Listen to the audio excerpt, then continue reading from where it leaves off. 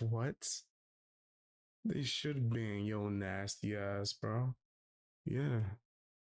You would be deserving of some. Of course, after reading the articles of the sweat beating off his chest hairs, they're gonna revoke the ban. They're gonna reverse the ban, of course. Right, so quick context, this is what Hassan is responding to. UK Jewish groups call on government to prevent Hassan Piker entering the country. Far left streamer described as having a record of promoting rhetoric that includes anti-Semitic themes, denial of well-documented atrocities, and apparent support for extremist groups. This is entirely unacceptable because of his large following. At a time of record levels of anti-Semitism in the UK, it is vital that all institutions act responsibly. UK should not be a platform for individuals to spread hatred or legitimize extremism, should not be allowed to enter the UK to spread his October 7 denialism, and apparent support for terrorist organizations. The American Jewish Congress has compared what it is described as Parker's extreme far-left anti-Semitism with the far-right anti-Semitism of what?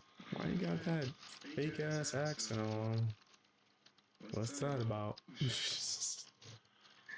That's random. Just doing accents now? White supremacist influencer Nick Fuentes. The Home Office has been contacted for comment. I wonder if this will work because UK is more cocked than Canada.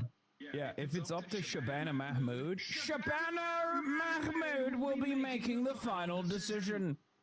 I might be actually cooked. They might actually legitimately ban me from entering the country of UK, which is pretty crazy to think about. That's never happened to me. I could see this working. It would suck because I was really excited to... Should be banned from everywhere. In fact, no, I take that back. Take him. Like, get him up out of...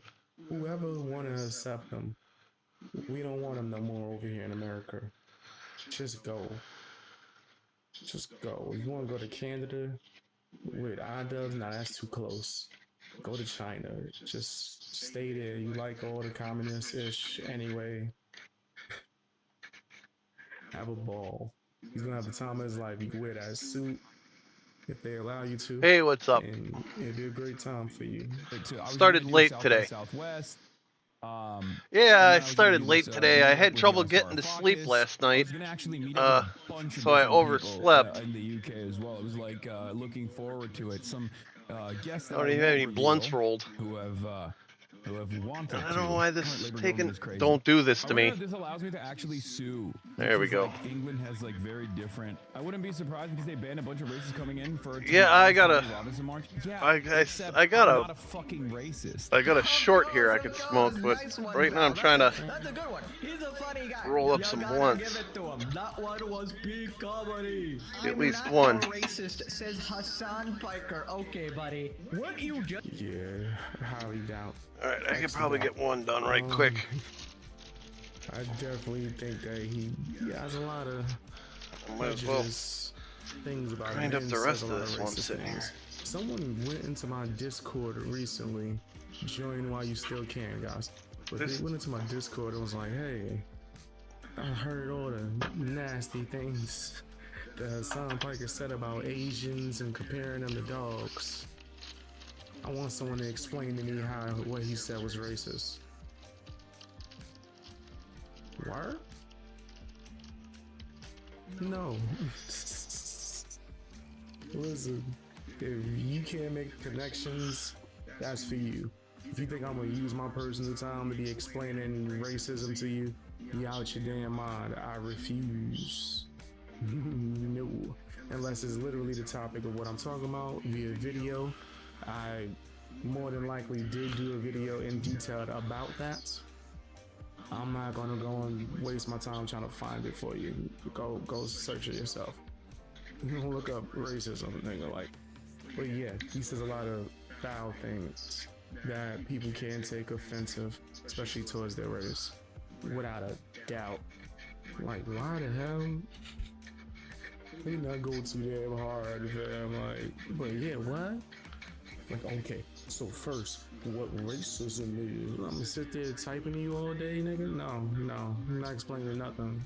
being racist to Indians, Bangladeshis, and Indonesians just the other day. Buried between like 18 different algorithmic hustlers from Bangladesh whose names are like Save the White Race in the West 1488, you know? Yeah, I'm gonna be the most famous guy in India because all the white supremacists that count. I'm imagining like an Indonesian content farm. Not to mention Vietnamese people, black people, Polish people, Jewish people. Need I go on? Fuck this South Vietnamese.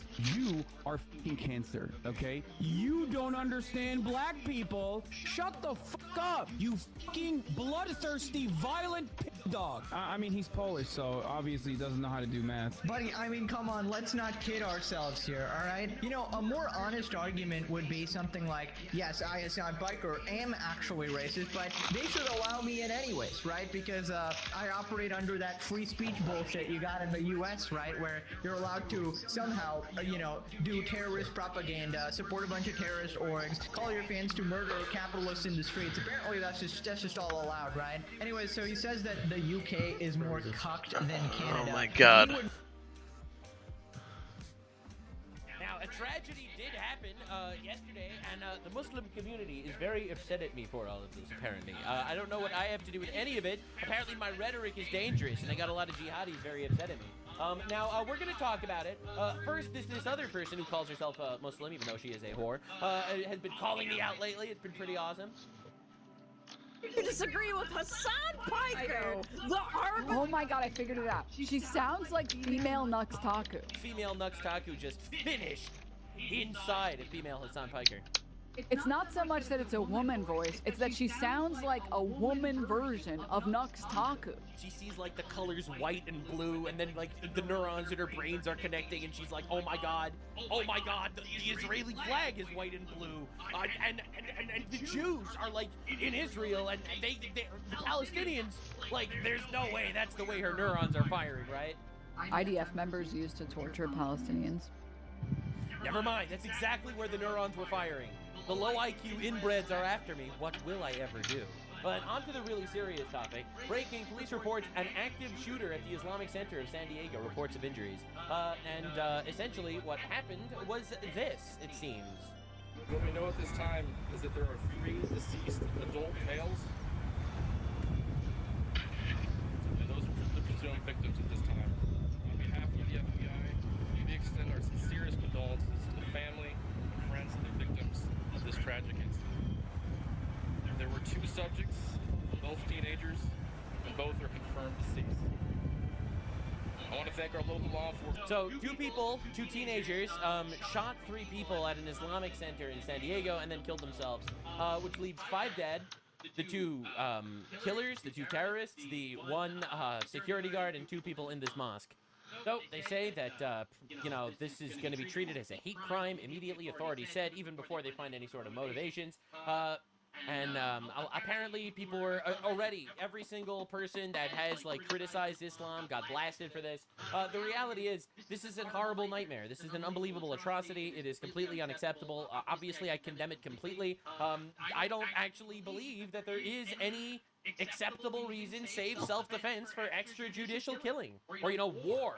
I guess that classifies as self-defense, but like, I am completely and utterly against this. I'm not a leftist. I don't support Luigi Mangione. I don't support the Islamic terrorists that massacred, that murdered those 2 Israeli Christians in Washington, D.C. I'm not Hassan Biker, bro. I don't know why people are immediately thinking like this is something that, all the based anti-Muslim guys are gonna... What, are you fucking crazy? This is a nightmare. This is horrible. Total disavow. Holy shit. Unbelievable. Now, the media obviously being hypocritic, as you know, as it usually is. Right? Just understand. So here we have a transgender person that says, "Where is your God?" on his magazine as he shot up a Christian church. Minneapolis suspect knew her target, but motive is a mystery. All right, that's the media. San Diego mosque attack comes amid rising reports of Islamophobia. It's a hate crime. All right, just understand exactly what we're dealing with. The media, of course, does its classic media shenanigans. This is one of the alleged Islamic Center shooters. His name is Kane Clark. We got a lot of people theorizing that this might be a transgender person. There is no evidence at this time. San Diego mass shooter Kane Clark identified, blah, blah, blah. The trans and Hispanic mass shooter couple, the great replacement, hit the incel loner community too. Look, man, I'm not going to sit here and immediately say things that are unconfirmed, but we do know that it was this Kane Clark individual and Caleb Vasquez, some Mexican dude, and they were the two terrorists in this incident. Now, they found gasoline tanks with, like, Nazi SS symbols in their car, all right? The gas container with an SS shooting stop insignia was photographed outside the vehicle. The two suspects were found dead because they killed themselves. We have lots of photos of these guys, like, you know, doing the whole Nazi cosplay and shit. All right, this was obviously not a generic right-wing guy. They were horrible fucking monstrous terrorists, and it's completely unacceptable in every possible way. But there were signs, let's just say there were signs. All right. Now, again, this is the security guard of that was killed. This Amin Abdullah, the guy that was killed. You know, he was posting this shit that day on, you know, Facebook, posting how hellfire is waiting for the Jews, right? Because in the Talmud, it's I'm gonna mistranslate the Talmud. Hey, what's up? It sounds like they want to kill all the goyim. I tried well, I mean, I tried catching your stream yesterday, but I guess you didn't go on. Wanted white people dead. To be fair, I don't know about that. He definitely wanted Jews dead, but we don't know about that. And again, not saying this to justify the murder whatsoever. It's an atrocity. But I just feel like it's important to get all the facts on the ground, because this is just some random mosque, right? There's no way it's going to be tied to, like, 9/11, right? Right? Epic foreshadowing. Anyway, so let's. Yeah, I'm going to be start playing here in a minute. 9:42 this morning. We received a call of a runaway juvenile. I'm doing all right. I overslept a little, so I started late. Mom began to piece together bits and pieces of information over an extended period of time.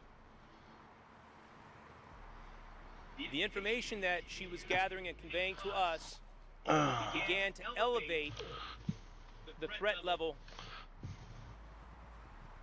that we were perceiving with this information. And what did you do about that, sir? Believed her son was suicidal, and she began to share information that several of her weapons were missing. Her vehicle was missing, in addition to her son. How did they immediately not shut this shit down? How did they immediately not tell people to, you know, keep an eye on this stuff? She also said that her son was with a companion, and that they were dressed in camo, and that is not consistent with what we would typically see from somebody that is suicidal. That began to trigger a larger threat assessment picture. Our threat management unit began to take the tips and leads. What are you doing here, little one? Oh, you're gonna run away when I go to pet you? All right, be a jerk. I don't care. Was at the top of that list. We began to have. All right, God. We noted that there were hits with the vehicle down in Fashion Valley. We dispatched officers into the area of the mall. Fucking chair! God damn it! Location that was a threat. We also gathered information that all right. one of the individuals was associated nighttime? in some form or fashion It is with nighttime. Madison High School. We alerted school police department, and we dispatched officers only into Tuesday. the area of Madison High School. But that was not the target. While we were gathering this information and we were trying to zero in on where these individuals were at, we received the call at approximately 11:43 that there was an active shooter at the Islamic. So this dude was actually posting selfies of himself with, like, swastikas and shit, and these people didn't decide to lock down the mosques and synagogues? Like, really, bro? Center. It's so sad. It's heartbreaking. Obviously, I'm not here to second-guess police officers or police work and stuff. It's such a tragedy that this happened. It really is. Oh, I'm sorry. I'm not doing the right thing. False flag. It was done by Iran. False flag. Sorry, false flag. I can't bring myself to do that shit. I don't know how these people do it every time that I don't know a Christian gets shot and they blame Israel, or a Jew gets shot and they blame Israel. You know, how do you do it? How do you do it? I'm just so sad. This is a nightmare. We're in the area, still talking with mom, trying to piece together where they might be, locations that she felt they would be at. And that was just a few blocks away. Those officers, once they heard what was happening at the Islamic Center, immediately dispatched themselves to the mosque. And just to recap what we talked about earlier, when officers arrived on scene, they came across, in some form or fashion, 3 deceased individuals, victims. One was a security guard at the center. Yeah, really fucking sad, man. It just really is. Now, of course, you got Karens Karening, as they do. Thank you. Holy shit, cat.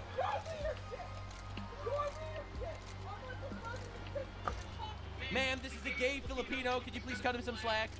Ma'am?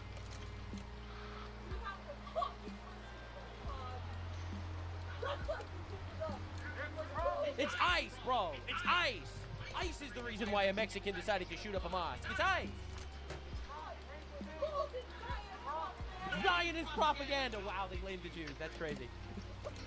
Last I checked, Nazis and Jews don't usually join forces that often, but hey, you never know these days. Shit's weird. And this dude is just standing there, taking it, bro. God, what a sniveling guy. Look at this guy.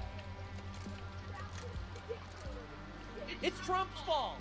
It's Trump's fault. Wow, bro. It's crazy. You know, like Charlie Kirk gets assassinated. The left is all celebrating. This goes down. Zero celebration. No one is endorsing it. No one is happy. There are no, like, jovial TikToks dancing around about it. What are we even talking about? Can't believe the Zionists would do this. Bro, this guy fucking sucks.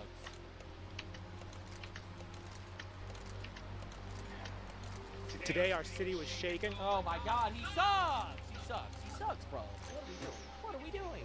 Even Asmongold reacted to that one. It probably has something to do with the religion. Thank you. Right? Direct result of your leadership! Your leadership! Our Muslim brothers and sisters have been talking. It's the Karens. They're everywhere. Hag's mad. Hag's mad. Oh my God, shut up. True, based. I'm just saying, your wife, your woman, she's your rock. She's your rock. The rocks don't talk. Anyway, moving on. So obviously, here we have these guys, Randy Fine, Laura Loomer, and all Jews are responsible for this. You're kidding me. They are, obviously, clearly, definitely. All right, here we have Junior. This is an Islamist who was crying that he got demonetized on Twitter. Running a tapper out there? A couple weeks ago. Right, breaking: American security guard killed by Zionist extremists. Yes, known Zionist extremists. Mexican Nazis and Zionist extremists. They just get along very well. While defending the Islamic Dude, man, fucking township crews are the fucking slowest. These people, they've been doing this for over a week. Before they use corpses. Seriously, like 100 feet of fucking sidewalk. They're taking like a week to put it in. Insane watching this happen in real time. Muslim kills a Jew, that's a false flag. Nazi kills a Muslim, that's the Jews, actually. Again, he had plenty of practice of, you know, criming genocide during Gaza. So, you know, when Palestinians started a war and lost. So And I don't get it. It's why would they milk a job like that? It's not like. Important to talk about, even though I'm not. Nothing I mean, it's the money's coming out of their pocket. I don't understand why they would fucking milk it. Violence like this whatsoever. It's just important to understand exactly what we're dealing with in our country. So this is the very same Islamic Center of San Diego, the one that was just. I mean, the money's coming out of somebody else's pocket. I could understand, you know, trying to squeeze a couple extra dimes out of them, but. 11 days after the Jesus. Hamas massacre in Israel, where they killed 1,300 Jews, captured a bunch, and raped them, and captured a bunch of hostages. Absolute atrocity. Glory to our martyrs. That's right, San Diego Vigil. They will be sitting there and thinking. I used to like running compactors. Palestinian terrorists that did what they do best. All right, now just understand, this is an actual publication from that mosque. The Islamic Center San Diego, led by Imam Taha Hassane, has condoned anti-Israel violence over the years. Hassane, who joined the center in 2004, I forgot I didn't have room. civilians on October 7th, saying in a sermon weeks later that resistance is justified. The Washington Free Beacon previously reported, "We cannot accuse somebody who is fighting for his life to be a terrorist. The terrorist is the one who started the occupation." Because the Palestinians started a war and lost back then also. Not the one who was defending himself, says Hassane. According to Hassane, the mass brutalizing rape of hundreds of Jews is self-defense. I'm just trying to understand here. Whose remarks prompt the removal of San Diego's Human Relations Commission. Hassane's wife, Lalia Alali, resigned from her job in the San Diego School District after she posted a cartoon following the October 7th attacks. Well, you're probably wondering what this cartoon looked like. It was probably pretty graphic. Well, this is the lady. This is Lalia Lalali, wife of Imam Taha Hassane of this Islamic Center. You're just gonna ignore me. Here's the photo. The devil is killing. That's right. That's the photo she posted. That's the photo Why she you posted on like October 7th, immediately run away? What the while fuck is there your was a hurry, massacre man? going on, And why of can't I Jews, talk to you from behind? by Palestinian terrorists. Now, again, look, this tweet was made in October 27, 2023. Look, I do the deep dive every day. Again, none of what I am saying is to condone any forms of violence against these people. I'm just trying to understand exactly what is going on here. Now, to be clear, I did even more digging. This is a tweet from 2017. If you are not ready to see, you're not ready to see what this is. Right? This is the fucking plot twist of the century. Taha Hassane on the left is the Imam of the Islamic Center of San Diego. The staff Right, that's the one that just yesterday there was a horrible atrocity that had left 3 people killed there. mosque aided 2 of the 9/11 hijackers financially. Aided 2 9/11 hijackers financially. All right, look, this is a coincidence, right? And I mean that seriously, because like I would have never looked into this mosque personally if this horrible atrocity didn't take place. But I decided, you know what? This horrible thing happened here. It's horrible. I condemn it. It's unacceptable at all. I wonder if there's any history in this mosque. And then I'm like, oh wow, they were literally aiding 2 of the 9/11 hijackers. Wow, that's funny. That's a funny coincidence. To find a place to hide out. Yeah. And find a school for flight training. Wow. Al-Hazmi and Al-Midhar were the 2 terrorists who flew the plane into the Pentagon. This support of the terrorists by this mosque is detailed in the 28 secret pages of Not the in jail. Mosque is still open. I'm just saying, if we would have deported these guys in 2017, this atrocity today would not. I'm gonna have to 9/11 congressional report, which were released recently. try to get more dealers open. We will not give up. We will not bow down. We will not Hey, back the microphone away from your face a little bit. Sounds like it's inside your mouth. Trust in the Holy Spirit of God to give us the strength and the courage to fight for justice and to make. Back off the microphone. By the way, a woman priest defending the Islamic terrorists. My friends, this we will do. Man, bro, I feel so bad every time I see a woke priest. This must be how Christians feel whenever they see like these woke like female rabbis. Like, you probably feel because this is fucking disgusting. I'm not gonna lie, this is gross. I'm here representing the Muslim community here in San Diego, and Boo! I do have my community members living in this area. Actually, I know 2 of them. They live in the apartment complex across the street from this mall. Right, this is right after it was exposed that he was funding the 9/11 terrorists. We are part of the border community. What we have heard. Am I playing with somebody? No. I don't have any friends who would play with me.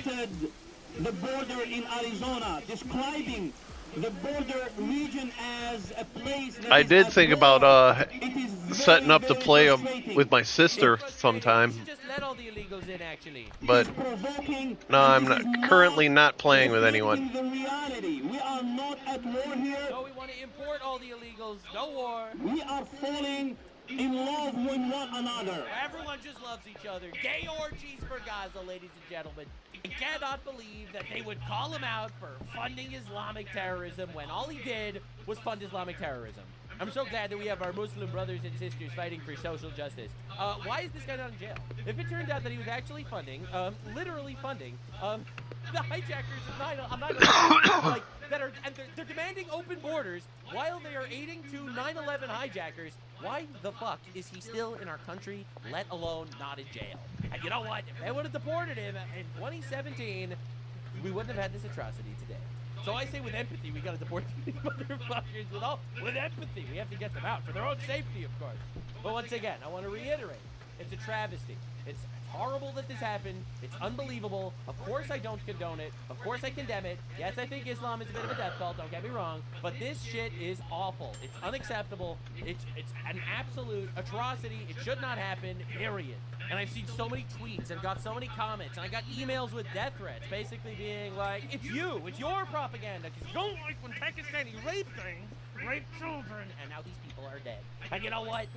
I don't actually regret a single thing that I've ever said in regards to this topic in any of my videos ever. If the truth offends you, fuck off. Not my problem. What is going on here? Of course I condemn it. That doesn't mean I'm not going to address reality. What, do you think I am a leftist? You think I'm a libtard? You think you could just shame me into silence? Unbelievable. What, you're going to call me Islamophobic? I'm going to stop talking about rape gangs? This tragedy, and yes, it is a tragedy, does not divert me from my mission one bit. But one thing I have to say about the death threats, oh, they're going to make me double down.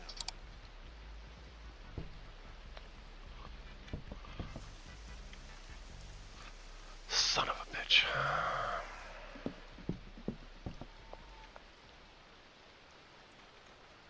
I want you to take a good hard look around you right now. Are you surrounded by concrete walls and bars? If the answer to that question is no, it means that you're not in jail. Congratulations. Good job, bucko. You enjoy that fresh air? That freedom? Would you be willing to trade it for a couple of views on TikTok? I imagine most of you politely decline that offer. However, there is a handful of fungal parasites called TikTok pranksters that enthusiastically pump their fist and say, yes, absolutely, I will make that trade. A trade that's worse than the fucking Mavericks getting rid of Luka. There are TikTok pranksters who are totally remorseless and willing to trade their freedom for a couple of views on TikTok. And today I just learned about the most egregious example of this. Alexis Martinez Arizala. You don't know his name, you'll never know his name, but you do know, most likely, what he did recently. Alexis was that brain-dead goober, that bumbling, drooling idiot that did the AI prank on the officer, where he showed him an AI-generated video of that officer's patrol car being broken into, and then got arrested for it. This video kind of popped off because everyone was clowning on this guy for a dog shit AI prank. I talked about it a little bit, but I didn't really follow it because I just assumed this would be business as usual with these parasites where they get a slap on the wrist, thrown back into society for them to just continue to be this miasma of cringe that haunts every fucking facet of civilized society for their TikTok clout. But it turns out I was actually wrong. You see, this dumb asshole actually went above and beyond the Call of Duty here for garbage pranks. He did this AI prank multiple times to such an extreme degree that he has been extradited from Puerto Rico and is facing serious charges here in Florida, and according to Atosi's video, could carry up to 12 years in prison. So let's go ahead and show you the most viral stunt that he did here, his AI prank on the officer. I don't know what it is about Moist Critical, but he seems to drag out his videos. It's like, I mean, I do like his videos, but it just seems like they don't fucking move along fast enough. It's like he took a 5-minute video and stretched it out to 10 minutes. It's just, there's a lot of air in it, and I just...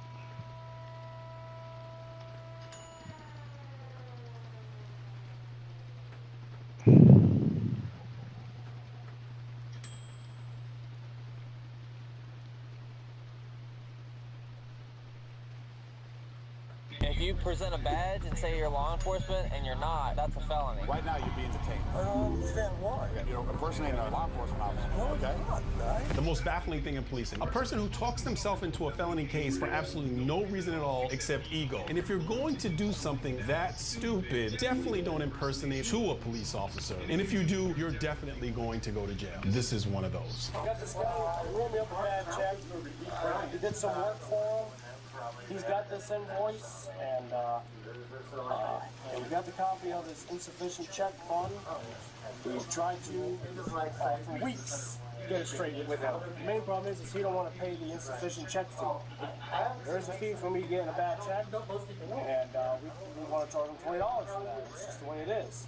And he's been saying he's going to send me a money order for 2 weeks. So these kinds of cases are actually pretty common for police to get called to businesses for people who have either given a bad check or mad at their service. The thing with policing, and this is important for both sides to make sure that we're clear on, is that there's a civil side of this and there's a criminal side of these cases. The police have to make sure that they're not enforcing or attempting to enforce some kind of civil infraction, and people need to understand that the police are only there for the criminal side of it. And sometimes when you get called to these businesses, you have to make sure you're on the right side if you're a police officer. And like I said, his bill was $258.14, and he wrote us a check, and for $258.21, I don't know why it's on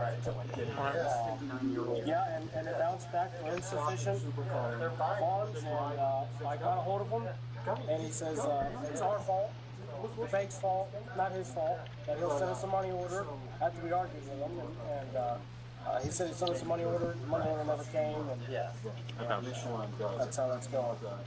Now, do you want me to try and contact him and see if he can come here and take care of it now? Or do you want to, like, do a criminal charge? What do you want to do? Yeah, let's see if he'll come down here and just pay it out. I mean, the total, $258. The most common of these calls are bad checks, which in most jurisdictions, writing a non-sufficient fund checks is a crime in most jurisdictions. And the other one is a person who refuses to pay for service. They eat a meal and they say the food was bad or whatever. And that's going to cause some challenges for you if you think that you're going to get away with just eating a meal and then saying that you're going to leave without paying. If the police get called in most jurisdictions, it's going to be handled as some type of incident where it could be considered a theft in certain jurisdictions if you refuse to pay for a meal. If you have something different in your jurisdiction, please share. In mine, it would be. Or another charge would have been defrauding an innkeeper type of charge. In Vegas, that was very, very popular back in the day. Sit here and argue this. Right, I got you. Let me give this guy a call real quick, okay? How much is that?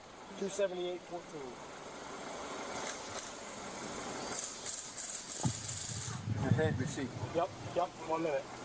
Thank you. Yeah, I'll hang out until he gets his receipt, and I'll take it out of here. How you doing? Pretty decent so far today. You never know what you met. Yeah. So what kind of business do you have? It's transportation, taxi. Oh, okay. Everything. All right. I service a lot of the airport. All of them. All the way from Miami up. Jeez, that's a lot of driving. It is a lot of driving. This baby's got 207,000 miles. 207,000? Yeah. Still runs like a new car. Yeah. Take care of them, they do. Take me a minute, won't it? What do you got? There's some things going on with these guys. I'm an investigator with the Department of Justice. Okay. This was pretty much done on purpose. Okay. He's got 2 or 3 places, a couple of one over Trophy and another in a couple other towns. Who do you work for? Department of Justice. Do you have any ID and credentials?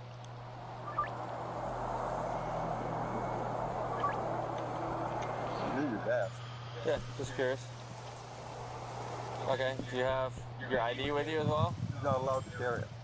That's it. You're not allowed to carry an ID? Nope. Just my regular. Oh, you want my personal ID? Yeah, sure. Oh, I can show you the driver's license. Yeah, if you got it. That is a huge red flag. Badge, no ID. This is going to get the officers' spider senses tingling for sure. Please don't say anything to him. Okay. That's me. And how long have you been working for them? 51 years, man. 51 years? Man. All right. And you don't carry ID, and you're not allowed to carry an ID? Not allowed to carry paper ID. Red flag number 2, 51 years on a job in the federal government. It has happened, but that's a red flag, something you'll definitely want to look into. So 2 red flags that I see for sure that would have got me thinking. Okay, we'll have a finished conversation when he leaves. Yeah. You gave me 300. Huh? Got changed back there. You gave me 300. All right. Thank you. Sorry I had to go this way. I didn't expect it to be like Your that. dad's probably turning over in his grave. So. Yeah, he's looking at you, wondering why you're doing that to us. No, he is. Remember who you're dealing with. All right, guys. Texting me all that. Thank you, buddy. Anyways, yeah. So I'm not familiar. Department of what now? And Department of Justice. All right. I'm in all over the world, man. Okay. I got the mark. And what is? I've never seen that badge before. Can I see that again? No, that's very cool. I've had that badge since 1978. Wow. Can I see that again? See how it's so nice? Yeah. That was pretty cool. Now, is this law enforcement? No, Department of Justice. Oh, okay. I was just curious. See the world up here? Oh, wow. That's gold. Oh, okay. What, Kind of pretty, isn't it? I've never heard of it before. You never heard of the Department of Justice? Come on, man. Not as who do they fall underneath, I guess? Who do they fall underneath? Federal Government Department of Justice. Huh. Very interesting. I've done a lot of work for the Department of Defense, too. Huh. Okay. And you're still active with them, huh? You're still active with them? May 8th, I'm going to be done. Oh. Very cool. I can't show you. I can't talk. Oh, okay. Phone at home, all kinds of shit. Oh, okay, I gotcha. But it's been a great job. It's been a great job.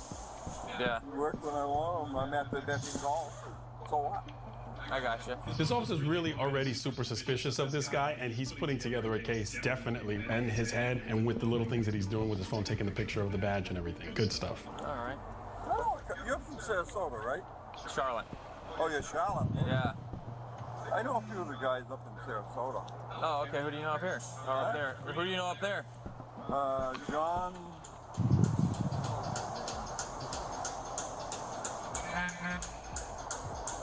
I don't know. It's in my paperwork. Oh, I got I have to keep paperwork up there. Okay. Yeah, I got you. Oh, yeah, if you wouldn't mind, just hold tight. I'm going to update this call, and I'll come chat with you for a second. Then you... Okay, yeah. Mr.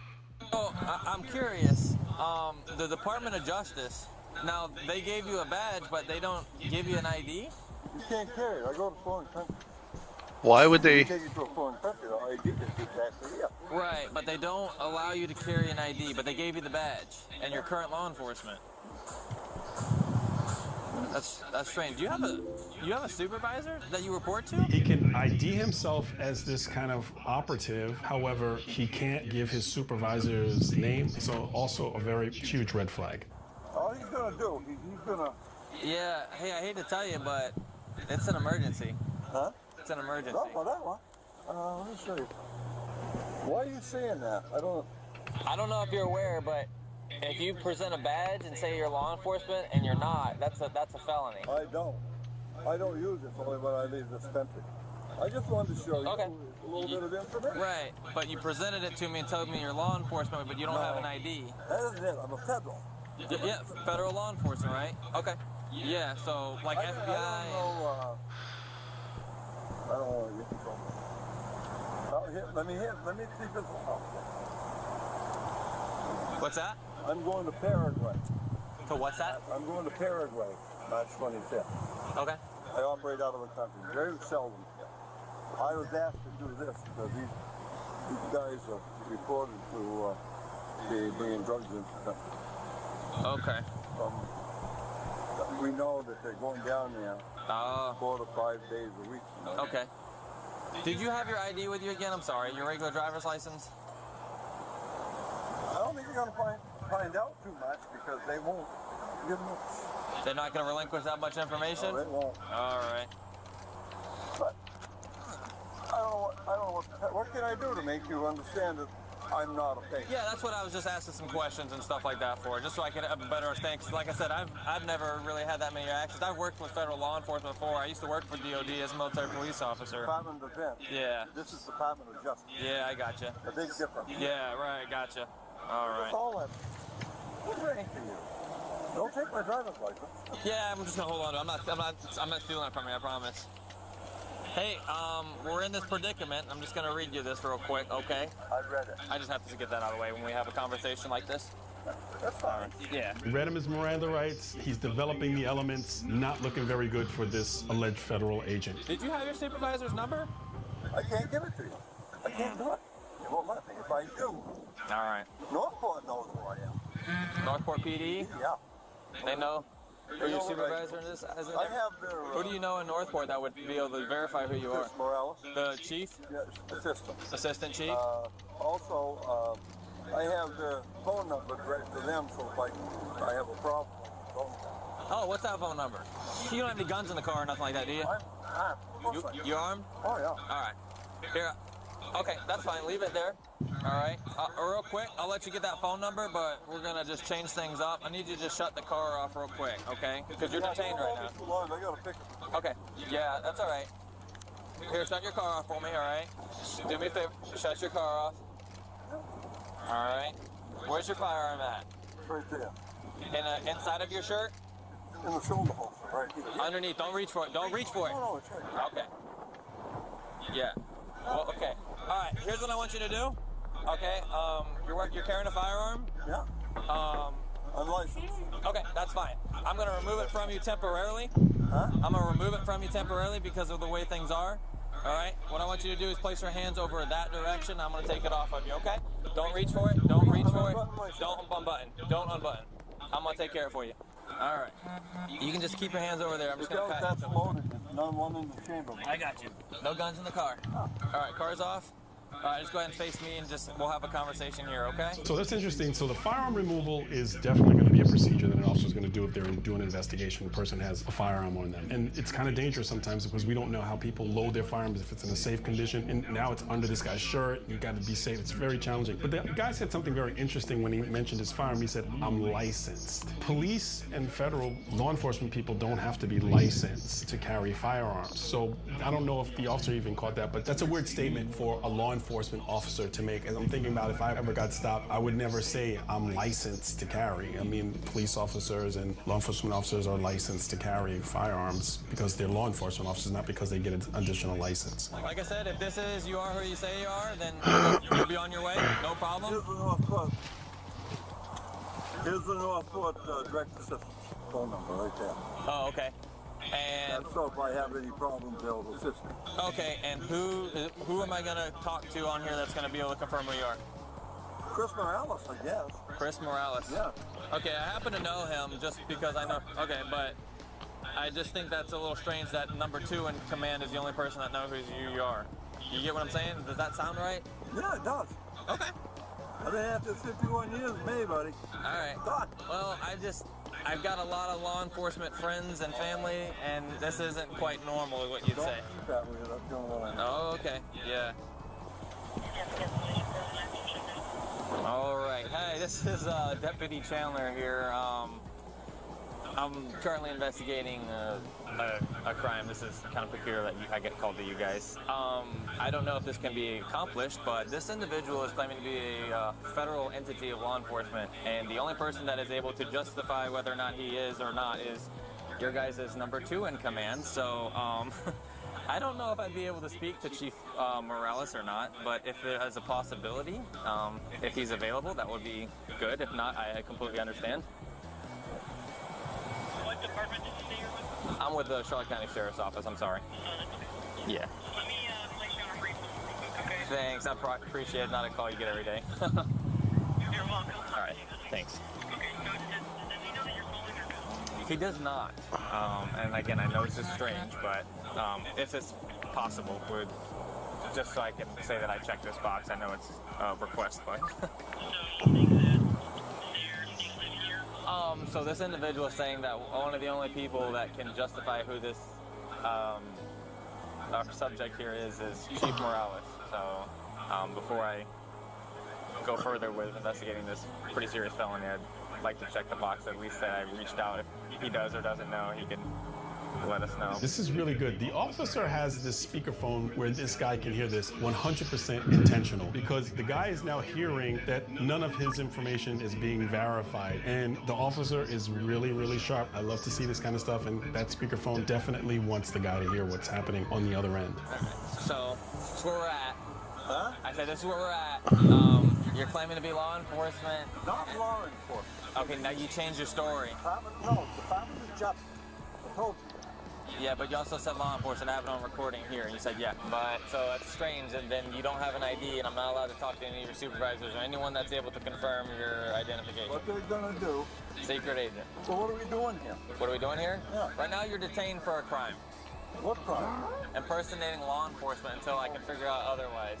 That's not normal out of my years of experience and being around law enforcement that you can't carry an identification card. what I do, buddy. Yeah, but if you left the country, say that was true and you left the country, you just leave your ID at home. You're in the States. I can't take it with me either. I can't take it with me.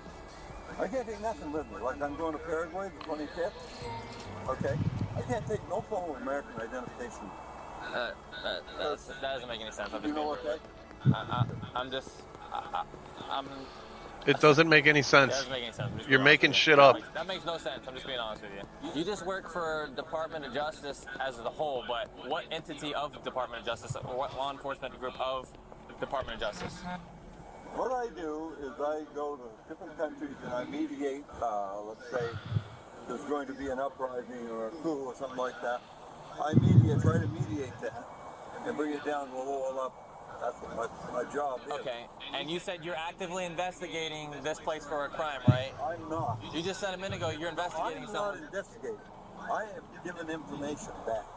So I'm doing the investigation. So this is very interesting to me, and I'll share to you why personally this is interesting to me. When I was in the Marine Corps, part of my time in the Marine Corps, I was on embassy duty, and one of the embassies I served at was Paraguay, Asuncion, Paraguay. And why a lot of this does not make sense is because the hierarchy in the law enforcement starts at the State Department, and that's the Diplomatic Security Service, not the DOJ, from my understanding, unless things have changed since I got out. But his story doesn't make sense. And him going to Paraguay to mediate these kinds of situations, but he carries his gold badge. The officer is 100% correct to be suspicious of this story because none of the pieces match. And to all of the people who may work for the State Department or any of those other agencies, please, I'd love to learn about what you do. And if you just don't have to tell what you do specifically, but chime in if I'm correct about that Diplomatic Security Service and being under the State Department where he would be working if this was legitimate. And shout out to all Paraguayans and to people in Asuncion and to all the Marine security guards, MSGs, and embassy duty. Great duty, by the way. That's my supervisor. And your supervisor is not able to be reached by phone. It's that secretive that he can't even talk to me. He won't, no. Wow. He won't because his ID is now. You can't give his name? Can you give his name out either? Yeah, he gave you a name out. It's Elliot. That's all he gave. Oh, just Elliot. Okay.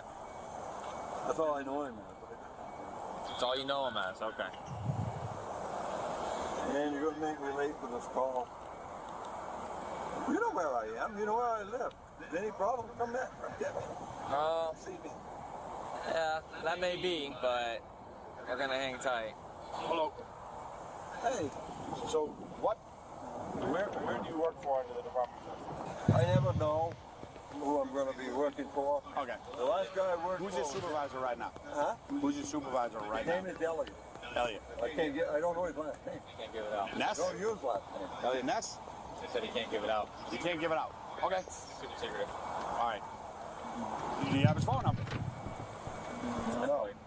I never contact them. They contact me. Yes, very secretive. Yeah. Okay. All right. What was the last investigation you conducted? You don't have to give me any names or no locations. It was up in, and I don't do the investigation. All right, so I'm just checking the box on this one, brother. It was up in Sarasota. People were selling dogs. Scam thing. They're selling dogs. And I number 2. went in and bought a dog, so to speak, and then they went in and... Okay. Do you have a weapon on you? Yeah. Okay. Do you have... Now, I'll show you here. Okay. Every law enforcement officer, okay, and that's what you're saying you are, right? A law enforcement officer? You enforce the law. I work for the Department of Justice Okay. investigation. All right. What do you got? So this right here, okay? This is saying that I have full arrest powers. Take it? Yeah. Saying I have full arrest powers and I have the ability to carry a concealed weapon, okay? That's given to me by my boss, all right? Do you have anything like that from your boss? No. Okay. They won't give us stuff like that. Because if we're thrown out of the country, Alright, so we can't take ID with us. Only on driver's license. The sergeant 100% correct. Law enforcement officers have a badge that they carry inside of a wallet, very similar to this. This is my retirement badge. It's nice, an ID, it's nothing. I carry my ID everywhere that I go. I very rarely carry my badge. Occasionally I'll carry it if it's just inside a wallet because you end up sometimes having a duplicate ID or you might have one that you just keep inside your regular wallet because you don't feel like carrying a badge around. But if you're just going to walk around with the badge, it really is not going to mean anything without the ID. Sergeant, 100% correct. But yet you got a badge that's enormous. Now this badge, sure, let me see it. Can I take it out of the case? Yeah, if you can get it out. Been in there a long time. I bet. Wait, it's got, don't drop it, drop it.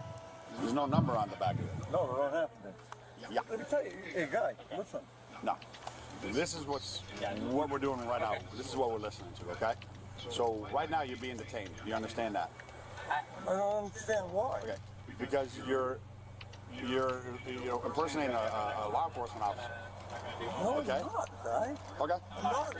They say a law enforcement officer. I work for our government. All right. So who do you work for? The Department of Justice. Okay. That's all. You know what? Can you tell me the different areas of the Department of Justice? Investigations. Okay. What else? That's all I do. Okay. No, like what agency within the Department of Justice? Well, it's mostly foreign stuff, like unscheduled. Foreign stuff, like office of what? Scheduled to go to Paraguay the 25th of March. I'm scheduled to go to Paraguay the 25th of March. Okay. For who? Department of Justice. Okay. All right. That's not how the Department of Justice works. Oh, yeah. Okay? That's like him being in the Army saying, well, I work for the Department of Defense, but he works for the Army. So what agency under the Department of Justice do you work for? Pretty much all of them. Name one. Give me one. Give me two. Just because in case you get lucky. Give me two areas of the Department of Justice. Foreign investigations. Okay, nope. No, we have a different name for that. Why are you guys busting my balls? I'm not doing anything wrong. Yeah, except for lying. And I'm a not felony lying, right sir. now, so Okay. until proven otherwise. So. Huh? And we're investigating a felony. I'm just letting you know. So knowing that what you're claiming to be a federal agent, okay, is being investigated for a felony, I would be calling up my supervisor right now. Yes. What's your supervisor's number? And I can call him. I'm not allowed. I'm telling you, Okay. I'm not allowed. Will he accept calls from jail? All right, I guess you guys gotta do what you gotta do. Yeah, yeah. But try to get a hold of Chris Morales. He knows. Our contacts with the FBI. What? Turn off your car. It's off. No, it's off. His car's off. Your car's off. Yeah, I already had it. Yeah, yeah, step on out real quick. Do you walk or do you need your walker? I'm sorry? Can you walk okay, or do you normally use your walker? Sergeant shut down. Not a person, it's a mode. This sergeant, I really enjoy watching him work, especially because it looks like he has some age on him, as do I. And he's still out on the street responding to calls in uniform, and he looks super sharp in uniform. Like seeing that because the experience matters. Shutting things down. Good stuff. I usually use my walker. Can I get it for you? Yeah? What's going on? So you need to stand up and talk about it. Yeah. Oh. There you go. Okay. Yeah, we'll start over here real quick. So you're getting placed under arrest for impersonating a law enforcement officer. Okay, it's a felony, and I'm also going to charge you with carrying a firearm in the commission of a felony. Okay. Yeah, we looked into all that. I've been around long enough, worked with federal entities that we're not buying it. Just long story short. Okay. Now it's gonna be good tomorrow. All right. Our supervisor knows. Everybody, our intelligence unit knows. The federal agents already know. We're already talking to federal agents about this, so they already know. So it's gonna be no surprise. Okay. Yep. Like I said, if you give us a supervisor, we will gladly call. He's them. looking now. He's trying to find one. Okay. Who's that? The police officer just called me from PD. From Northport PD. He didn't identify himself. Wait a minute. Yeah. Wait a minute, listen. Yeah, we're done with the secret agent stuff. We're done. Yeah. This isn't, Yeah, we're all this isn't done. Let's make a deal. We're good. Yeah. You're going to the jail. Well, don't I get to call somebody? And when you get to jail. Get to jail. Yep. Yep. I'll get your phone. Too. Yep, we got all that. I've been showing that the whole time. Yeah. Too. Okay, so if I say I'm gonna get your phone, trust me. That'll go with us, okay? He's got it. No, I got it. Yeah. Just come here. I'm gonna search him here. Just hang tight right there. No other weapons other than that pistol, right? Okay. Nothing I like to mention about the sergeant is that he's just so professional and matter of fact. And in policing, it's good to have this type of sergeant, not only because they're going to show up to the scene and make sure that things are handled right, but if there's a younger officer that needs correcting and needs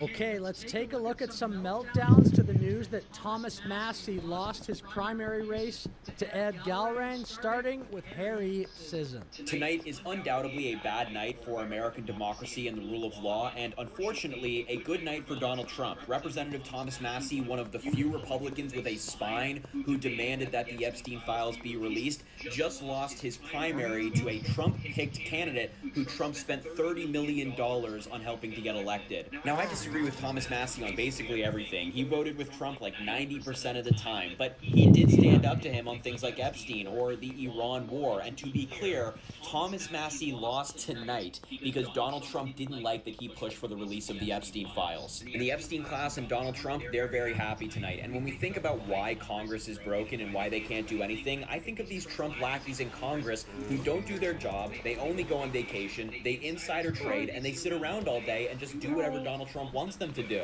Genuinely a bad night, and America just got worse, even though somebody I disagree with just lost their race. I totally disagree with Harry Sisson there. I'll play a bit of the clip I showed in my prior video, J.D. Vance making an argument here. I think J.D. Vance makes a ton of sense here. Being independent, having your own opinions is one thing. Voting against the party on every single issue, you're eventually going to make too many enemies. And that is the problem that Thomas has had. It's not one issue, it's not 3 or 4 issues.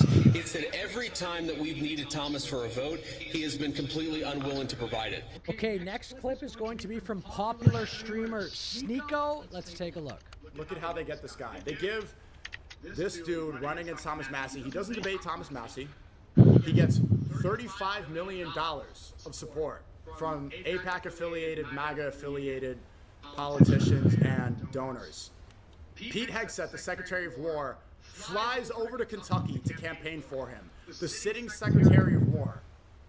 He's using our tax dollars. Not only are they taking AIPAC money to go fund this campaign, they take our tax dollars to fund Hegseth's security detail, his plane, his SUVs, tons of money. And he's like, well, I'm here as a private citizen. Bro, that argument is ridiculous. Okay. Can you give an America's Dead speech? Well, no. I mean, I was looking at it yesterday. I was trying to be optimistic, but it looked like it was going to go that way. I mean, here it's proof of who controls our country. If they need to rig an election, if they need to prop up some politician, they can put the money behind it, the influence behind it, the media behind it, the politician. They can have every structure of power to back up exactly what their cause is. And what is Thomas Massey? Why does he have all these opponents? Why does he have the entire administration against him? 35 million. He has Israel lobbying against him. Every single Zionist, everybody around Trump. Trump comes back to Twitter because he's against the Epstein file, because he wants the release of the Epstein files, and he's been critical of the mistakes they're making in going to this war in Iran. That's it. That's it. I'll get to some more clips here, but I also made this point earlier in my video today. This is still up on Thomas Massey's YouTube channel. This video called Rep Massey on ABC's This Week. This is the Epstein administration. Why would Trump like Massey? I know lots of people have these ideas. Maybe some of them have some validity. I don't know. I don't follow Thomas Massey's career that closely, but just on this one video alone, which is still up on Massey's YouTube channel, why would Trump like Massey? It makes no sense. Here is Democrat Ro Khanna. My good friend Thomas Massey lost tonight. I'm angered by the smears on his character. He lost because he had the guts to take on the Epstein class. He lost because he had the guts to stand up against the war in Iran. He worked with me to pass the most consequential and popular piece of bipartisan legislation in recent history in the Epstein Transparency Act. Many young voters under 50 voted for him. He was winning them by over 30 points. And today I say you may not have a home in the Trump coalition, but there is a new generation of populist Democrats, and we welcome you to help us change this country, change the rotten system, and have a politics that puts the working class ahead of the Epstein class. My good... Interesting angle there, trying to get some of the Massey voters to consider Democrat. I mean, if you're a Democrat, I guess you got to do what you can, but it is also an interesting storyline that a lot of Democrats seem to want Massey to win tonight. Here's Cenk Uygur on X. Israel won in Kentucky. They will 100% control the Republican Party now. They will not serve America. They will only serve Israel. Here's another election meltdown. This is certainly a meltdown. We have some terrible news right now. We have lost our democracy. It is done. It is over. Thomas Massey has lost his re-election bid. Now, all right, hang on. I gotta get a cup of coffee. I will be back in 2 shakes of a lamb's tail. I'm gonna put this Red Bull up though, because I'm not gonna drink that if I'm drinking coffee. Israel and even Israeli citizenship. The fact that they were allowed to pump millions of dollars into attack ads, slander ads, and complete lies about Thomas Massey into a race in a place that they don't live and in fact don't even have citizenship in, and that is somehow allowed in our country, just goes to show that we don't have freedom anymore. We don't have a real true electorate anymore. We don't have a true democracy anymore. Okay, this one is kind of funny. It's Rittenhouse. Sounds like he's poking fun at himself, but he says Massey is probably better off, but America lost tonight. Rittenhouse pre-election did come out in support of Massey as well.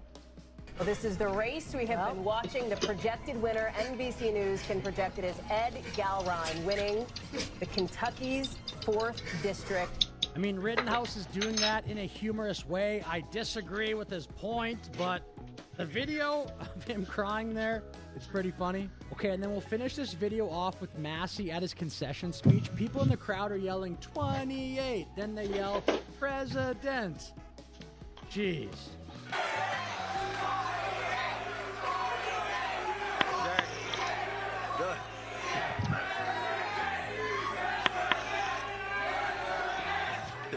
Oh, God. All right, well, you made a compelling argument.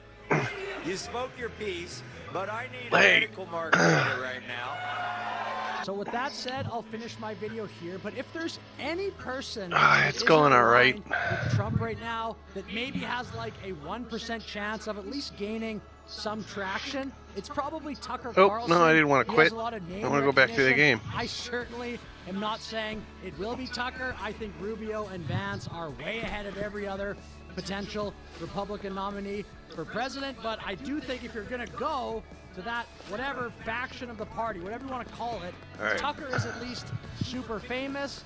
I don't think Massey is nearly famous. I'm gonna have to make a that said, I'll finish my video. couple Please batches like, of super meth. Let me know your thoughts in the comments below. Have a great day. The deadliest gang raid ever. A police operation in the suburbs of Rio de Janeiro has left at least 132 people dead in what has become the largest and deadliest gang raid in Rio's history.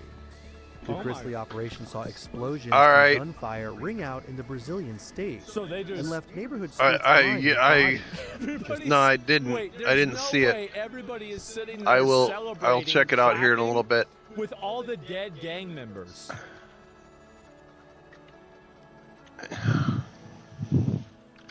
Yeah, I might as well do it now because I'm switching. Damn, that says a lot, doesn't it?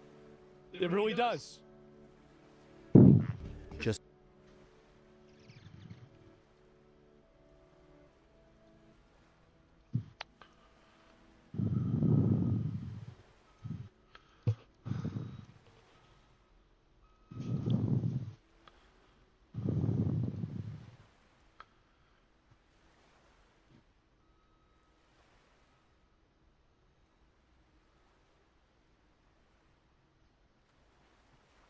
You didn't send it. Alls I have is a message that says, "Let me know if it works for you." There's no file.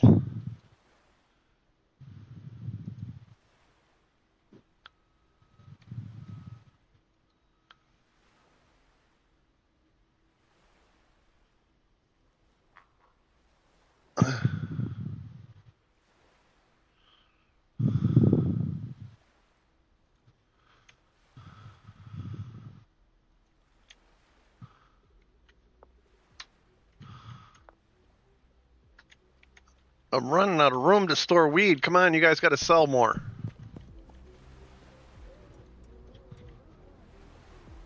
All right, hang on.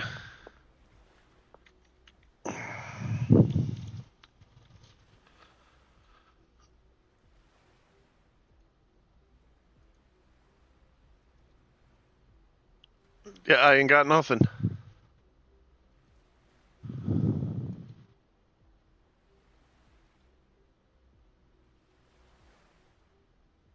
Yeah, I ain't.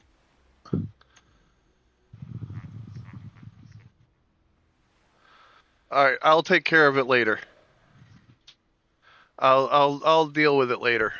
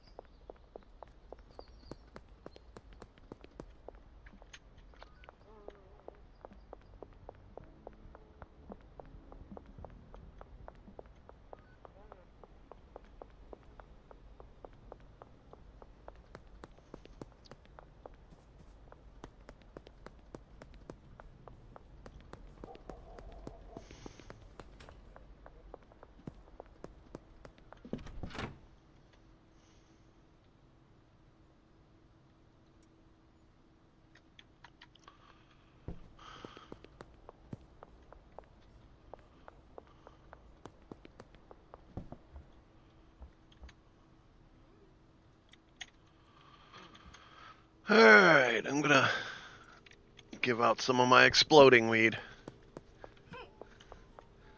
Give it to one of these saps.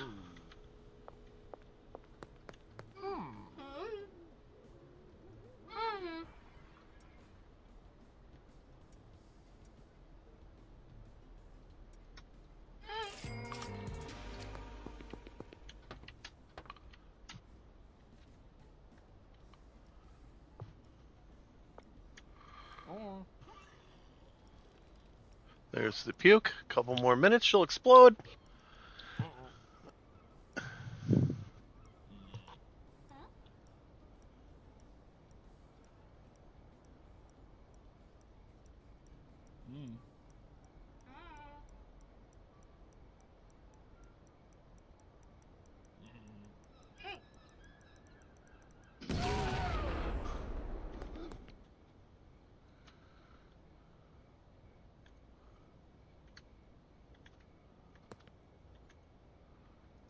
Got my weed back.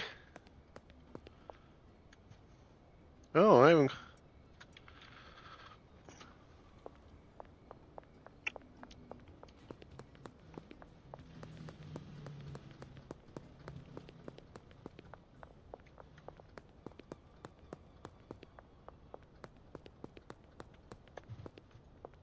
Mm-hmm.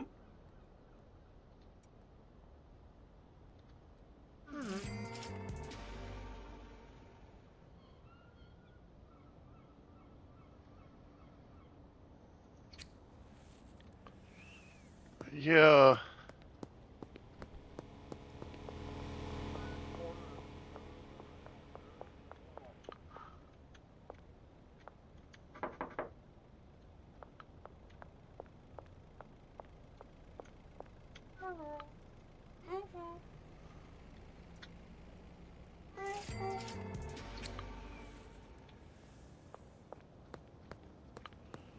She just gonna hang out there?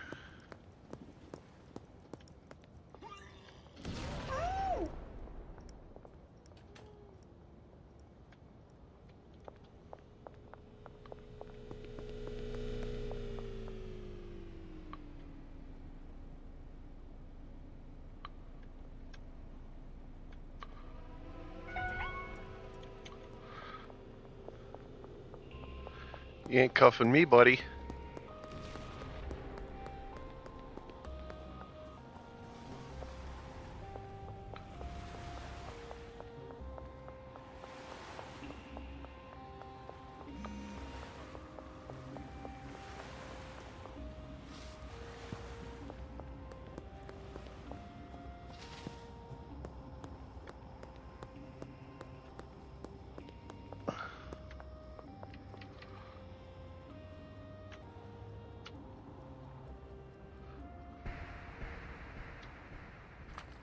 Alright, where did that chick explode? Over here somewhere. There she is. Get my weed back. Let's go take a nap.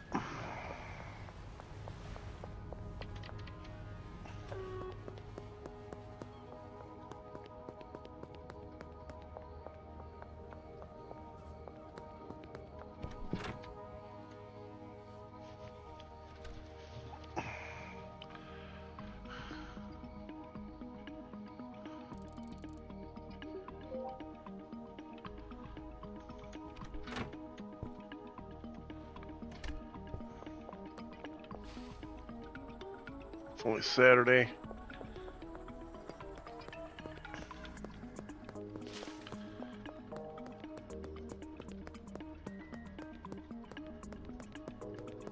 Hey! God damn it.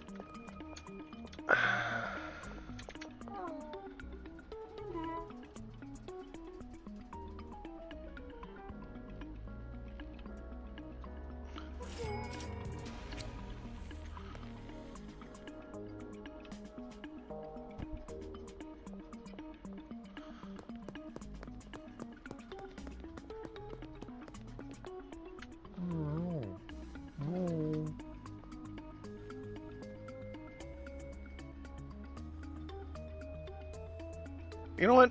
I don't like you.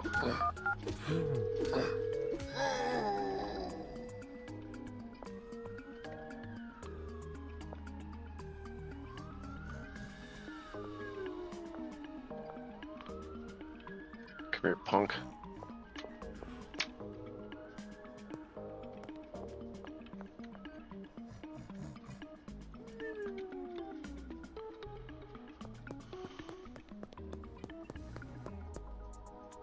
Hey, Lily. Sorry, didn't mean to bother you. I don't like Eugene. He was a scrub.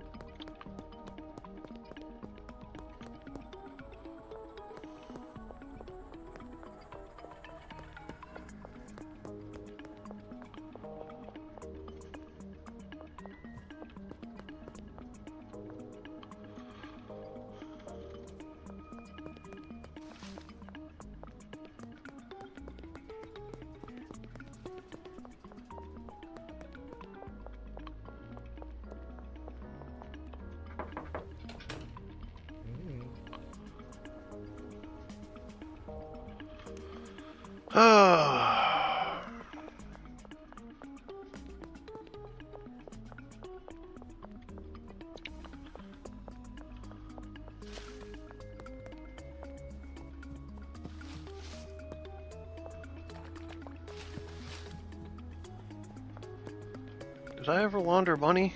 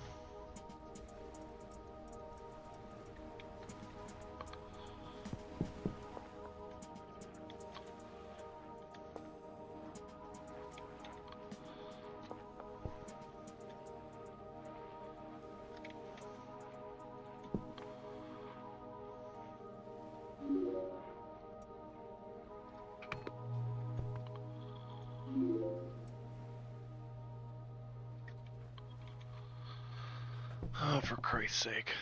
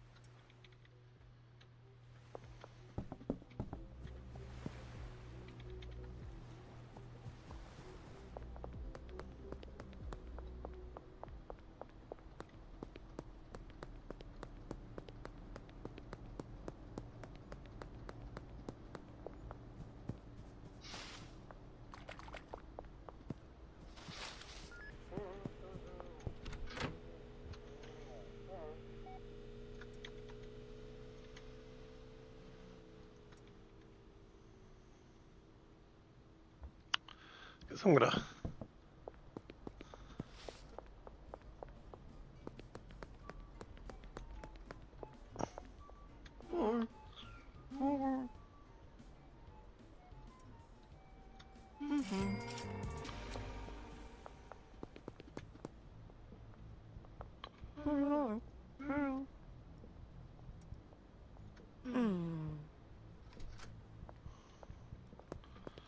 She's not falling for the exploding weed anymore.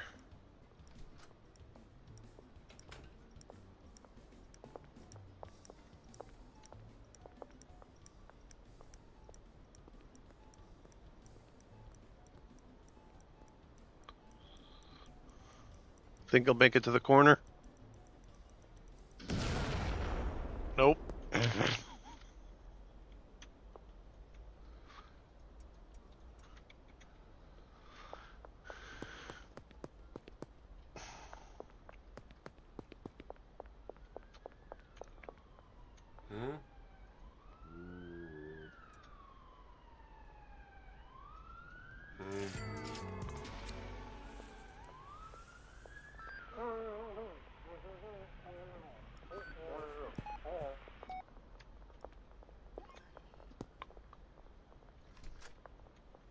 Huh?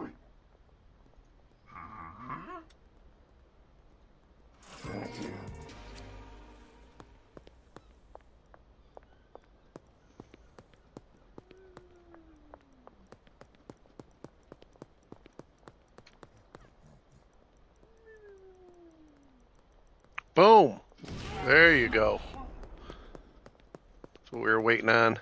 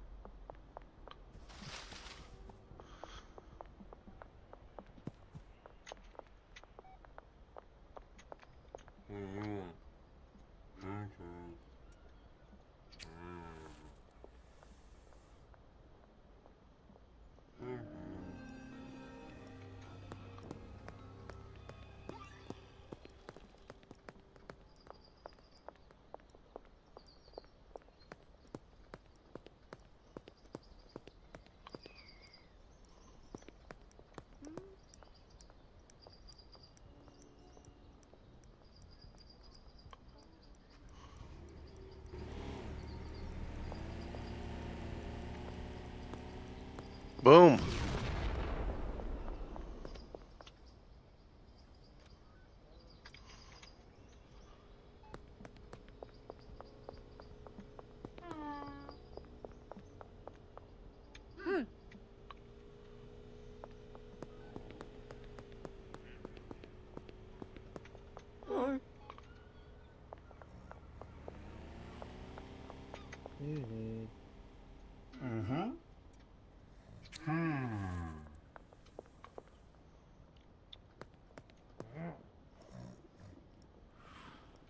Well, then I'm glad you're gonna die.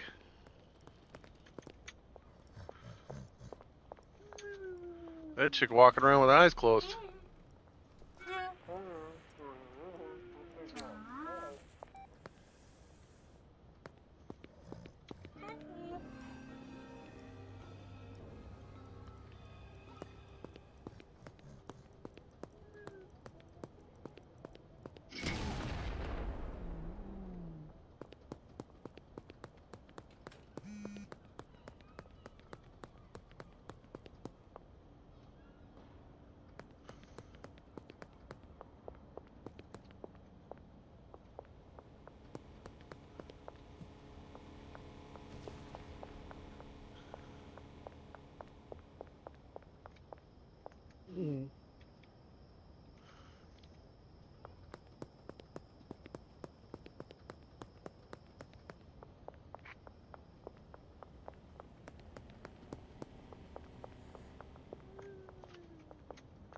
Huh.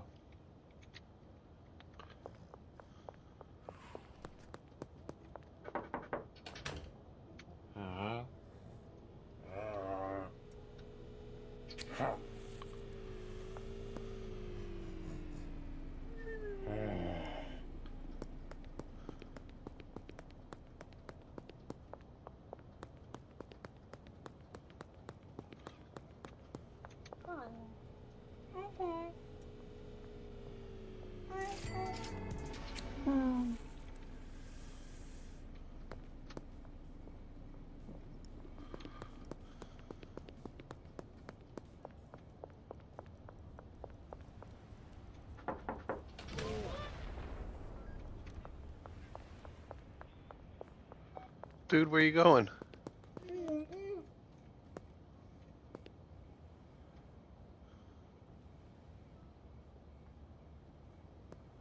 Yeah.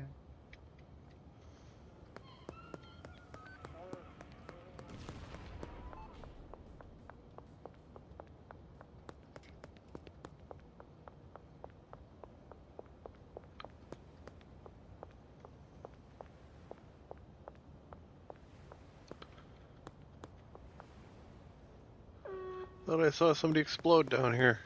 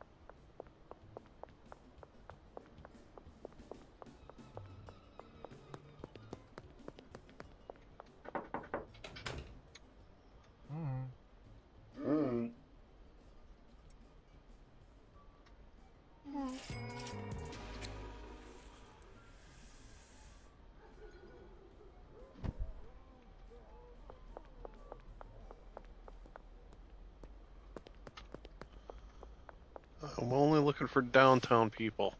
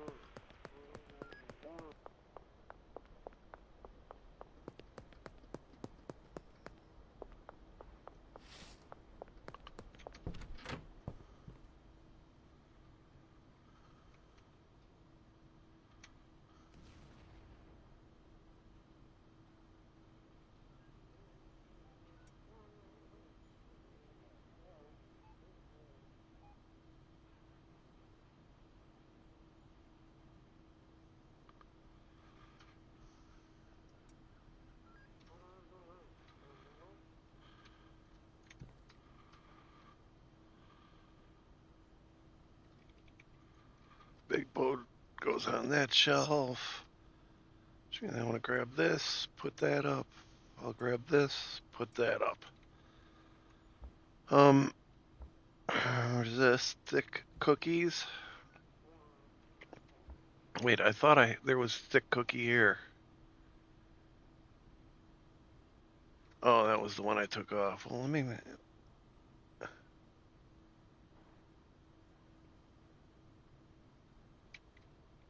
I feel like thick cookie is something I might have already had.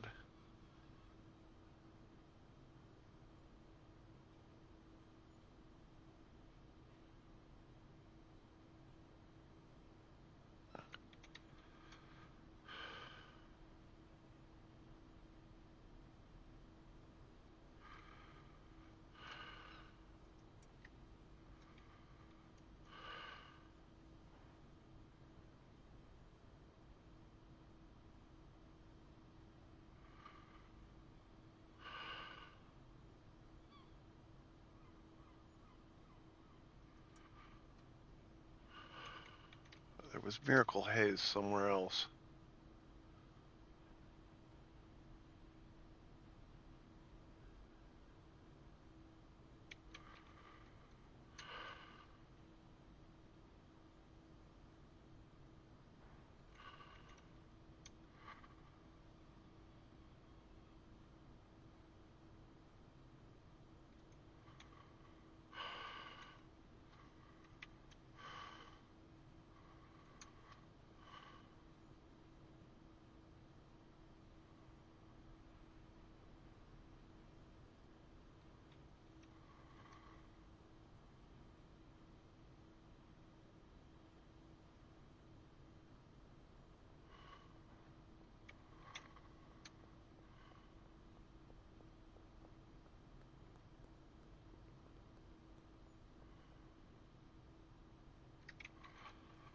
Alright, well, I'm putting this up.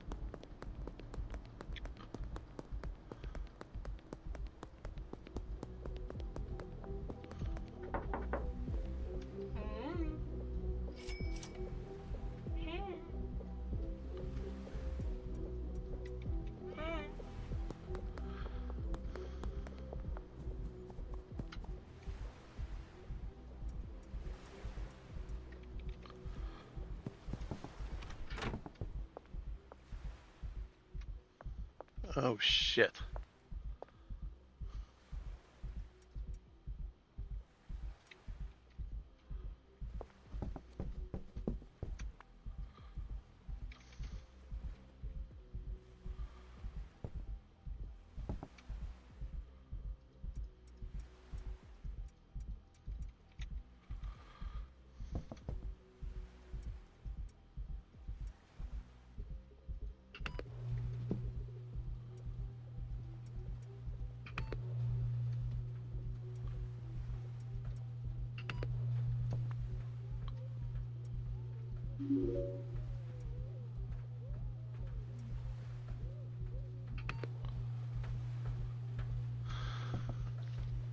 Alright, I gotta get this shit to catch up. Let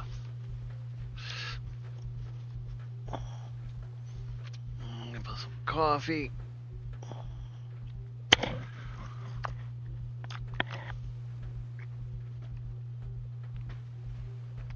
Need to find something to listen to as I'm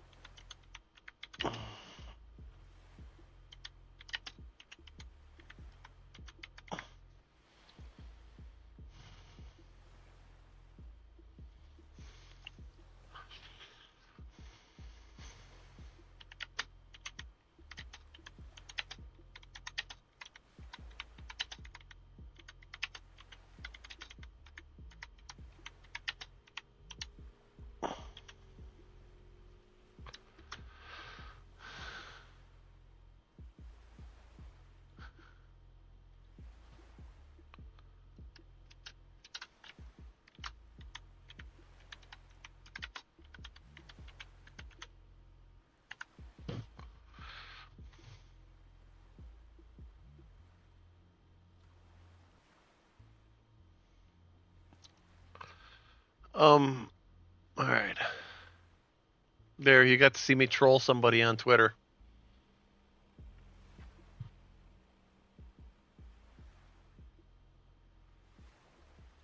$500-year Daihoji Temple in Japan, national treasure, priceless artworks, completely destroyed in massive fire, centuries of culture vanishing overnight. But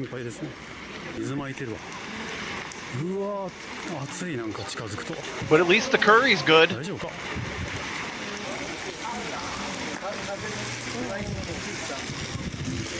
Arson. I'm guessing arson because of the coincidence of how many of these places are going up in flames.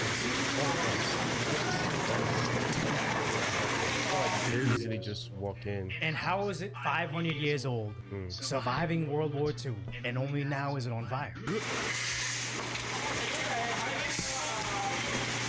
said it took them 4 hours to put this fire out.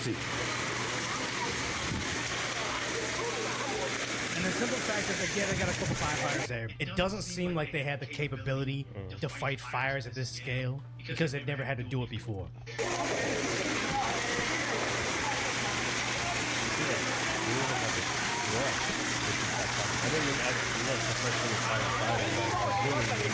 Attack it from a higher level as well. Yeah, they're not able to address this because it's never happened before. And the crazy part about this is, what they say, Kangman Lee, 8 historic shrines and temples have burned down in Japan so far in 2026. We are 5 months into 2026, and 8 of them have burned down. Meanwhile, constructions of mosques have increased. Not a coincidence. Where you see this over here, and I was like, well, is it really 8 historic shrines?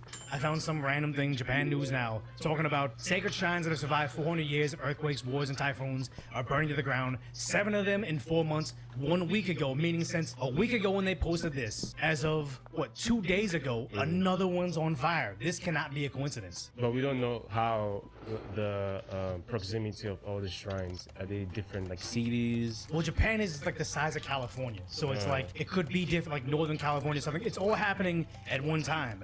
300-year Otago Shrine. 90-year-old woman was injured while escaping. Yeah, less than an hour. Different regions, different histories, same endings. How is it all happening all at one time? And the saddest part about this is another thing's happening where 12 major pig farms in Japan in recent years. 2024 again, a month later. 2025, Gunma, Yamagata twice, Shimane, Kanagawa, Aichi, Tadori.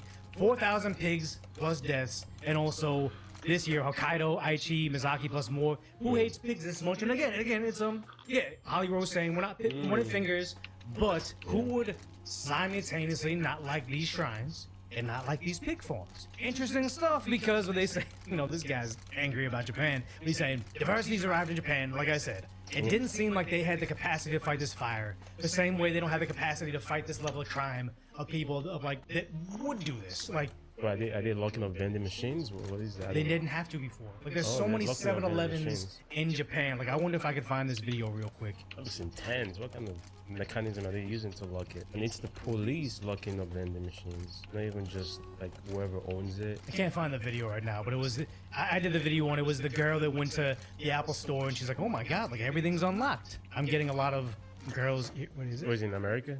No, it's this girl right here. She's in Japan. Oh, Japan. Compare Japan to America, but I'm getting a lot of people dancing at the Apple store. I don't want that. But yeah, whatever. They have to lock everything up because they have this, but it's crazy how I just did a video, 1 month ago, in March 26, right? And this is about immigration protests in Japan. We won't watch this whole thing. Japanese are quickly losing their country, but it does point out a good thing where I own one t-shirt. I own one t-shirt and I just wear it over and over. Speak out against it, they get attacked by exactly that. As in Saitama City, Japan, their elected leader marched against a foreign festival for allegedly having ties to terror. And even though he was surrounded with police protection, somebody had no problem walking up and... Interesting how you can be in Japan and you're going to get attacked by the not Japanese. Not saying that you don't get to have a voice if you're in Japan, but I'm just saying, interesting who's attacking who here. Hiko dresses like a cartoon character. What are you... We're talking about anime guys. Smacking him. Yeah, he gets smacked in the face. Goes down. Who's that guy? The guy that goes smacked? He's a political leader over there. And then, again, it's crawling with cops. and they do not have the All capacity. right, I'm taking a smoke to stop break here. Violence, just a guy probably slapping another dude in the face, but the idea that they're not accustomed to this type of violence, they really aren't. They're not prepared. They're not equipped for it. The guy, he escaped? Did he escape? Yeah. Looks like he escaped. And as Being a little dramatic. Being a little dramatic. That's like FIFA soccer level where you get let me tap and you go down like you flopped or whatever. He's proven a point, which is also the point that I'm making, that Japan is not equipped to go to essentially a soft conflict, a war with these people. They are willing to take it farther than you. Like, that's the saddest part is about like being in the city. I just remember somebody gave me advice. I was like working in security. He's like, the thing that you gotta let everybody know, you might not be the biggest, the buffest guy, but you need to let somebody know that you are willing to take it further than they're willing to take it. Like, your first response to them if they're confronting you is 2 steps past what they thought it was. It's not they yell at you, you yell at them, or they lightly shove you and you slightly shove them back. It's just you take it the entire way, and that's almost like self-defense. Yeah, you go full crazy. And the thing is, though, is if they lightly tap you and you go down, they just realize they own you because you can't handle this level of violence. But then also, the police can't protect you. They're just gonna do it again. They can. It's open season in your country if nothing's done to you. Another masked non-Japanese man tried to steal the camera. Another angle shows the police getting splashed with an unknown substance. And I say unknown substance, it's likely coffee, it's likely water. But if you're bringing in people from countries for acid attacks, Japan is not prepared for that. They wouldn't even know what was happening until it was too late. They need to reel this in, but again, they're not equipped for it yet. As their group had no issues shoving police. Yep, as see? apparently he was with the guy that Okay, we don't gotta watch the whole thing, but it's like, they've been having problems. Wait, what is this? Oh, this real quick. The plague that is the Botswana, like the white liberal college-educated people that are like have these self-ending empathy. This is what. Any of that, as if anybody seeking the article on the attack needed to know the peaceful aspects of the gathering, not the several assaults that occurred, both on their article was about like, and the police.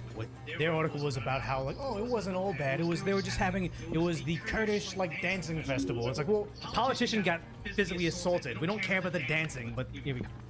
Lets us know Japan is suffering from the same liberal nonsense we are in the U.S. Everyone always tells me that it's just a lunchbox and that it's not that deep. But it is. And I'm going to take you down. Recreationally offended. Oh my God. I know you're enjoying lunch, but here's why this makes you a bigot. But why is she complaining about food in the lunchbox? Nothing better to do. No hardships. It's hardship. Like I think about if you were working double shifts, you had overtime, you're taking care of your family, your father's sick, you got a lot of stuff going on. You don't have the mental energy nor the time to say, yo, that lunch is looking wrong. Like, it's not there. Because the bento box is also a symbol of Japanese empire. Oh my God! I never can judge. That just sounds like BS. This is just wants to complain. Here's the thing: is like you could be like that stupid, like inside thoughts, but she literally put this together. Like she green screened it. How did she link it up? You know, she just start complaining about plates and bowls and buckets and just make it like some kind of like social injustice. Because she can get fame from this. She's like, look, like, here's how, like, woke I am. I can see the racism through the lunch. Like, she's like... linked to nationalism, because women, quite literally, make humans. Oh, wait. I wish I had the Twitter, TikTok opened up so I can go, hey, what's a woman? What about the people that aren't birthing peoples? Do you mean to say you're a bigot? Because you could never be woke enough if you're trying to say, my buddy over here, light-skinned decoy, he's not a real woman. What makes him not a real woman, huh? I'm not a real woman. I don't know that. I dare not offend the YouTube gods by saying I don't know what you are. Yeah, okay. We're socializing them for the next generation of laborers. But it is also a direct correlation with how much you love your country. Because those lunchboxes are not only beautiful, but they're also really well thought out in terms of nutrition. She's making no sense. She's trying to say if you make a beautiful lunchbox, you're pledging allegiance to Japanese heritage, which apparently is a bad thing. So there's this spirit of wanting to raise these really strong and healthy citizens Did you know that if you have healthy kids, that makes you a bigot? for the nation. I always get the ick Oh, because it she just used the reeks word of ick, nationalism. of course. Whether it's subconscious or not, I think so. For someone like me who teaches gender in Japan, It all makes sense. There it is. It makes sense now. Yep. Yeah, no purpose in society whatsoever. Like I'm saying right now, she is like 1 degree below me in terms of if the nuclear apocalypse or zombie apocalypse happens, my career is worthless. I gotta revert back to what I was doing before. No one's like, if you're recreating like a Walking Dead society, you don't need podcaster, but the only thing you don't need less than podcaster is gender studies teacher. it's really, really difficult for me to come in and say, hey, that's actually... That's a good point. Sal Perez says, how do you teach gender? It's like, one. Everybody graduates. That's it. Nonsense like this. Yeah, it's so bad. But the thing is, though, is they had this, right? This was a month ago, and this is before, what is it, the 7th and 8th shrine had burned down, and before the 2 more pig farms burned down. Like, they're having issues, they're fighting their issues, and you have, like, you know, their politicians. What is this? Conservative Party of Japan leader Naoki Ayakuta. Well, obviously, this is going to be Japanese. No more immigrants? Wow. They have stricter immigration laws than us. Like, I've seen there's a woman that's Nigerian, and she was complaining. She was like, why is Japan trying to make it so difficult to get your visa to come from Nigeria to Japan? Don't they realize what they're missing out on? And it's like, no. It was very difficult for you to come here, but I think it was because, what was you, sponsored by your parents? Yeah. Who had gainful employment for several years, weren't breaking any laws, and it's like, it's very hard to come out from third world countries into America because you have a lot of vetting. You have to prove yourself. Why don't we just say, you know what? Let's go ahead and waive all the laws and let everybody over there, because that country is so great, everyone there wants to live there. Interesting how you were saying, like, we gotta escape Nigeria. Simultaneously, why won't they let more of us in? Said, we don't see it. I think the biggest problem is immigration. It's a huge problem. The other day, picture debate topics were, what would Japan look like in the next 5 to 10 years? He is angry. Tim Pool's going off here. Oh, the future of Japanese baseball, ruling power, but he's just like, okay, no more immigration. I thought this was a quicker video. What specific region? I want to say region. I want to say ingredients, but is moving to Japan. Why are they really upset about? Hey Joyce, come here.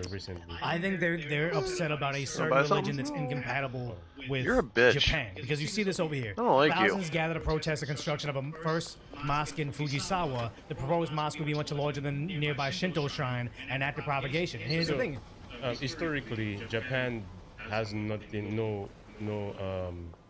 correlation to Muslims. No, they got the Spanish brought in Catholicism, Christianity, and they've been, you know, Shinto. So it's like they don't have it. But then you had it's not this video, but there was they wanted to build a huge what do you call it? Cemetery there. And then when they said no, you can't build a cemetery, they started building it anyway. And it's like, wait. And they were so upset, like, oh, Japan's being racist. Like, why do you have the not necessarily goal or the audacity, but why do you feel entitled to saying we came here to seek asylum, but also we need to make this place like we did the other place? And I think a lot of people, they don't understand with this, when they want unlimited, unchecked immigration, they're very liberal and progressive minded, they're very pro-LGBT, they're pro-women's rights, and they want to bring in unlimited amounts of people from countries that are very, very, very religious fundamentalists. And I'm not saying any religion necessarily negative, positive, whatever. I'm just saying certain people take their religion, whether it be Christianity, Catholicism, or Muslim, they are more fire and brimstone, no LGBT, no women's rights.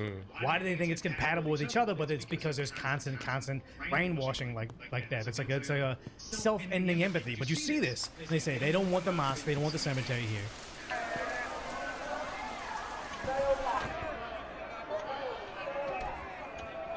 I'm guessing this is like a peaceful protest. So, to my understanding, these signs are against the conservatives. Somebody in chat could probably would try to correct me, but the people over there are giving them the middle finger, and it's like you have Japanese fighting other Japanese for the right for another country, another culture to come in and dominate your culture. Because what I see over here, at least, is for every like liberal family or whatever, classically liberal family, they maybe have one kid, more oftentimes 0 kids, and then the other families of people that are newcomers, we'll say, will have 5 descendants. So it's like they're already not having kids, they're not reproducing them, and do they think that they can say, hey, just because we let you in and we help to provide you social services, you're going to preserve our way of life? And by what I mean by way of life, I mean being pro-LGBT and being pro-women's rights. Or are they going to say, hey, we got to build these mosques, we got to build these cemeteries, we're not going to assimilate. They're already proving you they don't want to assimilate. All thanks to the prime sub multiracial market. Yeah, it's like the Japanese police uniforms are so friendly looking. They look like construction workers, right? And they also appear to be unarmed. Hey, you want to buy some? Not equipped for a massive fist fight. Actually, I'm gonna be no taser, no pepper spray, no something batons? Batons, yeah. Batons, yeah, no batons. Okay, maybe these are the conservatives because you know what? Doesn't that guy look exactly like the guy? You? What? No, it's this guy. It's this guy. Okay, you know it's him because the same haircut, the same flag draped around him. Is it him? I don't know. It's hard to tell. But again, okay. They don't come up here, so looks like it's a good place to hide from cops. He's the one speaking as well. Yeah. So I'm guessing the political leader, but you have all the Japanese saying, we demand to make our culture, the dominant culture in this country, extinct. Because here's the thing, is if you love that culture so much, I don't even like saying, if you don't like being American, get out. Like, I don't want to be that. But also, if you are so infatuated with Gaza or infatuated with Nigeria, because I think...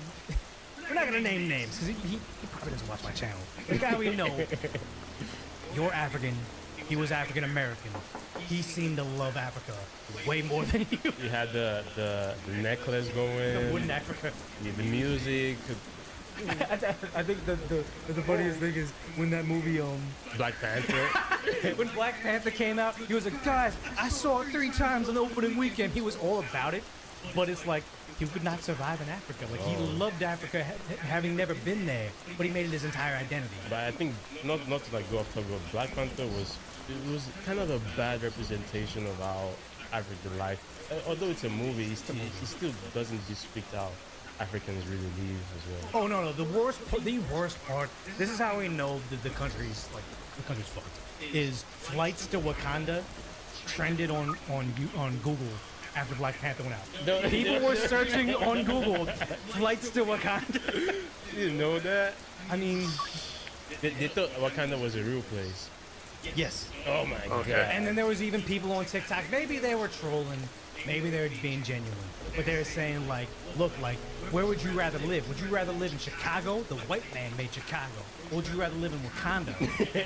African people make Wakanda. It's like, good guys. Guys, it's so bad. But here's the thing, is okay, so back on topic is, they're so infatuated with this other place, they don't want to be there. And the problem is like what you say, like, they don't have this police force, and they're not surrounded by a docile society where everybody's quiet on the subway, everybody minds their manners and everything. I think, should they go to any of these third world nations that they demand unlimited, unchecked immigration to come in from, they would be robbed, they'd probably be kidnapped and ransomed. It's the first day out there. They don't know what they're asking for, and that's why they call it self-ending empathy. Yeah, they're demanding,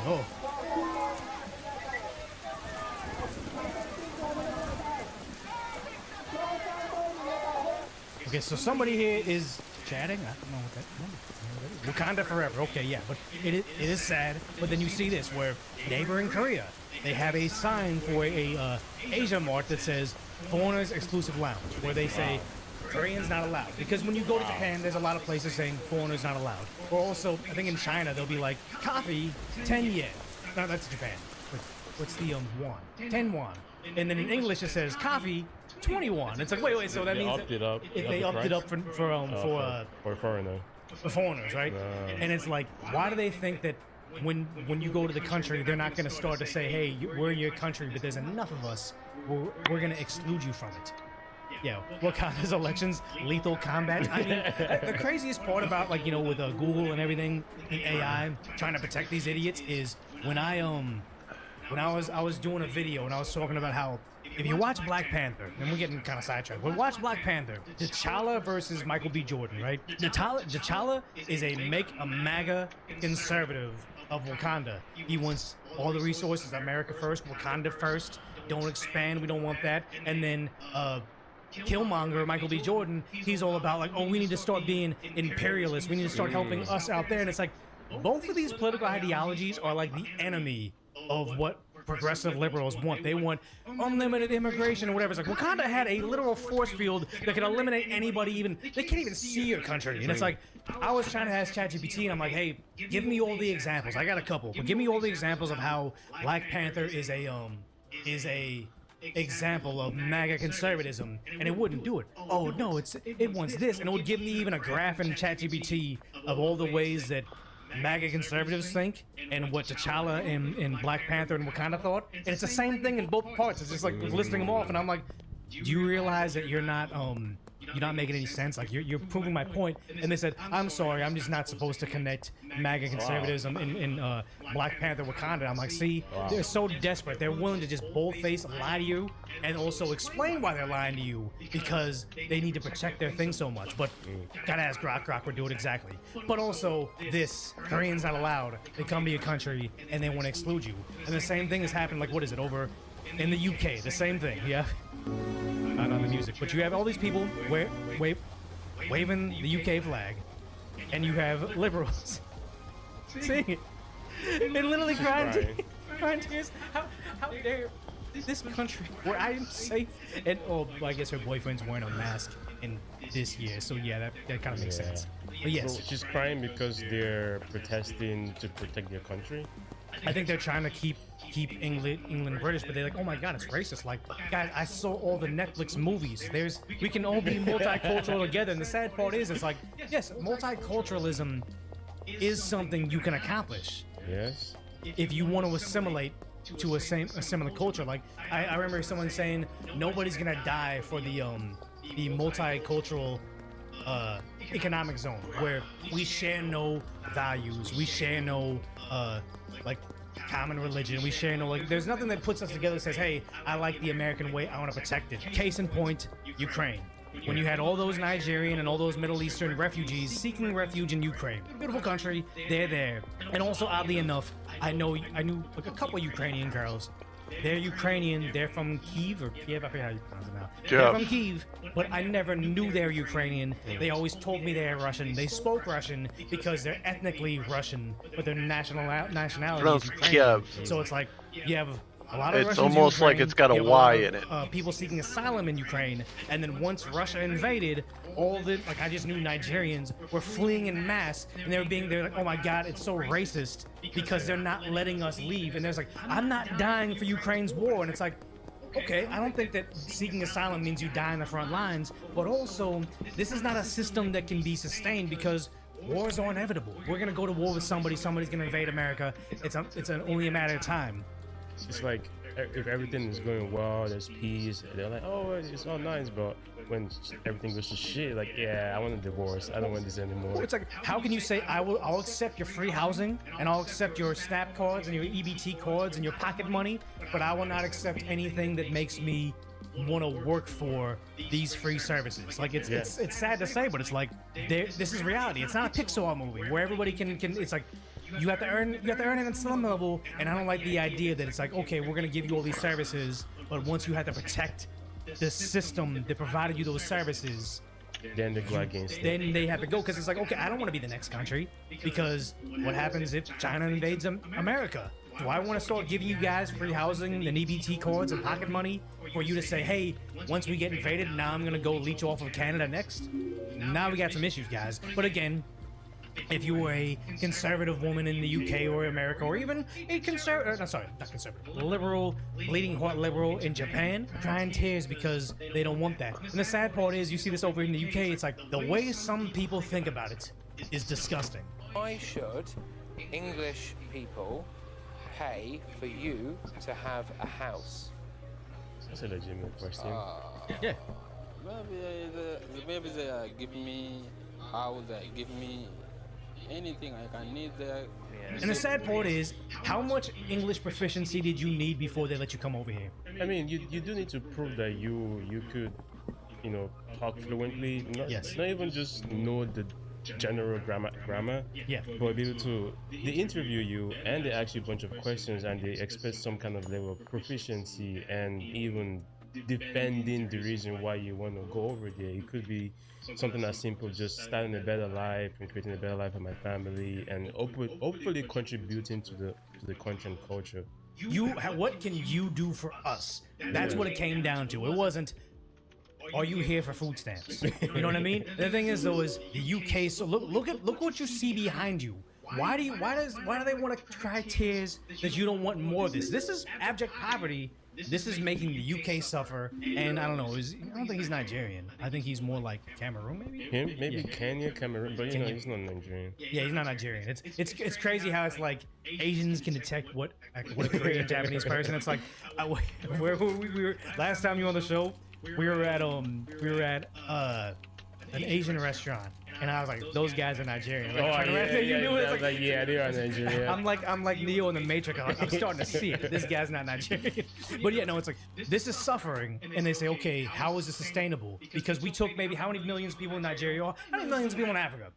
If you take in 1% of them, you decimate the economy. Like I think over in from Haiti, I think we took under the Biden years, I'm making it up. Maybe 1 to 5% of the entire population of Haiti is now in America.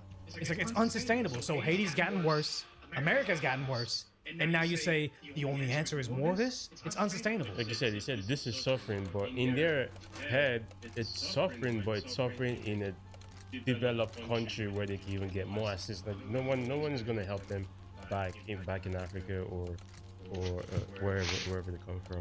And the sad part is they always talk about like, if you need revolution, like you said, Nigeria, very, very shady. Like most third world nations, shady. You need revolution in your country to fix it. And if you take all the military-aged men and put them in another country, you're never gonna get a revolution of your shady politicians. And I forgot where it was, but I think it was in the UK too, where somebody said, and it's like it's an uncomfortable question, but it was like a city, maybe it was in Ireland. They said, we're going to drop in 200 military-aged males in this small town of maybe like 20,000 people. How are you going to satisfy the adult needs of those men? And the politician's like, I'm not concerning myself with satisfying the desires of these men, but it's a very, very serious question where you're gonna have 200 frustrated men in your community that have a culture of ownership, suppression, higher rates of R on girls, and it's like it's an uncomfortable question to ask, but it's like you have to answer that question before you can invite it because it needs to be addressed. Because, like, sad to say, what do you say? There's no race mixing, or there's no woman inside these I forget what those called, those little tiny, not dinghy boats, but those little boats that come over here. There's no woman, and it's like, okay, so now you've created a huge disparity. It's an uncomfortable question to ask, but it's a question we need to ask because otherwise it's unsustainable and it puts people at risk. And you don't want that. I don't even want the idea of like a first world nation where you have 80 to 20%, 80% male to 20% female. That's gonna cause problems in society, and it's like it's all sorts of havoc. But again, back to this guy. I'm sorry, I didn't mean to have you on camera while we talked about this, but you know, do we need to be giving you unlimited resources? Me, just give it. Yeah. Why? Why? Because people in England is perfect. Oh, so you think we're all rich people, so we can give? Okay. I think they think they're wealthy comparatively. If you have a minimum wage job, you're doing better than any Nigerian. Yeah. Okay. Can I tell you something? We are not all rich people. If I said to you, look, we don't have enough houses in England, would that stop you coming to England? Okay. Maybe I come back in my country and I join in another country after. Yeah, maybe you try another country. Yeah. If you think that if you realise that we can't afford England. Yeah. Yes. Yeah. Okay. Now Notice it wasn't, I'm coming here to build. You don't have housing? I will build the housing. Because I always hate how people say, America was built on immigrants, so why are you trying to keep people out? It's like, no.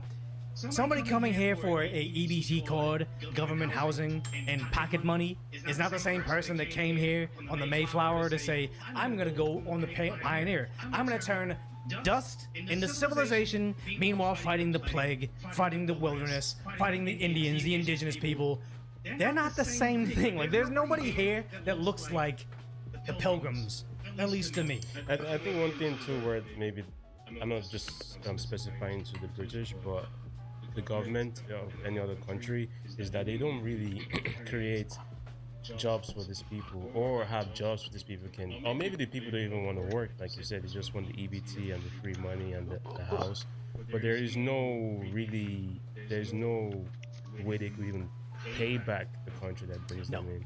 Well, I think that's the big thing that happens with the Somalian community in America. Like, oh yeah, Somalians built this country. They're making it great, blah, blah, blah. Meanwhile, they're politicians like, I represent Somalia. I'm sending money back to Somalia. They, not the I always forget the word. Recidivism, remissions. The remissions. I send all my money back there. I do fraud or just wiring them money. But it's like, what percentage of them are still on government assistance 5 years in? And it was something like 90%. And it's like, okay, see, immigrants, great. Immigrant. I would say the H-1B visa is a big thing. Why I think H-1B visas should cost the employer $20,000. If you're that much of a superior worker than America, because I agree, our college system, our public school system are broken. So maybe we don't have the best and the brightest programmers or whatever. Maybe we need to bring in some people from China. It should like, cost. Not the Chinese government, but a Chinese citizen that wants to better their life and not live in communism. As a matter of fact, I would say 50,000. A Nigerian surgeon or a Indian programmer. Like somebody that is the cream of the crop that Google or I would say 50,000 because that would give it an incentive.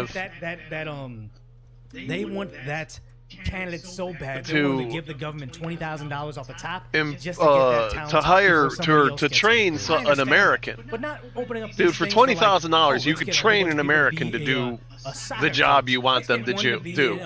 And work at 7-Eleven. It's like, okay, now you're competing with like high schoolers that are looking for a summer job. This doesn't seem right. I just want everyone at home to understand that every single person in this room is absolutely desperate to come to Britain. Yes. The only reason they are here is to try to come to Britain. And they have a housing crisis already.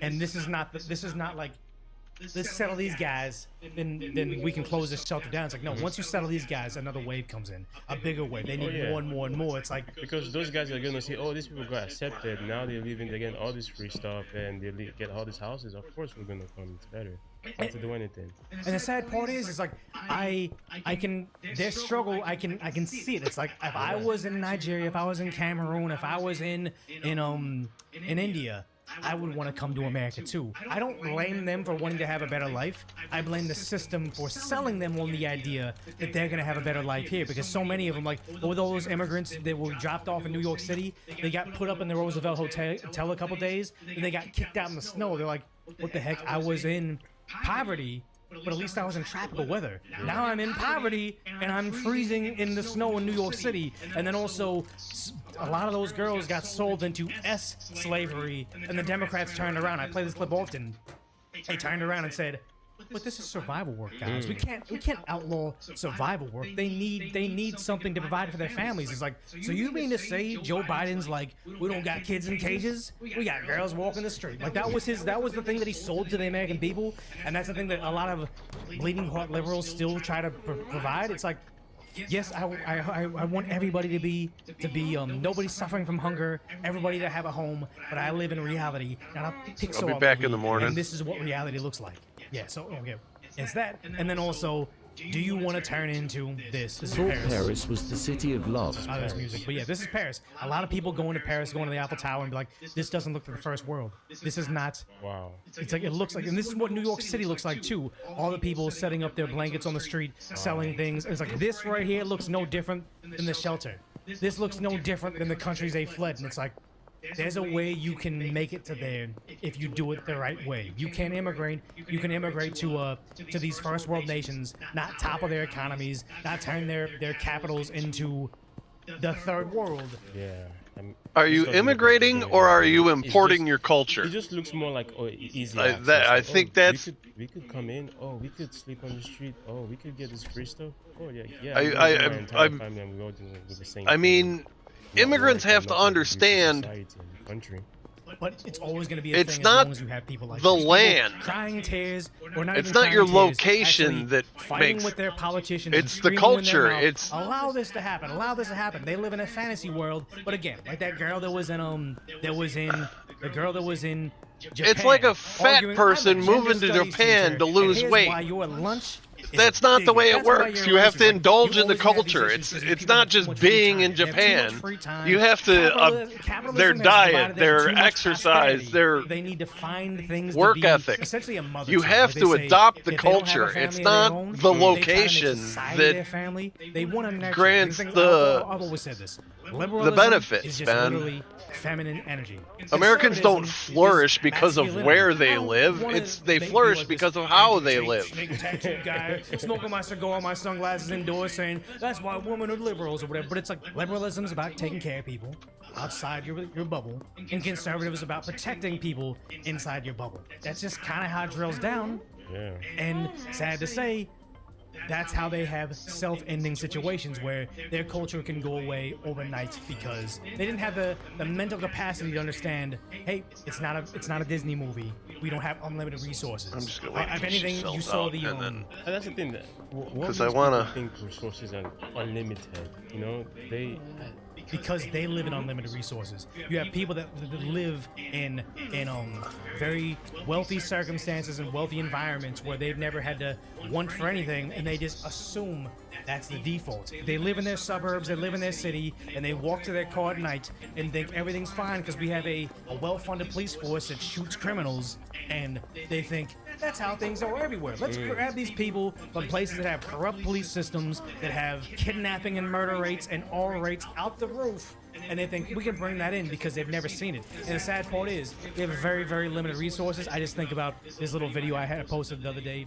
AP and Swatch had a collaboration. Like I think you will might want to watch. Yeah. They did their collaboration. It's like certain cultures, certain societies, if there's scarcity, they turn into savages overnight. Imagine if this wasn't a watch that they wanted to resell on the internet. This was the last glass of clean drinking water. This was the last vial of insulin they need for their kid. We have a problem here, and unless you want to address it in reality, it's like, no, we can't just provide endless goodwill to everybody because it's I wish only laundering going money to that end, was that in easy. violence.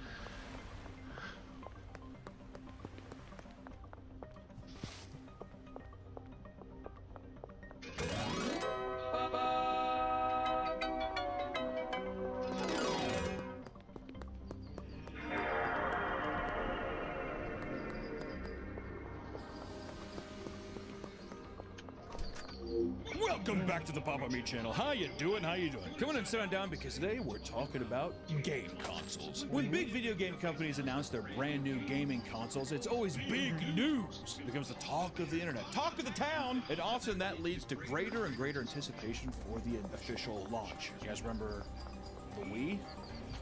Now they don't even show it on the news anymore. It used to be a big thing where people were like, they're waiting in line to get a what? A PS2? What? What is that? Now they're just like, yeah, of course. You know, it's so normal now. While many gaming consoles have lived up to that hype, there are far too many stories of products that release to an absolute disastrous response. So with that said, let's talk about some of the biggest console launching failures in gaming history. Buckle up, gamers. We're talking about failed consoles. And of course, we can't discuss console launches without first talking about the Nintendo Switch 2, which is one of the reasons why we even wanted to do this video. Is like a fun way to look at it. To take a trip down memory lane. To take a trip down memory lane, because right now the Nintendo 2 Switch, I feel like, what do you think the response is? I feel like it's been kind of negative. Well, here's the thing. People are stoked on it. I think people are just like, there's no difference, and you're just charging more for a bigger screen. Is that kind of and also the games are more expensive too, right? I've seen a lot more negative than positive, but that it's the internet. It's a bubble. It's the internet to where I wonder if they just land Dude. the launch, if it'll be okay. Because I don't know if people remember when the Nintendo Switch released, it was like, there was a bunch of people saying that like it was bugged out, or also people were getting their screen scratched by the console going into its slot and all this stuff. There was like a lot of weird stuff, so it was hyped. But I feel like when people were actually getting it in their hands, they're like, yeah, my game is like bricked. Which I feel like there's obviously, no matter what, there's going to be defective first models, but still. But while the Switch 2 hasn't released just yet, it's already been plagued with controversy. Starting with the big live stream presentation Nintendo hosted to show off its brand new product. Which, you know, the good of the product is the console itself boasts She out already? big upgrades. She can't like possibly bigger be out video, already. You 1080p sold. screen, upgraded Joy-Con controllers, and increased storage. Just general, like, stuff that it should have just happened already, you know? Stuff that the Steam Deck has been doing, I guess, for like 5 years now or whatever. Nintendo's like, all right, fine. Okay, we'll do it. You want a bigger screen? Fine. People were incredibly excited over the games that were showcased, which included games like Donkey Kong Bonanza, which I will say, that game looks sick. It does, it looks awesome. Mario Kart World, and a brand new Kirby Air Riders. Kirby! Watch out, Nick, I'm gonna suck you. And of course, From Software has an exclusive game coming out called The Dust Bloods, which is just, I mean, it's Bloodborne 2. That actually looks sick too. Be a little vampire. Oh, he was behind. Fly around. You can fly and drop down and suck people's blood. Suck them off. You just suck them off. Pawn shop. I like how From Why am I looking behind the tattoo parlor for something that says a pawn shop? Just like Kirby. I'm not gonna find it where I'm looking at it because I'm looking in the wrong spot. Today's video is sponsored by Magic Spoon. Reinventing your childhood one bite at a time. Magic Spoon There is a we perfect go. fit for a variety of diets because it's Stuff. high in protein and has no sugar. Magic Spoon also has flavors you loved growing up, like fruity, cocoa, and peanut butter. And all Oh, these you tasty already bought flavors are loaded something. with 13 to 14 grams of protein and are completely gluten-free. And don't forget, Magic Spoon also has treats.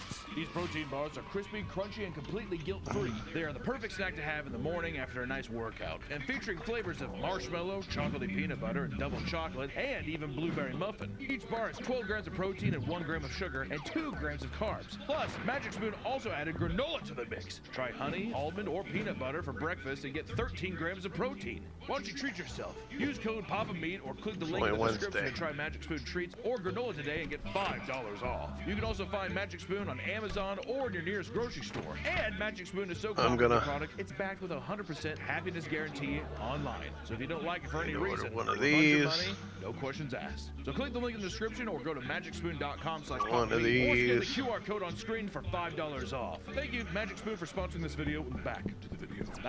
That's all the pros, okay? Now we get to this is the bad. This is what people say is the bad side. What started to cause a stir was the price tag for the console, which was raised to $450, which cost $150 more than the original Switch on its launch, right? Bigger screen, more storage. They're like, yeah, so it's like, also, I feel like this is so minuscule in terms of the production. They're like, yeah, but we're gonna need, the box that it ships in is gonna be bigger, so. Well, the funny thing is that screens, that technology gets cheaper as time goes on. Well, hold. I like look over like David Nintendo standing behind me. And just for a comparison with these, figures, a Steam Deck costs $50 less and has better hardware specs than the Switch 2. So, but you can't play Donkey Kong Bonanza, or you probably can because it's a computer and you can just hack it and do whatever you want. Oh, well, I was gonna say that you'd have to get it wrong, but Yeah, get it Nintendo wrong. doesn't release stuff for PC. Doesn't really stuff for PC. Listen, I'm just saying the gamers find a way. If you have a Steam Deck, it's having like a portal gun or some shit, You can do whatever you want. And to add insult to injury, the Japanese version of the Switch will only be $350. Racially charged, dude. Racially charged consumerism. Listen, man, Konichiwa. Throw me the discount, brother. You know what I'm saying? Their games also saw a significant raise in price as well, with some going up to $90 for physical copies. It comes on an S.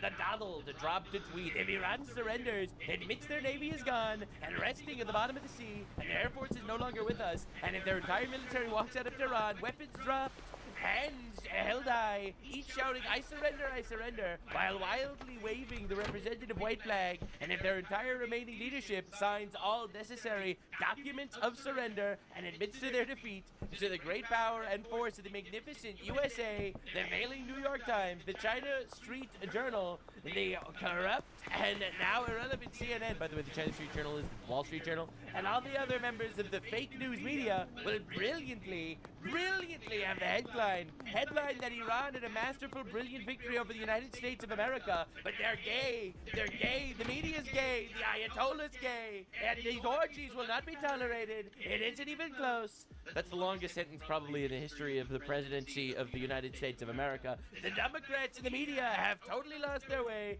They've gone absolutely crazy. President Donald J. Trump. Now, this might come as a shock to you, but he is actually correct. Now, while he is saying this, CNN, and this is the craziest thing I've ever seen in my entire life, CNN is literally releasing propaganda videos on behalf of the Islamic Republic of Iran.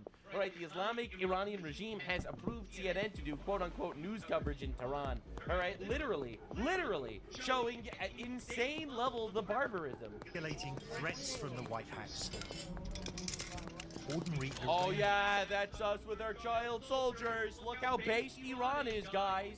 Iran is so based, the way they get their child soldiers to hold rifles. That'll stop the American Air Force. But it's such an absolute joke. Because A, this doesn't project any form of power whatsoever. There is zero warfare on the ground at any point of this entire battle. All right, just to be clear. So A, this is useless. And B, I love how these guys are flexing. It's like, yeah, our children will die for Allah. Fuck yeah, dude.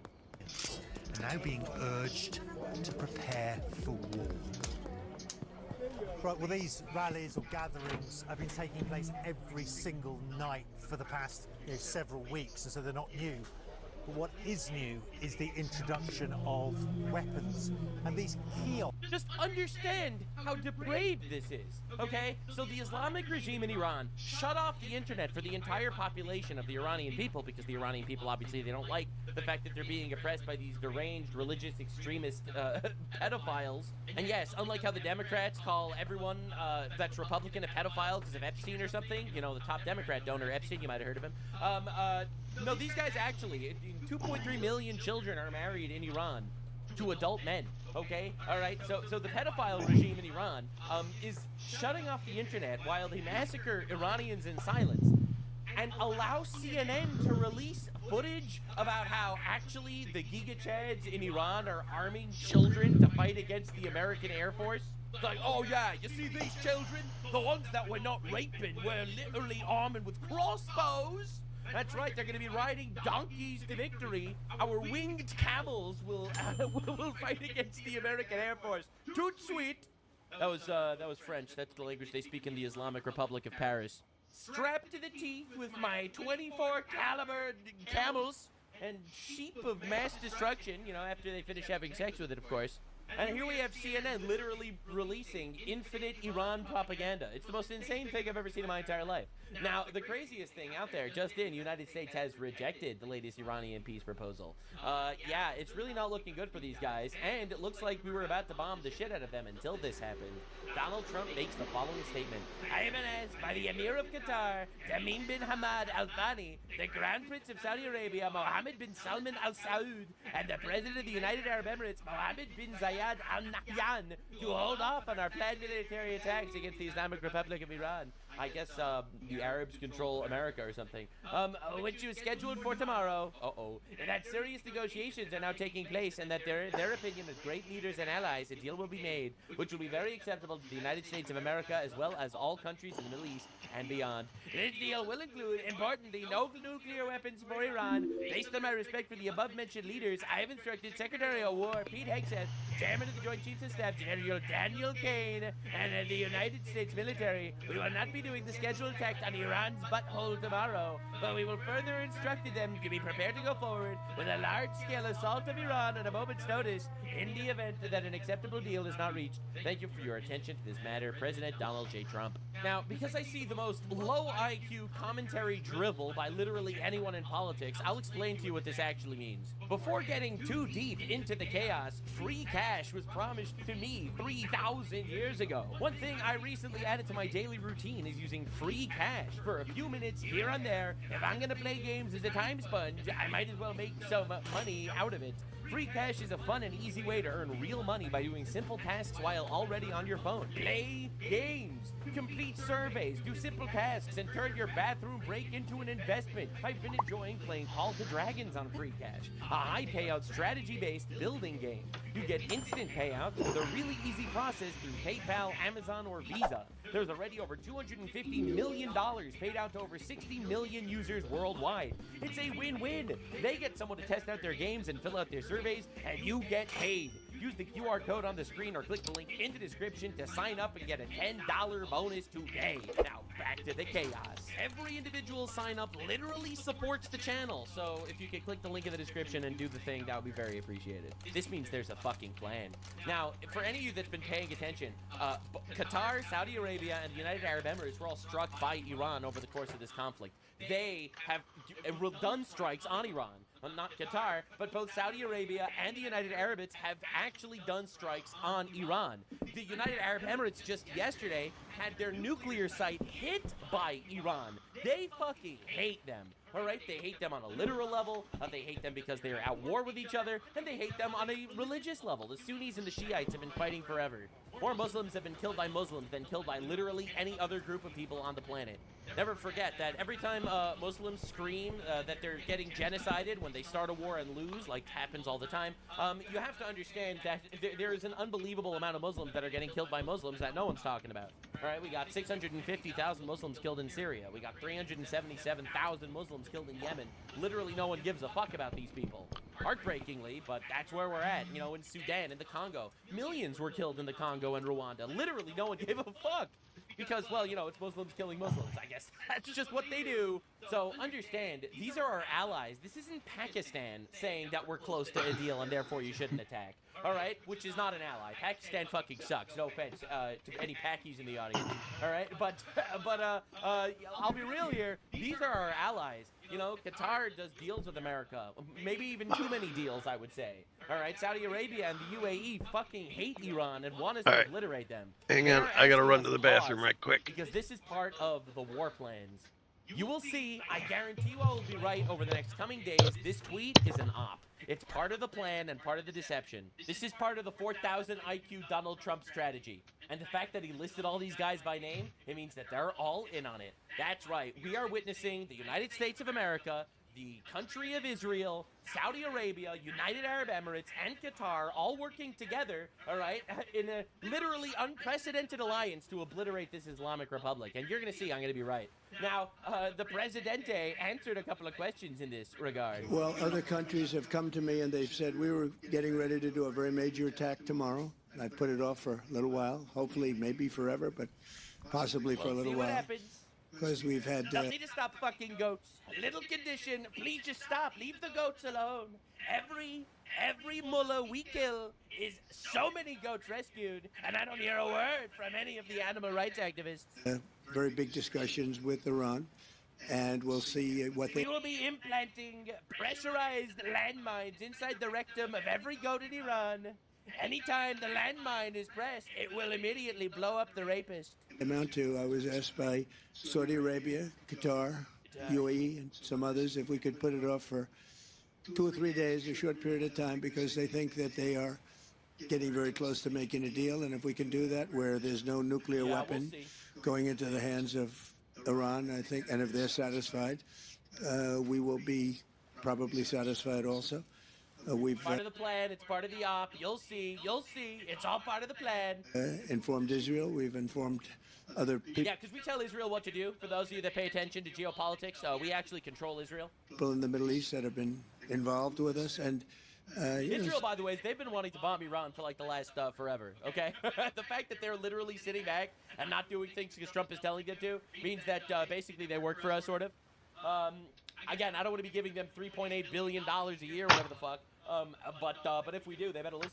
It's a very positive development, but we'll see whether or not it amounts to anything. We've had periods of time where we thought pretty much getting close to making a deal, and it didn't work out. They raped a goat, and I was like, I don't trust this guy. But this is a little bit different. Now, we're ready going tomorrow, very big, and not something I wanted to do, but we have no choice because... Oh, well, oopsie poopsie, we might have to kill terrorists. That sucks for them. Yep. It's big. Fox News alert: the president All right, just I'm issued back. a final warning to Iran, saying the clock is It's the final warning for Iran. ticking, and the Oh, regime there's knows Buddy it's up in gonna the be tower. I hard was to wondering where he was. Sources tell Axios this: it's time for the Iranians to throw a bit of candy out. Shit. We need some real sturdy and granular conversation. If that's not going to happen, we will have a conversation through. Trump is literally so benevolent, all right? Like, listen, a lot of people are like, Trump is bad because he started this war. No, Trump is really nice that he didn't already end this war. Right? You're looking at this the wrong way, all right? The pedophile regime, they gotta go. They gotta go, all right? Let's be real. Now, they can either go benevolently or they could go, well, or bombs, which will be a shame. In less than 24 hours, the president will be meeting with his national security team inside the Situation Room. Oh, shit. To review war plans. There it is. Generals say we're Well, why did they need to review war plans? I thought all the plans were already decided. We're only holding off on it because of Qatar and the UAE and Saudi Arabia. Oh, you fell for that? It's because it's all part of the plan. That is part of the war plan. You'll see. The blue Jew will be correct. Brink. The president has exhibited a huge amount of patience here since the ceasefire. What a nice guy. See, we're looking at this the wrong way. All right? We're looking at this the wrong way. Trump is a nice guy for killing the pedophiles slowly instead of killing the pedophiles quickly. All right? Understand. And we tried to work a deal with these guys, and it just doesn't seem possible. Yeah, they're hiding the uranium up the anuses of little sheep.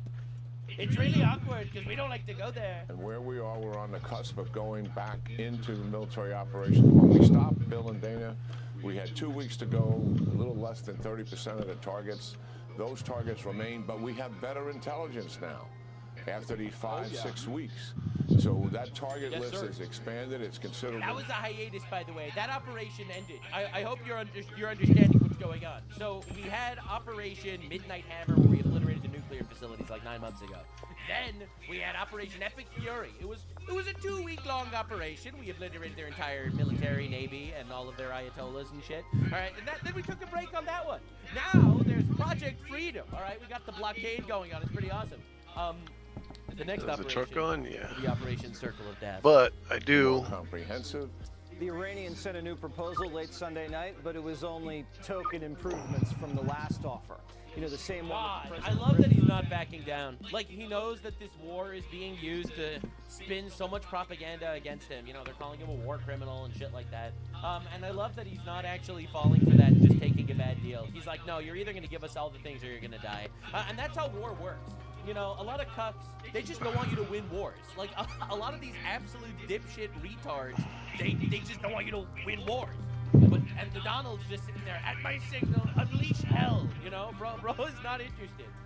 Up after reading just the first sentence, the White House told the Iranians thanks, but no thanks. According to sources, Victory belongs to those who believe in it the most and believe in it the longest.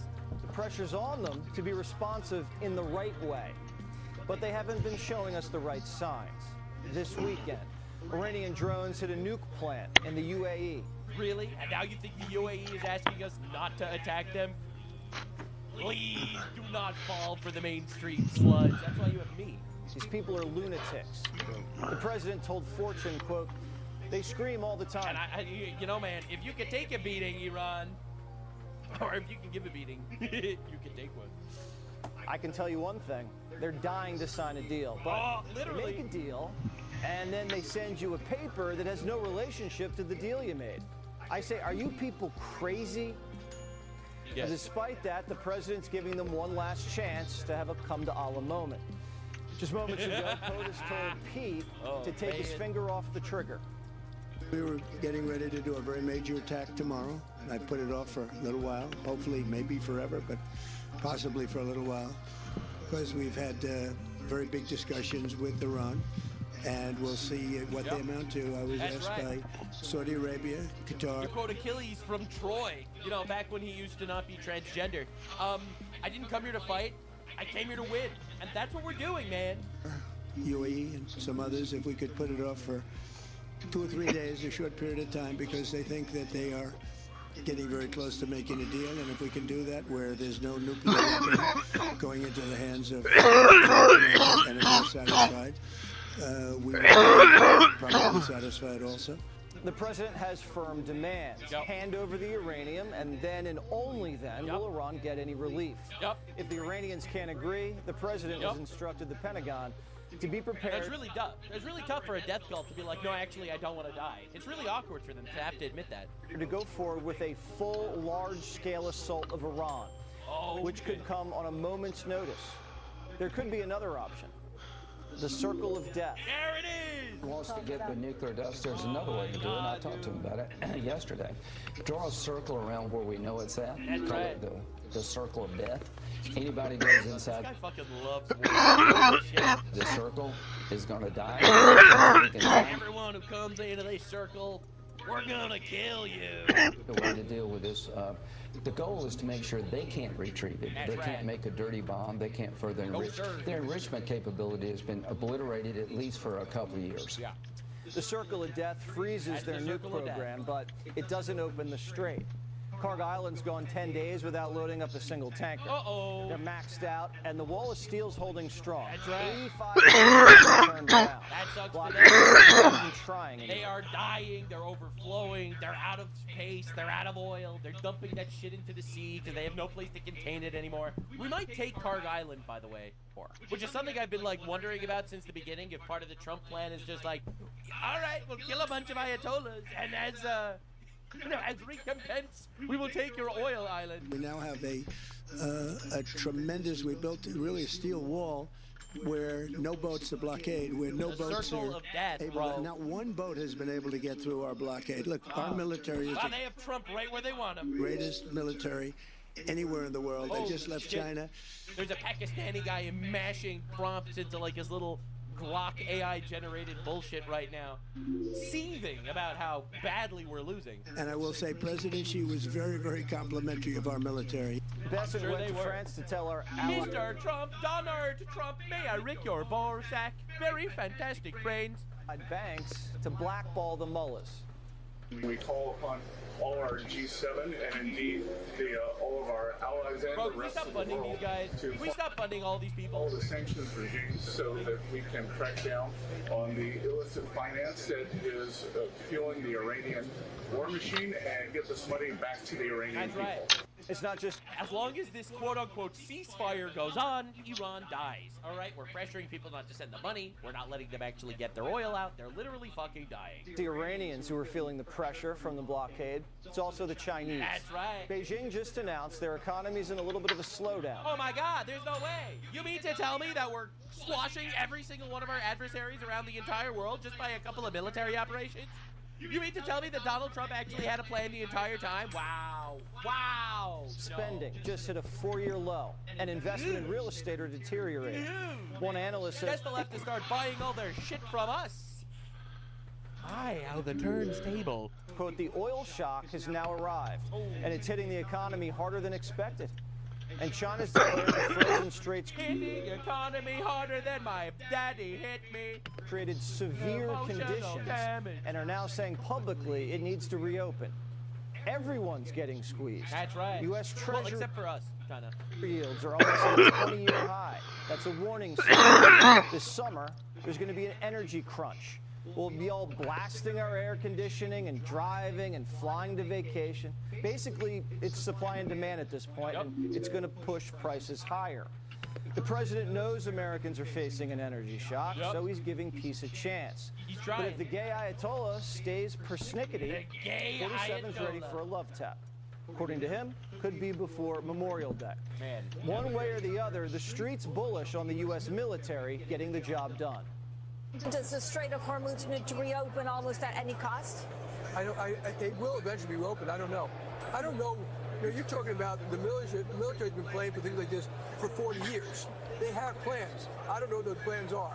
Yep. And you know, I hope it works. I just don't know. Man, it's so tiring watching everyone be like, well, Trump had no plan, just because you didn't know Trump's plan. The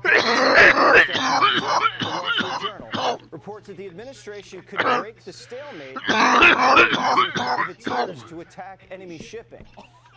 So if you're looking for a summer job and have a sense of adventure, ahoy! Oh my God!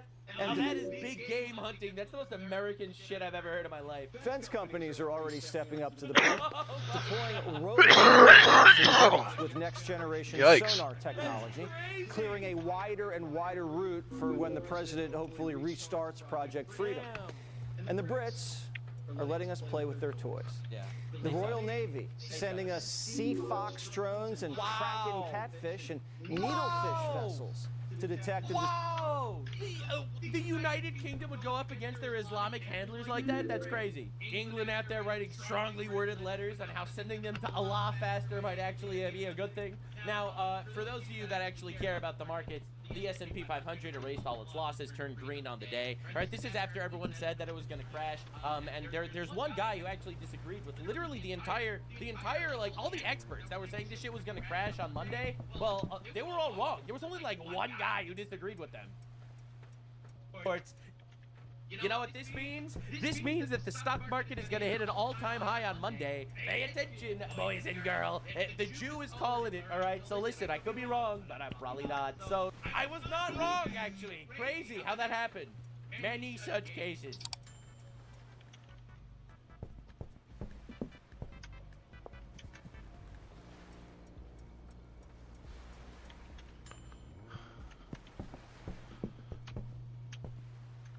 Oh, it's here. From out of nowhere, the top turnbuckle, Code Blue Cam, just released the Jack Doherty body cam from when he got arrested a few months ago. And this is a more successful shadow drop than Apex Legends. This puppy is popping off because everyone wants to see Sack Dorky get punished. They want to see him be arrested, thrown in jail, in the cuffs, because he is an insufferable asshole who truly deserves it. It is around 3 a.m. on the morning of Saturday, November 15th, 2025, and these Miami Beach police officers stationed on Washington Avenue in Miami Beach, Florida, have reached their patience limit with 22-year-old YouTuber Jack Doherty. God, looking like that at 22 is so unfortunate. He actually looks like a 12-year-old boy. That's brutal, man. That looks like something you'd see in your middle school yearbook. He also runs like an OnlyFans agency or some shit, too. Imagine Boss Baby being the person handling your paychecks. Eek. Jack Doherty, who broke away from his group and attempted to engage officers to create content for his channel in the middle of the roadway, creating a safety hazard. Despite multiple warnings, Jack continued recording the video, even ignoring his friends as they told him to stop. As a final warning, officers told him that they would... Also, I always like to highlight these guys as well, because I think they're even more pathetic than the main clown, because they do this for nothing. I bet this guy doesn't even get paid to hold the camera for Jack Doherty's dog shit streams. I bet he just does it because he tries to suckle some clout out of it. I bet he does it for the love of the game. Oh, Jack, you need someone to hold your cock while you pee? Yeah, I'll do it. No, you don't need to pay me. The same thing with all the pranksters and shit. All the pranksters who have their friends run into the, like, fast food places with them, they do not see a penny of the revenue that the person makes. I highlight this phenomenon every time I see it in pranksters' content or in Sack Dorky's streams. The people that are with him, his entourage, his lackeys, they deserve just as many spitballs and tomatoes as the protagonist clown, Jack Doherty. Because they are enabling him. He couldn't do this shit without his cronies. So they latch on to his tiny little asshole like a hemorrhoid and suck all the juice out that they can for, I guess, maybe some kind of trickle-down clout from just being around Jack. But they don't even get drip-fed that much. I'm just very confident they're not paid by him as employees. The goofball holding the phone and going catatonic when the police are, like, questioning him and then panicking when they start to, like, you know, get near him. I bet Jack wouldn't piss in their mouth if they were dying of thirst. These goobers probably don't see a single penny from the content that they film with Jack. The bodyguards, I understand, because they're literally paid Of to course fight his you are. battles for him. They're like his meat shield, so Jack instigates conflict, hides behind the bodyguards. This and is they starting are paid to soon. do I that. could That probably I totally understand. But like jet this Google most with of the way camera there. here, like I just don't think he sees anything from this. Do you think he brags about it, by the way? Do you think he's like proud of it? Talking to his friends and family, like, oh yeah, no, I'm kind of a big deal. You might have seen me on Jack Doherty's stream. Yeah, I was holding the camera. I'm his glorified fleshlight. No, I don't get paid for it. Why are you laughing? No, where are you going? Why are you leaving? There has to be some level of self-awareness and shame, right? Arrest him if he didn't comply, to which Jack replied, "Once I'm done with this, bet." And now, as officers move to make good on that warning, they have no idea that Jack is far from done recording them on this day. What? No. I got it. Hey, yo, you don't need him. I got it. I'm just saying I got it. Nice work, bodyguard. What a hero. He's like actually Spider-Man the way he tried to step in there and save Jack. You want to go with him? Go to the sidewalk now. Okay. No. Now. You want to be funny? We try to get on the street. Did this happen in Miami? You are, bro. Dude, I hope the police have a holding cell full of Haitians they could toss him into. I was trying to walk up the street, but doesn't matter, bro. All you had to do was get in the sidewalk. That's it. Oh, Jack. You should have got your man up. I was trying to. Now, as officers proceed to search him, they immediately find even more reasons to take him to jail. But Jack only sees it as another content opportunity, something the officers have yet to realize. Hey, free Jack! Who just said that? Who actually said that unironically? You should arrest that guy for public cringe. That's worse than indecent exposure out here on the streets, yelling free Jack Doherty. Put that man in cuffs ASAP. He is too much of an embarrassing loser to be part of civilized society. Lock that guy's ass up too. Oh, good. Can I take it off and give it to someone? Wait, no, you can take it off for that. Wait, can I take it off for you? You have to like slide it off your wrist. Like, you can't take it off anyway.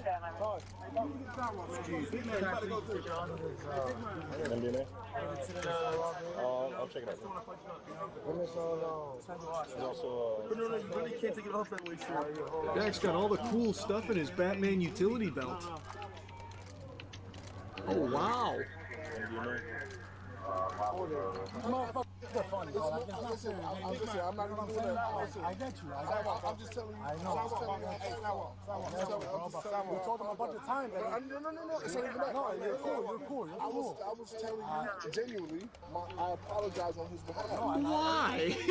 Brother, you're getting paid to be his bodyguard, not his dad. Why are you apologizing on his behalf, bro? Just go on the sidewalk. You'll get your paycheck later. You don't have to be clowning yourself like this for Jack. Keep telling him to put up here. Well, see. You can take the watch off 05. Hang on. He's afraid of not getting fired for defending him from the cops. That's true. All right. See, that. Jack Doherty is such a fucking. What somebody needs to do is take Jack Doherty's video of this incident. I didn't even think of that. So now that behavior, you know, and make a video of that, and then attach the police body cam video of everything that happened after Jack Doherty couldn't film anymore. Everything the cops did. That's how the video should be set up, man. Showing the whole thing through the police body cam. No, man. They're doing a terrible job at editing. Or at least storytelling, maybe not editing. I mean, the editing, I gotta admit, is pretty good on the video. It's just saying that the storytelling is bad.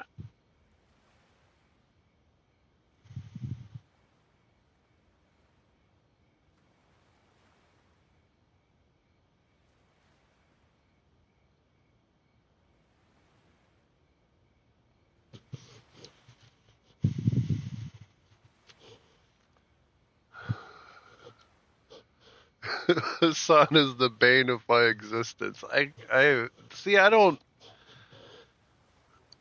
I don't get hatred like that. I don't like you're gonna invest yourself that much into hating somebody. I mean, I guess on YouTube it's profitable, but Jesus Christ. I just investing yourself into something you hate that can't be mentally good for you.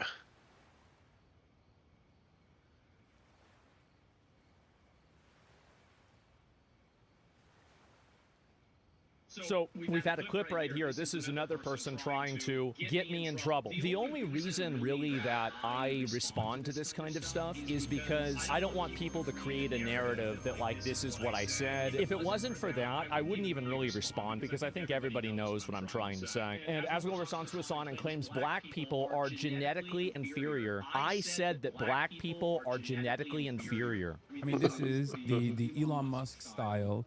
No, they are genetically inferior, and socioeconomic conditions are a cope. They are. It's a fact. So you see what they did, right? Two claims were made. They were genetically inferior and socioeconomic conditions are a cope. I immediately respond after socioeconomic conditions, which is the thing that I had mentioned earlier in the tweet, and they're trying to frame it as if I said it's about them being genetically inferior. This is the clip, regard proof? But yeah, he's done a lot of this stuff, right? Yeah, like this. It's true that blacks experience systematic racism. They benefit from it. Blacks and the other minority groups enjoy preference. Let's take bets on whether there will be an argument that's presented. I'm going to bet that there won't be. Preferential treatment through DEI and affirmative action at the expense of white and Asian Americans. Socioeconomic conditions is a cope, and everyone knows it. Yes, correct. I mean, this is the Elon Musk style. No, they are genetically inferior, and socioeconomic conditions are a cope. They are. It's a fact. So there it is. To be honest, this one borders on defamation. And this is the thing that these people do, right? They know that what I'm saying is true. I think that all of these people know that what I'm saying is true, that it's not just socioeconomic conditions. They know that they can't actually argue against any of the other factors. So what they try to do instead is they try to get anybody banned, suspended, or removed in order to hopefully get that person to not be able to have a conversation so they don't have to address it. It is frustrating for me. It definitely is. Whenever you have people that deliberately try to misunderstand you and then reframe what you say in a way that's completely inaccurate. And the reason why people get very angry at me is because I represent an ideology that is destructive to them. It is the idea, the radical concept that when you do something, it is your fault that you do something. Every single bad thing that happens to me, I begin from the position that it is my fault. It's not the government's fault. It's not your parents' fault. It's not your perceived mental disorder's fault. It's your fault whenever you're doing something wrong. The sooner that we can acknowledge that people's actions are their own is the first step that we can take to actually solving a problem. Being poor is an excuse to commit crimes. That's right. No one's saying it's an excuse, but it's a reason that's consistent across the globe. I completely, by the way, this is true. It's undeniable that poverty and crime are correlated. But what I'm saying is that it's not the only corollary. Okay, yeah, literally, yes, people steal things because they can't afford them. There are some people that don't steal things because they can't afford them. I know this sounds crazy. You would think that growing up in poverty would give you some empathy for their fellow human being. I do have empathy. I get it. But empathy is not obedience. Empathy is saying, yes, this is the way it was for me. I fucked up. I did it this way. And now I'm not going to do it this way anymore. That's it. I know it sounds crazy, but holding yourself accountable is a lot harder than holding other people accountable.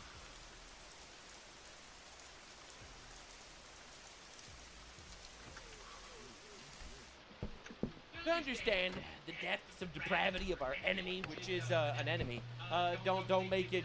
Don't be confused. Exactly what's going on here. This is an enemy that needs to be destroyed, legally and without violence, of course, but destroyed nonetheless. Reddit Lies account tweets, a mass psychosis event is unfolding on Reddit right now. Basically, every comment on Reddit about the incident is claiming it was staged. Obviously referring to the failed assassination attempt against Donald Trump last night. Entire Reddit comes together to say it's staged. Now, just to understand exactly how, I guess, hilarious in the most ironic and tragic way ever, it's like every single person that says it's staged wants it to happen and would support the killer. just like Luigi Mangione, etc. But like, just understand the obvious contradiction here. It's a perfect fallacy. It's this hyper-feminized worldview of just not being able to take accountability for literally anything. It's like, yes, I want someone to assassinate him. Yes, I hope he gets killed. Oh, this was staged. Oh, this wouldn't be any one of us. It's obviously a right-winger. The right-wingers are the violent ones. And they're all like this. You know, staged. Yup, to distract. Needs a distraction. Need a distraction. It's staged. It's a distraction. It's all distraction. It's like, it's unbelievable watching these people do this. Now, the thing is, we all know that's not true. Here's a little compilation of Democrat officials. All right, I'm going to get to streamers in a minute. You got to see Hassan and Destiny talking about this. You're not ready for the level of evil that we're witnessing. But you should be. So this is Democrat politicians calling for violence. I just don't even know why there aren't uprisings all over the country. Maybe there will be. People need to start taking to the streets. This is a dictator. You know, there needs to be unrest. All right, I will check it out after the stream. The state. Show me where it says that. I'll only be streaming for like another hour or so. Peaceful. Do something about I can go do some grocery shopping today. When they go low, we kick. How do you resist the temptation to run up and wring her neck? The biggest terror threat in this country is white men, most of them radicalized right up to the right. I thought, you know, funded by leftists. He should have punched him in the face. I said, even if you lost, he insulted your wife. Yes. He came down the escalator and called Mexicans rapists and murderers. He said, well, what do you think I should have done? I said, I think not all Mexicans, just some of them. You should have punched him in the face and then gotten out of the race. You would have been a hero. I'd like to punch him in the face. I said if we were in high school, I'd take him behind the gym and beat the hell out of him.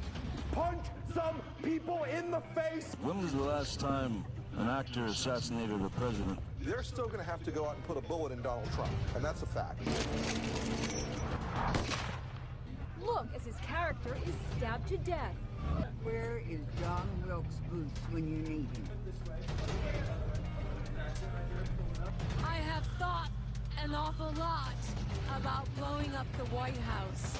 A Missouri state senator is under investigation by the Secret Service after saying she hopes President Trump is assassinated. I will go and take Trump out tonight. And if you see anybody from that cabinet in a restaurant, in a department store, at a gasoline station, you get out and you create a crowd.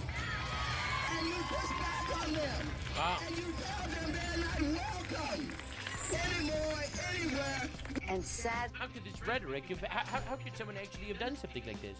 The domestic enemies to our voting system and our honoring our Constitution are right at 1600 Pennsylvania Avenue. They're not going to stop before Election Day in November, and they're not going to stop after Election Day. And that should be, everyone should take note of that on both levels. That this isn't, they're not going to let up, and they should not. If you think we're rallying now, you ain't seen nothing yet. Yeah, so obviously the tolerant left, ladies and gentlemen. So are we really supposed to be surprised? This was Jimmy Kimmel's immediate reaction on his show to an assassination attempt. A very serious thing, by the way. You know, because we're witnessing a lot of assassinations, specifically against right-wing people. You keep seeing violence against right-wing all the time because the left actually doesn't believe in a very central tenet of right-wing politics, which is thou shalt not murder. They just don't believe in it. All right, so obviously they do it. Right, it's like, it's crazy. No, who could have thunk of something like this? Our First Lady Melania is here. Look at Melania, so beautiful. Mrs. Trump, you have a glow like an expectant widow. Yeah, hilarious. Just really funny stuff, honestly. And it's crazy how they're just terrorists. It's crazy how it's like, hi, I'm a leftist. I'm a very interesting guy. I have a weird personality. I'm a terrorist. I want to kill people that I don't like. Anyway, that's leftist policies. Bro, Lumfao at Erica Kirk crying. They're laughing about the woman who watched her husband get murdered by a violent leftist would be traumatized by witnessing another assassination attempt. No one's surprised. Right, so Riley Gaines tweets, stop trying to kill our president. Pretty reasonable thing to say. Stephen Bunnell, Destiny, responds with saying, I have never agreed with this statement more in my entire life. Obviously focusing on stop trying to kill our president. You get it? He wants you to succeed. And no, that's not me putting words in his mouth. Nope. I won't condemn anything until the President of the United States... This is him talking about not condemning the murder of Charlie Kirk, and then you're going to see a clip of him saying that conservatives need to be afraid of getting killed in the streets. I won't condemn anything until the President of the United States can go on air and say, all of us need to calm down. That's right. He thinks that Charlie Kirk gets assassinated, and Donald Trump needs to say, everybody's wrong, that this is everybody's issue, actually. You won't condemn the murder of Charlie Kirk until Donald Trump says something. I'm a YouTuber. Leftists and Democrats have been condemning and turning down the temperature. Condemning violence, turning down the temperature. I love how it's like his idea of turning down the temperature is every time something bad happens, they make a tweet saying we condemn violence, and then they just go on their shows, and then they just call for violence every single day, all day. Like that's literally what we're dealing with here. We're dealing with immoral monsters. We really are demons from Freerin, actually. They'll use your words to manipulate you. Why should I ever trust the word of someone who doesn't believe in thou shalt not murder? Let alone thou shalt not steal. They actively promote stealing and looting and all that shit. Their words mean absolutely nothing to me, to be honest. Pouring fuel on the fire every single day, all day, for years and years and years, a decade. The entire Democrat Party at this point is essentially just a big orgy of saying Trump's bad. All right, and then something bad happens, and then, you know, they point at the fire that they lit, and then they're like, I condemn this. For a decade, Donald Trump can't go on TV and say, all of us need to calm down. Right. Can you tell me why he cannot? Why tell would you his expect side to anybody, calm down? Destiny? You can't answer that. Can you answer that question? Why can't Can Trump you go on answer TV this and say, question? all of us should be less violent. You need conservatives to be afraid of getting killed when they go to events so that they look to their leadership to turn down the temperature. The issue is right now, they don't feel like there's any fear. I love how he says turn down the temperature because there's violent rhetoric on both sides. On the left, they literally want you dead and they want to kill you. And on the right, they just kind of don't want that to happen. It's both sides, guys. Like, I don't know. It's like memes. It's just memes to everybody, I guess. It's memes. Conservatives need to be afraid of getting killed in public. It's just memes. He got his entire channel demonetized for this one, I'm pretty sure. Anyway, Hassan Piker, this is his reaction to the shooting.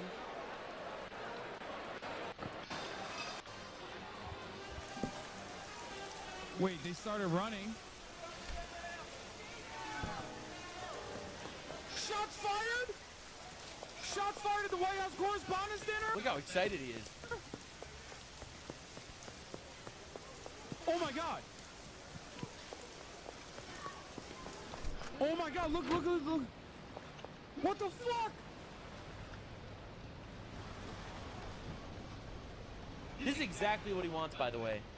All right, don't let the what the fucks confuse you. All right, don't let it confuse you. Is this a good time to mention the Democrats' new darling Hassan Piker says that he wants the blood of his political opponents to run in the streets and recently justified the murder of an innocent father because he ran a health insurance company? And Hassan responds to this, we don't even have the details of what happened yet. Are we being serious? Are we being serious? A guy shot at the President of the United States. Obviously, he was a leftist. What are we doing here? And these MFers are already using this opportunity to try and blame me. Oh my god, he's actually fucking retarded. The president used the most violent rhetoric ever known to man.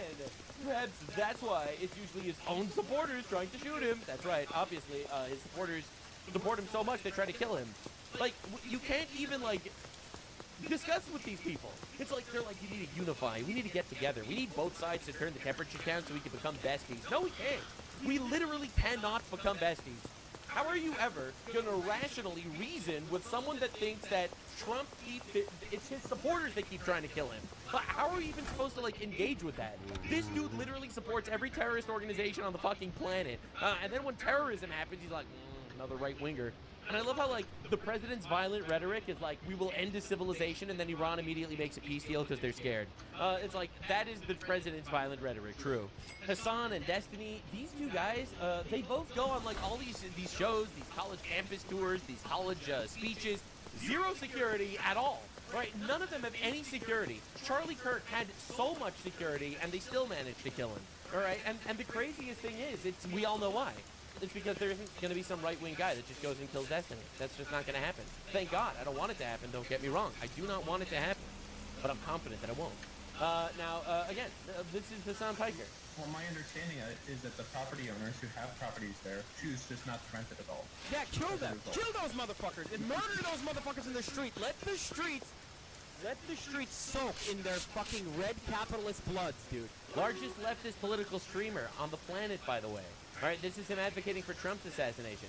And you actually wrote about this, and it was a great video where you talked about, you know, someone has to do it. Someone has to do it. That's coded language for killing Donald Trump.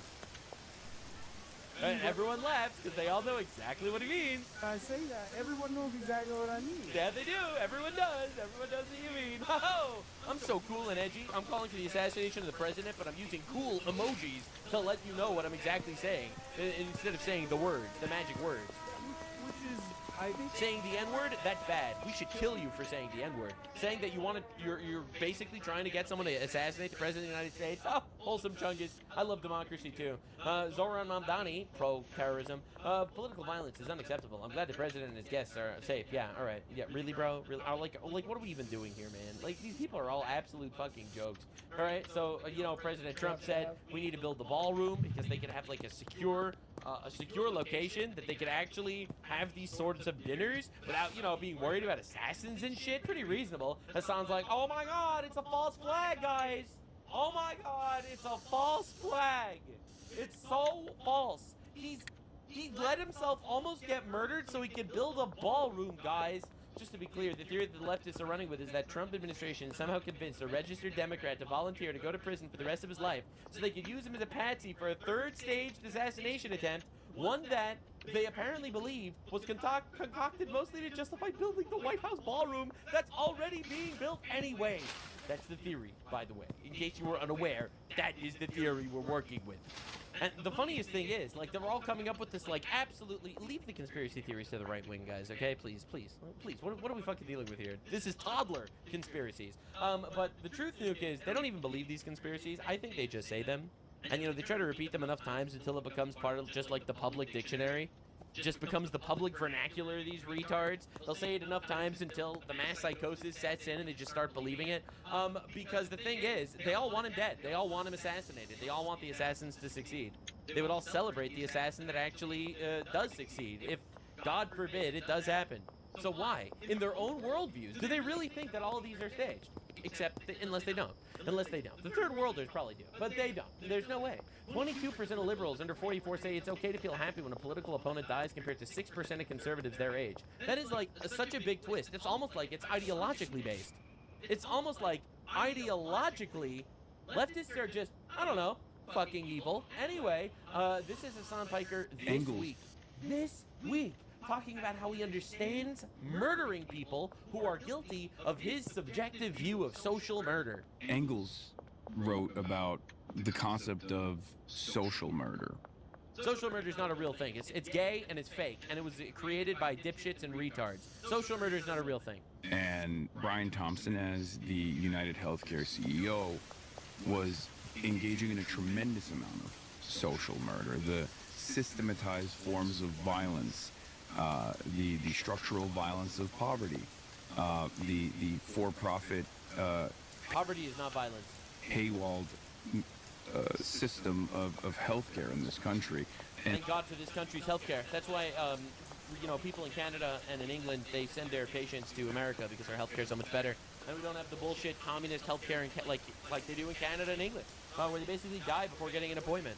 The consequences of that are tremendous amounts of pain, tremendous amounts of violence, tremendous amounts of deaths, and that... Remember, this guy supports Hamas terrorists and the Islamic regime in Iran, okay? This guy supports Hezbollah, who killed 650,000 people in Syria, all right? Does he care about deaths? Like, that's the funny thing. Like, so many of these people, like, they don't actually believe in anything. Like, their morals are flimsy and evil. That's it. They have nothing. They have absolutely nothing.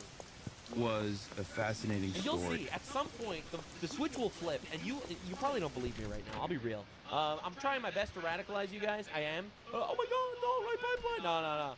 No, you've reached the end. You've reached the end of the pipeline, my guy. They're evil, and they want you dead. Okay, and at some point, the switch is gonna flip, and you're gonna be like, holy shit, the blue retard cartoon guy was actually right the whole time. But you'll see. For me, because Americans are very draconian about... Americans are draconian, unlike, you know, the Islamic Republic in Iran, where they executed 40,000 of their own people just because they didn't like them. And punishment. They're very black and white on this issue. God, I wish they were more draconian. I wish they were more black and white. Absolutely. And yet, because of the pervasive pain that the private healthcare system had created for the average American, I saw so many people immediately understand why this death had taken place. You know, I don't support someone murdering Hassan Piker in the streets, but I would totally understand it if someone did. Because of the social murder that Hassan Piker is propagating constantly. So if someone did go murder Hassan Piker in the street, which I do not endorse, I don't want it to happen, don't get me wrong, I would totally understand it. I would totally understand it. Because he's a terrorist. The border. Don't forget the biggest influence on the left was on the New York Times podcast this week, talking about how political violence is rationalized. Pretty cool stuff, huh? Isn't it weird how that happens? Wow, it's so wild. So weird that Donald Trump didn't stand up after his shoes, definitely raise his fist and say fight, fight, buy fight. something? What do you like? Calorie dense, euphoric, Staged as fuck. Don't shoot number 2. glowing. Yeah. Yep. Now this Here's is euphoric. a journalist who was at the White House dinner tonight. Saying someone needs to do it with 1.1 million views. Taylor Lorenz, an actual journalist, in quotes, who was there. I don't know how this is possible. I don't even know what we're doing here. So this person says, first false flag got him elected, so he's just spamming it for building renovations. And again, I don't think these people even What a believe bitch. this. I just think they say it. It was euphoric. Just to be clear, of course, this is Hassan Piker's editor, much to the surprise of no one. Don Lemon said this on the Correspondence' Dinner, and this is insane. He said this right before the attempted assassination. Let's talk about the White House Correspondence Center. If you don't stand for something, you'll fall for anything. And that's why I am not in that room tonight, even though I was invited, because I don't want to sit in a room and pretend it's normal and sip champagne in black. Did he plan the attack? Question mark. I'm just asking questions. Tie and ball gowns, pretending that this is normal when it's not. This is not normal Republican versus Democratic politics. Totally agree. It's good versus evil. Thank you. I'm glad you pointed that out. Thank you so much. Yes, true. The Trump regime is trying to take away press freedom. How is he trying to take away press freedom? They are trying to kill the First Amendment. You're trying to kill the president. Are we being serious here? Are we being serious? The majority of the country elected Donald Trump to be president. These people have been calling for his death for like 10 years now. All right, they tried to debank him. They tried to jail him. They banned him from Twitter. They banned him from YouTube. They banned him from Twitch. They tried to kill him. Like, and Trump is really upset when people slander him. Okay. They don't believe in the First Amendment. They don't believe in freedom of the press. Otherwise, they would not be arresting reporters. They would not be. They're not arresting reporters unless the reporters are doing an illegal thing. Like, this is insane.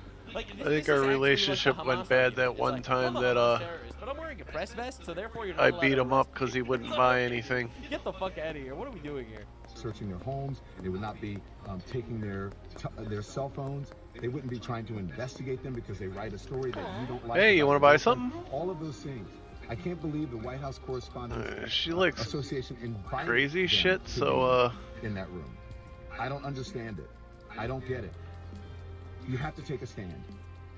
And if you're in that room, you are co-signing this. You are complicit in she's from the normalizing docks, I something think. that should not be normal. All right, so I'm looking for downtown Trump people. vaguely is co-signing it. Does that language sound familiar to you? He might be downtown. It might. It might if buy you're paying something? attention. Because if you read the actual manifesto of the assassin, get a load of this. Get a load of this. Secret Service. They are targets only if necessary and to be incapacitated non-lethally if possible. Hotel security. Not targets at all if possible. And same with all these guys, etc., etc. I would still Holy go crap. through most anyone here to get to the targets if it were absolutely necessary, on the basis as those people chose to attend a speech by a pedophile, rapist, traitor, and are thus complicit. But I really hope it doesn't come to that. This is what the assassin wrote in his manifesto. Just by the fact that they're normalizing Trump, I could kill them now. It's pretty insane watching this happen. It really is. It really is insane. Because, like, I knew that this was the case. And I'm just being proven right, unfortunately, again and again and again and again and again. And it's all of them, actually. It is all of them. Ed Fagotstein tweets, was the shooter at the White House Correspondence Center trying to kill the media who Trump attacks on a daily basis? This is like the ultimate gotcha. It's like, oh, yeah, we'll use rhetoric like kill the president, but the president uses rhetoric like the media keeps lying. So obviously both sides are using rhetoric. Again, this is exactly what we're dealing with. This is Hassan Piker supporting Hamas terrorist rapists. Murderous militants went in, to a music festival and murdered hundreds of teenagers in cold blood, and often massacred and mutilated them in ways that we have on camera. And that is deeply traumatic to me. Do you think that I think that it was wholeheartedly justifiable? I think certainly you haven't been very clear in your condemnations at times, and I've watched what you've said. I think it's important to understand the historical context in which... Or historical context into which Palestinian terrorists decided to rape and brutalize, murder, and kidnap women and children. Of course, but violent resistance There's no context for murdering hundreds of teenagers, is there? I think that... Targeting and murdering and raping hundreds of teenagers. Yes, I think there is... Yes. Yes, he thinks there is. Context is important. I think that it's important to understand the context in which violent resistance has evolved, whether it be Hamas or whether it be any militancy. There's time for nuance, and there's also time to say something is unequivocally evil, and something is unequivocally unjustifiable. But to actually fix this conflict and gain I need to get money in the bank faster. Unequivocally about the murder of hundreds of teenagers at the Supernova Music Festival, their mutilation and often their rape. And I don't know why you can't say that. These aren't Great question. barbaric monsters. Yeah, they are. I'm happy they're dead. That these are horrifying atrocities that they did, right? But that it is not coming out of a place of you know, this antiquated anti-Semitic tendencies. They literally state that they wish all the Jews in the world would move to Israel so that when they kill the Jews in Israel, they'd kill all the Jews in the world. You're gonna tell me that that's not anti-Semitic? It's like what are we even doing here? Like, what are we even doing? We need to whitewash terrorists that badly? That they wanted to go out and like do mass rapes. By invading from the Gaza Strip into Israel. Yeah. Then why are they going out and doing mass rapes? No. Absolutely not. I know that it literally is in the Hamas charter that there will be a time where the trees and the rocks shout and scream, "Hey, warrior of Islam, there is a Jew hiding behind me. Come and kill the Jew that is hiding behind me." And then the warrior of Islam will go behind the tree and the rock and kill the Jew that is hiding behind the tree and the rock. This is literally in the creed of Hamas. You're gonna tell they're cool with Jews. They get along really well with Jews. Absolutely. Oh, you know what? I'm gonna do. The slogan of the Houthis who so abhor death to the Jews. I know, and I've been very critical of that as well. Very critical of the slogan. But I love the Houthis. This is what we're dealing with. Well, I don't know if that. Critical enough not to platform somebody and call him a sexy pirate. And this is a person that has. An IDF soldier, and they said, "Oh, I don't hate Palestinians." You would critically engage and examine that, but you do not critically engage and examine this individual. And instead, you because an IDF soldier in many circumstances is living in similar conditions to someone like myself. So I treat someone in the Western world with like Nazi ambitions very differently. No, I think this is interesting because it suggests that you don't have a moral universalism. When we talk about the murder of gay people en masse, Bro's just getting murdered by this random fucking British kid. Yeah. When we talk about, for example, Tibet's oppression under China, or when we talk about what Hamas has done to gay people within By the way, he supports China conquering Tibet. That's another one of his takes. Or what they do to Jewish hostages, you enter this contextual blather. And it strikes me that these... Because you want to know why? You want to know why? It's because he supports terrorism. Because Israel has killed significantly larger numbers of gay Palestinians than Hamas has. God, I love the argument. The argument is so good every time. It's like, yeah, Hamas declared war with horrible things, but Israel fought back and won the war. So that makes Israel worse.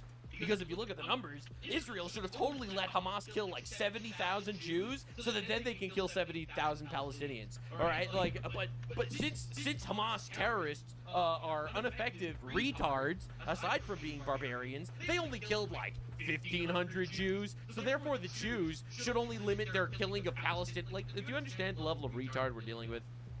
All these justifications, they're all lies. The numbers don't matter to him at all. He supports the death of every Jew in Israel, for example, because he supports the terrorist organizations that chant from the river to the sea. They want to kill every Jew between the river and the sea, which is everyone in Israel. So, like, these are lies, all right? And they all do this. They all do this shit every single time. Every time, without fail. They're like demons from Fearin. They use words to manipulate, trick you, and destroy you. That is why they use words. They use words that hopefully you'll care about so they can pervert them to rape you with them. Because he would support the death of all the Jews in Israel, absolutely, if it means the Palestinian resistance would be able to win and be able to go and take the land or whatever the fuck he believes in, so they could frolic in the fields and fuck sheep and rape prisoners and take sex slaves or whatever they do in Gaza today. But he doesn't care. he will use the number argument in order to validate his position. His position is he just wants terrorism, actually. Right? And that's what they all do. They all do the same thing. They all do the same thing. Oh, but Trump uses rhetoric against the media. Right. Right, it's true. It's totally the same. Right. Just like the entire left is calling for the assassination of Donald Trump does criticize the media. Both sides use violent rhetoric. And this is what we're dealing with. Right? And it's all of them, man. Charlie Kirk was... So this is at like some college campus. This is the dude, Alex Stein, who was interviewing some students. Pretty conservative, right? But in the end, he leans left. Charlie Kirk leans left at the end. Isn't that hilarious? Hilarious. Random college student. Right? These are the tolerant people. These are the better people. The people that think that they have some sort of moral high ground. Comedy steal for you, so... Okay, her. Yeah, go ahead. So, Charlie Kirk was pretty conservative, right? But in the end, he leans left. Do you think that's funny? To make fun of a guy that was brutally assassinated, publicly executed? Like, what happened to you in your life that you think that's okay? You've, like, posted... Oh, sorry. I know, but what happened to you? You think that's funny to watch a guy brutally get murdered? Like, see, the thing is, he's actually shocked, but that's because he didn't get to Nux Nirvana yet. He didn't reach the zenith of understanding. He doesn't realize that leftists are all either evil or retarded because they just all support violence. They all do. They do not believe, fundamentally, in the commandment, thou shalt not murder. So they don't care about this at all. And just to make jokes about it. And listen, you have your freedom of speech. You should be able to say whatever you want, but you think that's funny? A guy, a father, just to get brutally murdered, and you think it's funny to just joke about that? Do you think it's funny to just, like, harass people in public? I'm not First of all, great equivalence. Second of all, he's having conversations. And again, it's all of them, actually. Right? So the bombshell is from CBS News that the Southern Poverty Law Center was actually funding people to manufacture racism for its own purposes so that they could fight racism. All right? Understand, the left isn't fighting an ideological battle here. They're fighting to win. They're fighting for power. This was a huge expose over the last week that this huge leftist organization was funneling millions of dollars to KKK leaders and white supremacists in order to create the radical right-wingers that they would claim that they are fighting to take down. Elon Musk crashed out over that. The fact that I wasn't funded by the SPLC proves I'm not a Nazi. So scarily true. The left, all of these assassination attempts are fake and staged. No way this would happen. Also the left, but Trump is a fascist. I wish they were real. Someone really needs to do it. And it's every time. It really is. Now, and I'm really glad some other people are picking up on what I'm saying. The more that right-wingers talk about the ballroom, the more it's going to seem staged to many people. Jumping from security should have been better in the lobby to build Trump's scam bribe ballroom is just ridiculous. Staged. And the truth is, this is why I think the right is stupid. These people play into your delusions. Pac-Man doesn't think this is staged at all. He knows you do, though, and he will push the feeding frenzy to serve his ends. And that's the truth, because leftists are like demons from Freerun. They have no morals, they have no ethics, they cannot ground them in anything. They are quintessentially evil. Evil! Literally. Like, think about it. If good is defined as being as godly as you can, right, emulating God in your actions, then evil would be the opposite of that. It's the party of castrating children, the party of murdering babies. It's the party of stealing private property and redistributing it. It's the party of murder. It is an inherently evil philosophy. So if you're a leftist, you're either evil or you're retarded. And I know, I'm very strong with my opinions, and it turns some people off sometimes. But on this channel, I can only guarantee one thing, and that is honesty. I'm going to tell you my opinion, straight up. Now, to be clear, when I say that they're evil, I'm not calling for violence, I'm not calling for their deaths, or anything like that. Obviously, we need to politically obliterate them. We also need to pray for them. We need to pray that they somehow find their way to God. Anyone could repent, but until they do, they're evil motherfuckers, and they want you to die. You might think this is radical, but you'll see, you'll get to that point. There will be that breaking point, and you'll be like, holy shit, the blue cartoon retard was right the entire time.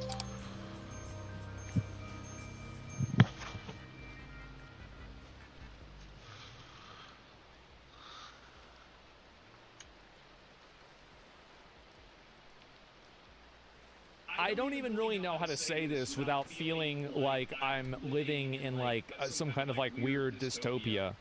But now your refrigerator that you've paid thousands of dollars for is going to be serving you ads. That's right.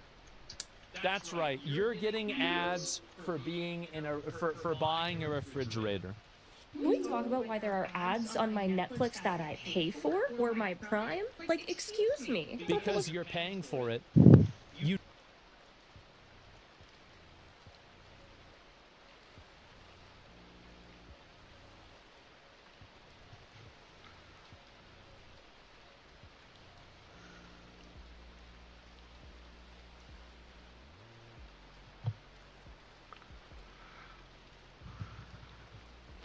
He's not judging people for wanting to have kids. What the hell? All of these unfuckable losers in the gaming sphere always talk about like starting families and stuff. It's funny that she posted her old video, poorly taking down his point.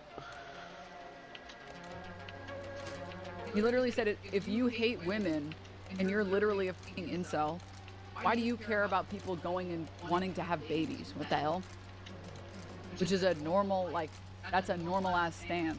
He's not judging people for wanting to have kids. What the hell? So, the other day, Shuon Head ended up dropping a response video to Hassan's royal freakout regarding the game Pragmata, and people enjoying it so much that it made them want to have children. He ended up calling these people incel freaks, and predictably, the whole internet laughed at him for his embarrassing take. And, well, just like clockwork, it sent off the bat signal, and Denims came running to Hassan's defense, just like she did initially when this all blew up. And, just as you would expect, she made herself look even more stupid than her first attempt at defending him. She seems to want to defend Hassan so badly and hates Shu so much that she just can't stop putting her foot in her own mouth. Take a look at how she's trying to twist what Hassan said to try and save him from his stupid statement. God, I don't even know how much of this I can watch, but we're gonna do the best we can. About the Pragmata video game drama, and covered some insane opinions people were having about it. How the game activated some fatherly instinct in some men, and how people were calling those men creepy incels for having the basic human desire to start a family. A small part of that video... Well, yeah, if you misconstrue it like that, it sure does sound wacky, doesn't it? Huh. So, if you misconstrued it like that, it sure does sound wacky, doesn't it, guys? Oh, wait. He's not judging people for wanting to have kids. What the hell?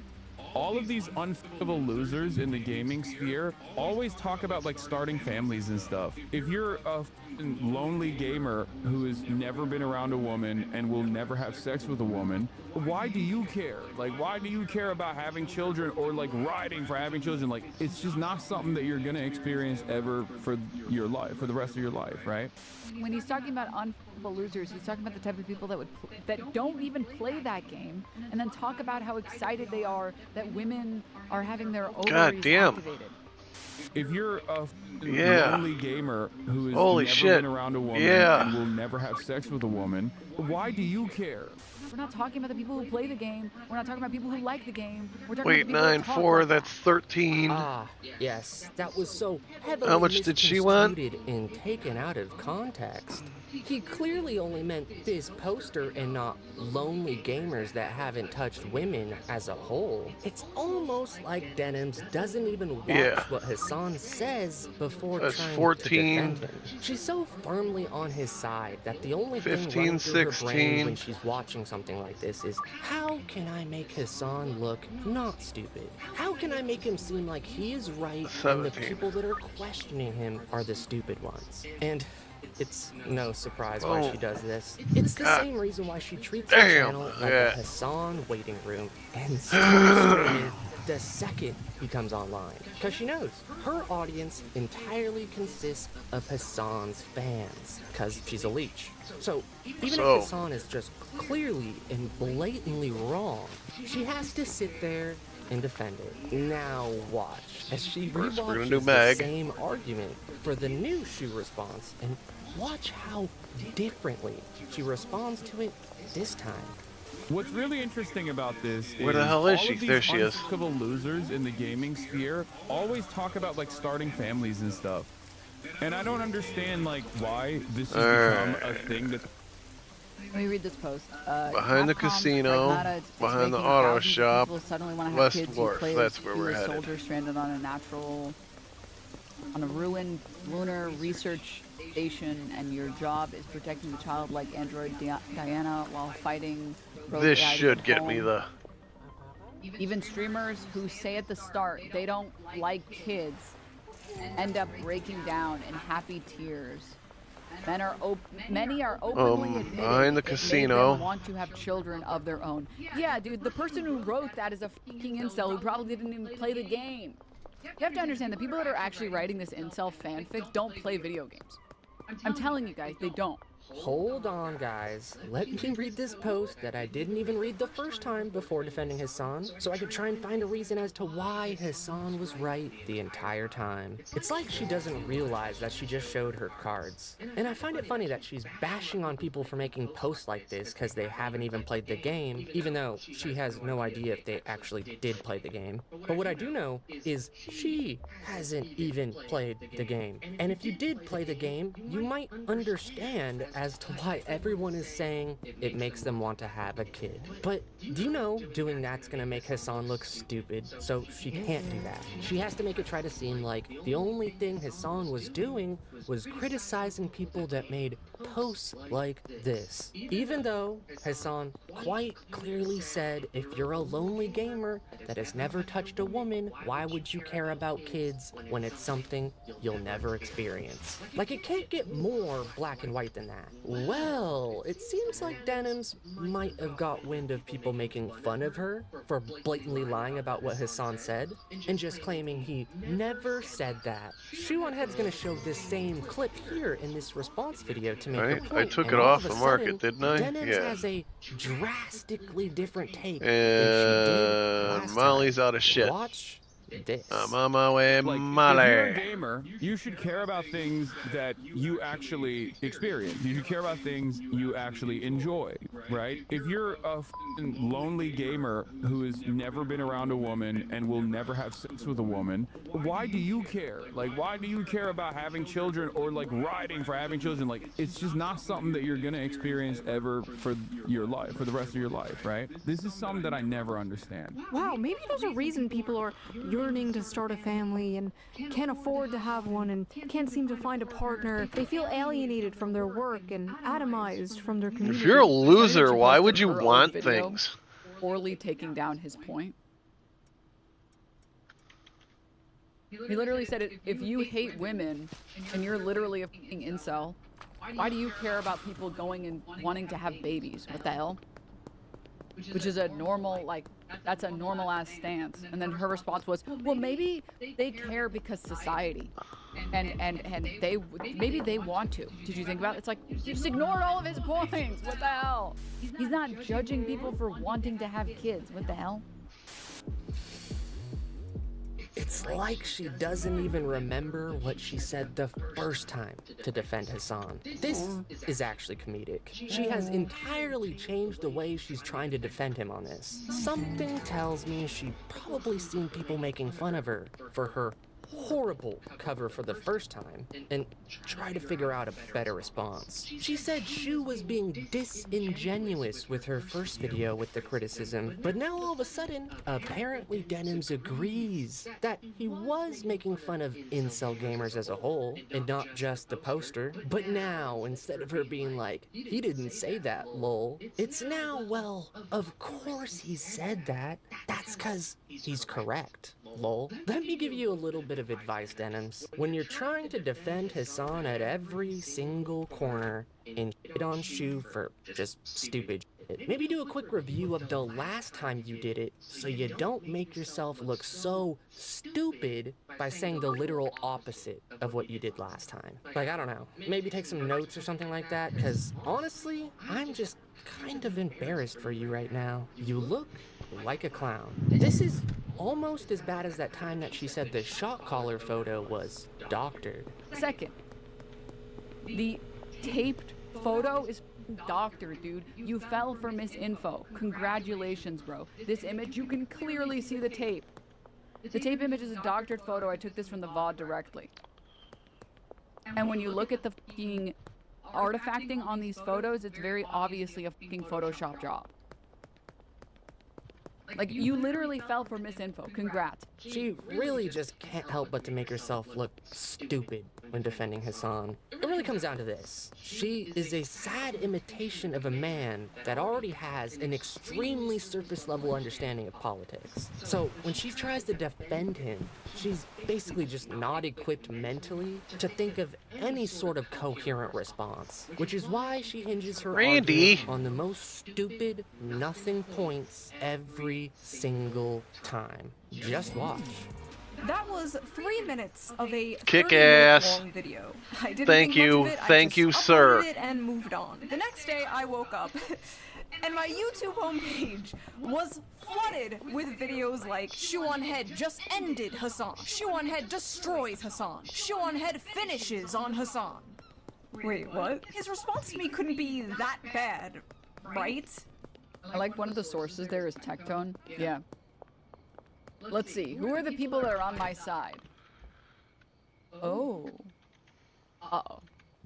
Ah, yes, because their point was totally that Tectone agreed with her, and not that Tectone's title was just comedic. I mean, come on. Shoe on Head finishes on Hassan? It's pretty funny. I mean, you should be able to understand that when one of your favorite responses to things is, "Come on, guys, isn't comedy legal?"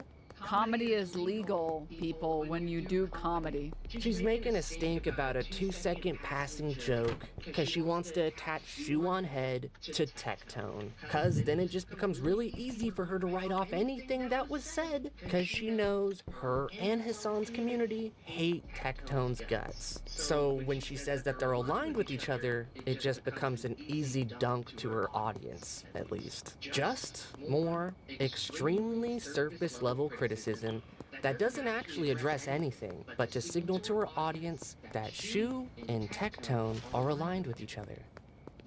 Right? What an unbearable way to exist, dude. Oh, I'm getting all my politics from Shoe on Head. Ooh, look at me. I'm an emo girl. Ooh, look at me. 4chan guys who are now 38 years old want to fap to me. Why would you openly admit that you listen to Shoe on Head? What the is wrong with you? In this video, I'm going to show my raw reaction.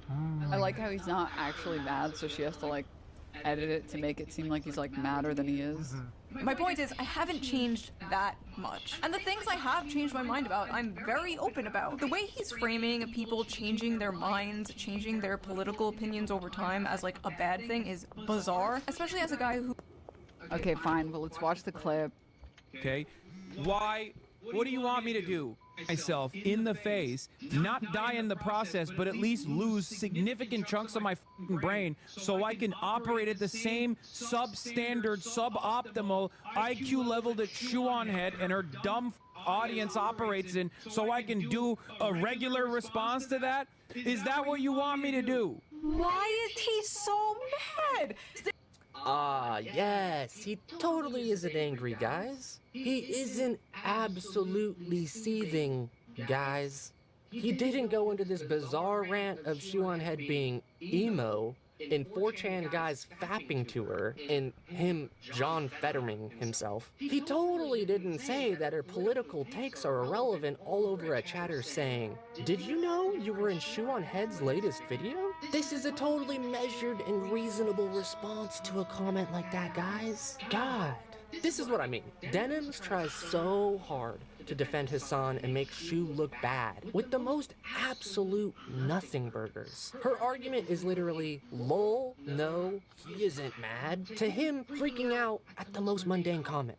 And also, bro, you thirst trap more than I ever have in my entire life. You are spread eagle in a magazine, but then he says this. Talk to me when we got the wiki feed ratings up for Shoe on Head, okay? What's her wiki feed looking like? Okay, what's her... What? Did I listen to what that woman said? No, absolutely not. Let me know. Comedy is legal, people, when you do comedy. Wait! I have a higher feet score than Hassan. Is this what this is about? He's mad? He's been foot-mogged. By the way, never addressed anything you said, never even attempted to... She really sounds like female next taco, dude. It's my man. Good point. No. Just starts going on about like wiki feet. If I sold feet pics, if I sold pictures of my feet, would he use this as an insult? No, because he's Mr. Sex Positive, Mr. Sex Work is Real Work, Mr. Brothel Boy. Yeah, I'm making a difference, unlike Shu and her stupid video. Also, did you know she's stupid? You gotta love her stare into blank space as she realizes she has nothing to say because she knows this article makes Hassan look like a total clown. What is hilarious, though, is she'll say Ethan is sexist. But when confronted with Hassan being literally the definition of sexist, she just hits us with #1 in the book of stupid Denim's responses. Isn't comedy legal, guys? So Ethan is a sexist when he makes a bad comment about women, but when Hassan does it, guys, tee wasn't that hilarious? These guys honestly don't have any principles, and they know it. They are so willing to go back on everything they have fought for if it lets them shit on someone that has criticized them. This is just another reason as to why you can't take these people and their political superiority complex seriously. They are profoundly unserious people without a thought-provoking comment to offer. Both of them want so badly to be considered a serious political commentator, and this is the best they have to offer. It's sad. Imagine doing this for like 10 years like Denim's, and your ability to articulate points or make a coherent argument is just totally non-existent. She clearly watches Hassan just way too much in an attempt to try and imitate him. But like I said, when you try to imitate someone that already has a horrible analysis on everything, you just make yourself end up looking even worse by comparison. Oh my. Talk about insufferable. Well guys, I said my bit. Denim's is an airhead. Hope you guys liked the video, and if you did, make sure to hit that like button and subscribe. And if you want to see more content like this, YouTube thinks you're gonna like this video right here. Shit.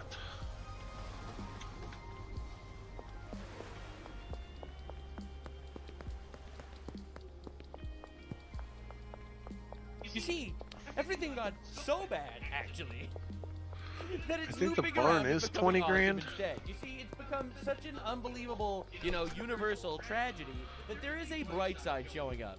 So CNN just did a little piece on Keir Starmer's popularity because it's unheard of that someone is this disliked by Please their own be people. 20 grand. For Keir Starmer right now. He is the Prime Minister of England, by the way. Things are bad here in the United States. Why don't you just go across the pond over to the UK, because things are just downright atrocious over there for Keir Starmer. Just take a look here. God Really damn it. satisfied with Keir Starmer. Overall, 18%. You can't even drink or smoke anymore when you're 18%. You're below that line. That's not good. How about his own party, the voters who voted him in back in 2024? Less than 50% of Labour Party voters back in 2024. Absolutely brutal. Actually are satisfied with the job that... You see, the thing is, not only do people not like weak leaders, and ultimately people are gravitated to strong male leaders. That's how it's always been throughout all of human history for a reason. And the funniest part of all of it is actually that the unbridled cuckening of the entire Western world is just going to result in an absolutely, positively radical new generation that's coming up. And I'm more than happy to watch it actually take over. It's inevitable, and I'm very excited to be on the front lines, as it were. The radical position of not importing infinite rapists into your country. I know, it's controversial. By the way, I'm not even kidding. While I was recording this, I just paused this for a second. I got a notification that England blocked one of my videos. This is the second time they've done this, by the way. I don't know, man. Like, I invoke the name of queer Stalin, and they pop out of the woodwork and block one of my videos. I had to file a copyright lawsuit shit against them. And it's not that like I even use their property. It's just like I make fun of them. They get so upset they try to take you down. But there's one difference. I'm in the United States of goddamn freedom right now. All right, I don't need to be beholden to your communist bullshit, your anti-free speech laws. Anyway, that Keir Starmer is doing. When less than 50% of your own party voters are satisfied with what is shaken. Oh shit, I you didn't know have the you're 2 in extra bad, spaces. bad shape. Wildly unpopular. Yeah, that's pretty bad. That's pretty bad. 18% overall. That's lower than the lowest president ever was in the history of the United States, by the way. That's pretty crazy, right? And his rival right now, Rupert Lowe, he's running for the far-right party in Britain. Does the minister agree the solution is really quite straightforward? Ban all foreigners from claiming any benefits, remove from our country those migrants incapable of financially supporting themselves, and hand that money back to tax-paying British men and women who are actually keeping our economy running. The funniest part is, this is like the most common sense, normal position to have in the world. It's like, why should we bring in foreigners from countries that do not assimilate to ours, so that they could literally just exist off of the British taxpayer? Like, does that make any sense to you at all? It's the most reasonable, logical position, and they'll call him a radical Nazi fascist for stuff like that. It's honestly wild watching it Guess happen. in the meantime, right? Just understand who his rivals are. All right, so one of his rivals is this guy, Zach Polansky. He's the leader of the Green Party of England. The Green Party is the what is it? Banana fuel? It's like the radical leftists and the communists and the Islamists. It's weird how they always come together. Actually, it's kind of weird. It's pretty interesting. It's like an entire universal alliance being made by the forces of evil to destroy Western civilization because they hate God or something. But hey, maybe that's me getting a little biblical on yo ass. So anyway, you have to hear this guy. Can a woman have a penis? Yes. It's gonna. Bro, what are we even doing? What are we even doing? What are we even doing? Oh, Banana fuel. I can't believe we're still doing this, man. Like, this is wild. It took them a long time on the National Health Service to get rid of it. But that's another separate problem. All right. I think we'll leave it on a woman. Banana fuel. People I think you're lacking nuance and complexity about a pretty complicated. Not really. Nope. Actually, nope. Not at all. Actually, I'm glad you brought that up. Couldn't have been clearer. I'm clear because actually, when you want to look at the science, you were crystal clear. When you look at the science, actually. Ask a simple question. But you're laughing at it, which I think demeans trans people. Absolutely. Yeah. Absolutely. We need to shame these people. What have you got against trans people? Why are you punching down? Why are you not punching down? Bro, these are mentally ill people that you are trying to convince are normal. Like, can we please stop? Nothing against trans people. I've already told you that I think trans people... You sound like you have a huge problem with trans people. No. It sounds to me like you don't... These people are all such cucks. Man, if the Piers... honestly, I prefer Zach Polansky sometimes to Piers Morgan. I'm not gonna lie. Piers Morgan is obviously a lot less woke in this regard, but oh my god, just literally grow a pair. Holy crap. What is with British people and being just diabolically cucked? This entire generation, the new generation of British people are absolute mad lads. This generation of like boomer libtards, they are unbearably cucked. I don't have a problem with trans people. There's no such thing as trans people. It's a mental illness. It's in their mind. And we do not need to sit there and affirm their delusions because it'll make them feel better. See, the thing is, ultimately speaking here, in like a pure rational conversation, obviously Piers Morgan is right, a woman can't have a penis. However, he is less consistent. Why did I than pass his up the opponent, Central because Canal? His opponent is like, yeah, gender is just whatever the mind is. If you want to identify as a skunk, you could fart and identify as a skunk. Piers Morgan is like trying to play both sides, where he's like, yeah, I have no problem with trans people. Trans people are wonderful people. Also, women can't have penises. It's like, bro. Understand what a woman is. I think it's a huge problem for someone leading a party in this country. A woman is a gender. Sorry? You said what's a woman? No, a woman is a gender. biological and gender female. is complicated. No. Gender is a spectrum. It's not complicated. A woman is... It's really not complicated. Is gender a spectrum? Is it that binary? So then why do you respect trans people, Pierce? Right, so then why do you think trans people are real? Now, my stance on trans people is very simple. I don't hate trans people. I know I see some people in my audience hating trans people. I don't hate trans people. I just think they're mentally ill, and I think that they're dangerous because they have a mental illness. I don't believe we should affirm it. I actually don't want to live near one, to be honest, to be real. I don't want them interacting with my children, to be very obviously and clearly upfront. I don't hate them. Just like I don't hate schizophrenic people, but I also don't want them taking care of my children. You think people are born male and female? Not necessarily. Oh, for God's sake. I think it's more complicated. It's not more complicated, Zach. Well, it's not more complicated. But the funny thing is, like, I actually think that Piers Morgan is the cuck here. All right? Because you're right with everything you're saying, so just acknowledge that transgenderism is a mental illness, and he's not willing to take that actual step. So ultimately, his position is less coherent than the absolute retard he's talking to. Okay, than that if you're a TV show host who wants to make it binary and ridiculous. Zach, you're going to have to work this... It is binary. We want to have a Let me nuanced conversation that actually reflects You know, when I science asked you if you and want to be information. when I asked you if you want to be prime minister, there is not a cat in hell's chance of you ever becoming prime minister if you don't know what a woman is. It's just brutal that we're still having this conversation. Now, again, this is like old footage of him, seemingly in 2013, claiming to be able to help women increase their bust size through hypnosis. Actually, there was an article in The Sun last week where a client came to see me who was a journalist, and we had a successful project. We've done it a couple of times, and there seems to be no shift, but actually increasingly more and more as I work with people, there's starting to become anecdotal evidence, at least, of growth in breast size. Bro is hypnotizing women to get their boobs bigger. Like, you don't understand the level of retard we're dealing with. Right? And this is the same guy. But the same guy that thinks that there are infinite genders and he can hypnotize women to make their breasts larger. He thinks that there's no evidence that asylum seekers are raping British girls. But there is actually no evidence that the people who are sexually assaulting people are people seeking asylum. It's literally a lie. There's overwhelming evidence, actually. In fact, there was so much evidence, the government was covering it up because the evidence was so obvious. That's the craziest part of all this. The craziest part is, like, leftists could just deny reality. They could just be like, no, men could be women. No, that rapist that's raping that girl right now, he's not actually raping that girl right now. Oh, 2.5 million British girls got raped by Muslims over the last couple of years, well, that didn't actually happen. Oh, a leftist just tried to assassinate Trump? Actually, it was a Trump supporter that tried to assassinate Trump. But that makes absolutely no sense. It doesn't matter. Logic is irrelevant because words are weapons to these people. All right? Never trust them. In fact, this is one of the people that's running the Green Party. All right? This is a person that's in the Green Party. Kate, he goes by. Hi, Hannah. I'm Kate. I'm from Redbridge Green Party. Kate looks like Smeagol. And I vote for the Green Party's arbiters. They'll be raped by orcs. I'm filming this to wish you good luck tonight on Thursday. Yeah, so this is this is your average Green Party individual. All right, now just to understand, you know, they're all denying that asylum seekers are raping girls. Well, just understand how much the British government works on behalf of the rapists to help them keep raping as much as they can. 14-year-old Iranian illegal migrant raped a British schoolgirl.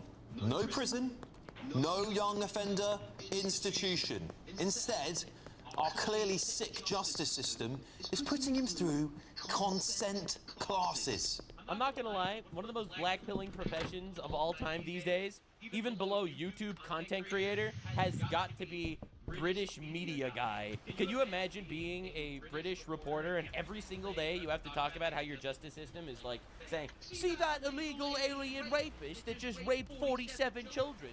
Well, their punishment is not jail time, but because their culture allows it, we can't properly criticize them, so we're gonna make them go through a consent course online.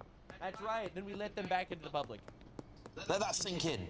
He came here last June, an unaccompanied minor dumped on... By the way, boat migrant is code for illegal alien that invaded the country on a boat and is now being given funding by the British government. Understand what that means. Beaches by a small boat from across the channel. We took him in, we housed him with British foster carers, we sat him in a British... That means, the British taxpayer paid for this illegal alien to rape kids. Classroom. And 3 months later, and I warn you, some of these details may be distressing if you're listening and watching, he forced a teenage girl, his fellow pupil, into bushes beside a skate park, pushed her to the ground, and then raped her. The prosecutor told the court the Iranian illegal migrant asked the girl, quote, 14-year-old Iranian illegal migrant... Yeah, and the punishment was consent classes. This is a joke, man. But like, I'm not even gonna lie. This is an atrocity. This is like crimes against humanity levels of unbelievable shit. Now, Tommy Robinson, famous British activist guy who's basically calling out all this bullshit all the time. He in fact was the one that exposed the Pakistani rape gangs years ago, and they put him in jail for it. Right? They put him in jail for exposing the fact that Muslim migrants are raping kids. So he did a course, and on his little class, he actually showed footage. He showed footage of different Muslim people basically saying, yes, we will conquer and rape the people of the land. Not exaggerating. He shows this course to people, and the leftists cannot engage in reality. They will literally tell him, you're just racist. Those things aren't true. Right after seeing the footage.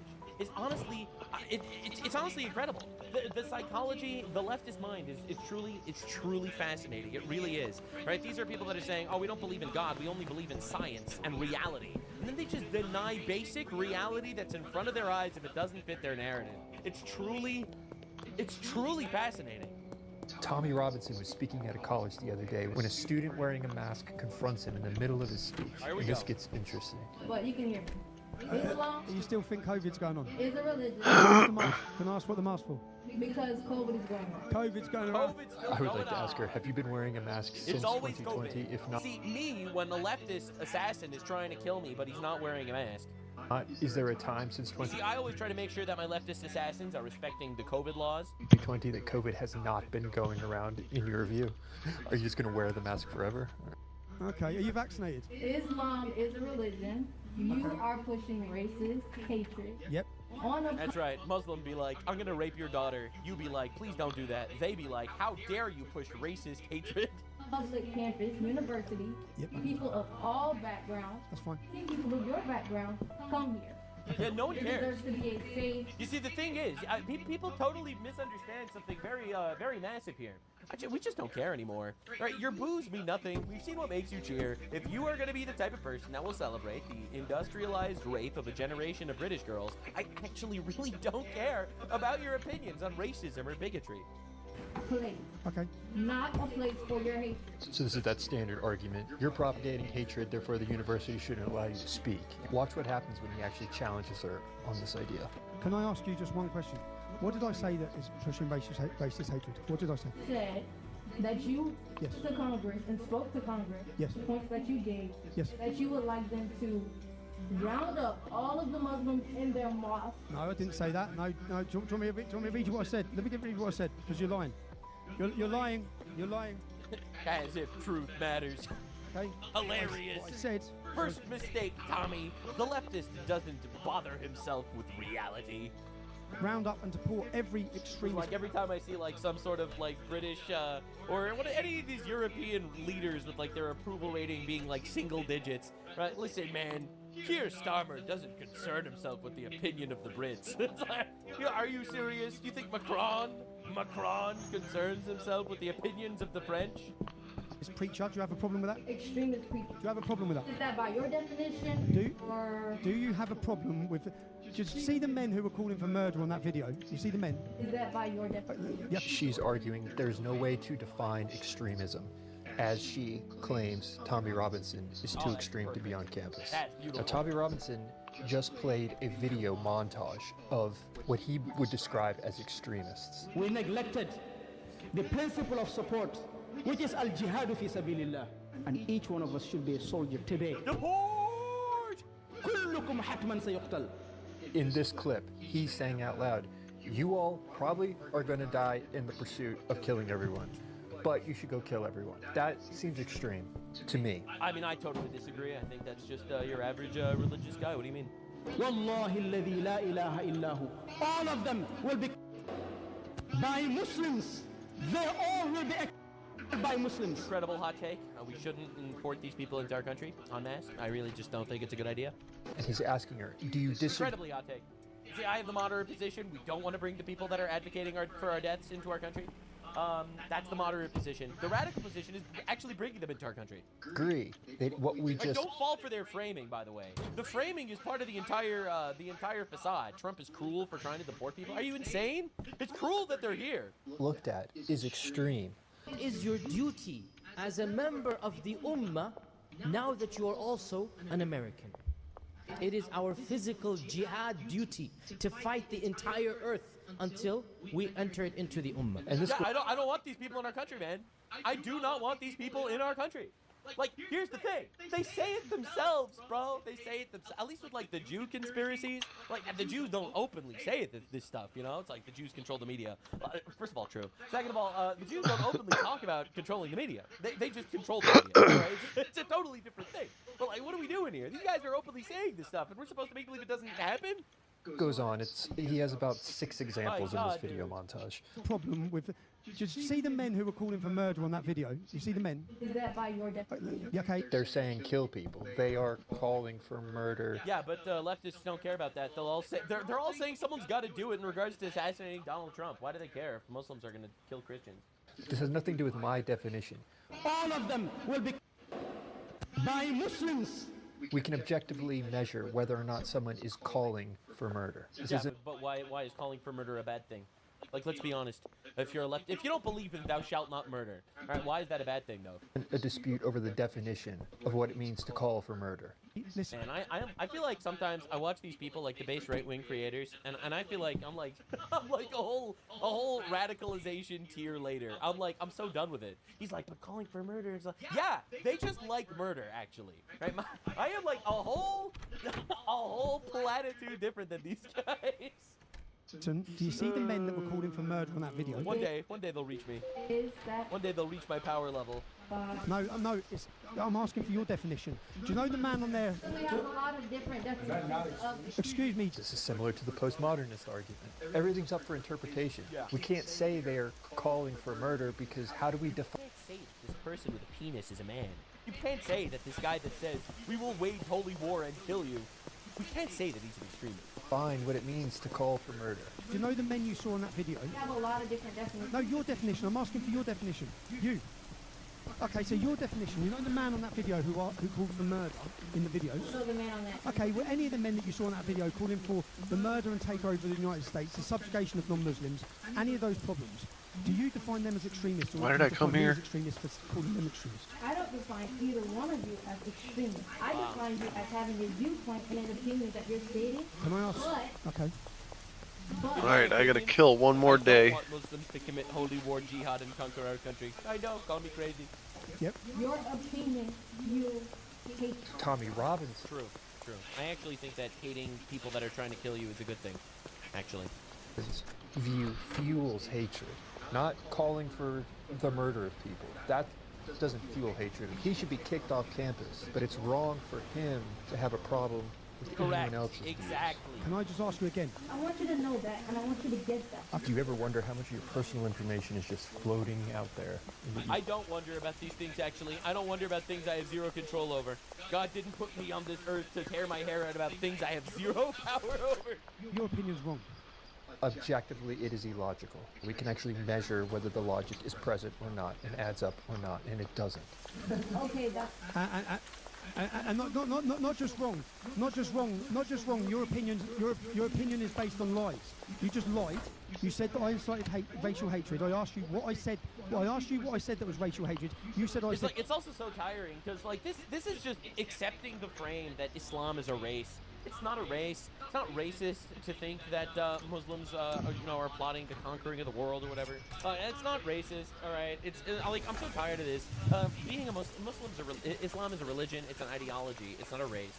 All right. Like you are choosing to buy into an ideology by the fact that you have it. If your ideology is calling for a holy war, well then I think that that's a problem actually. I know, really hot take. I actually don't like that at all.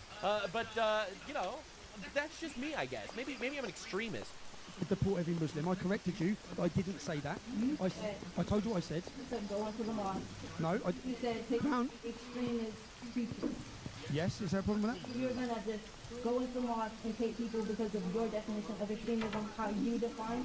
They're calling for murder. Oh my God. No. So the real question here is it possible to identify when extremism goes too far in a way that we can address it? She's claiming that's not possible, as she calls Tommy Robinson extremist.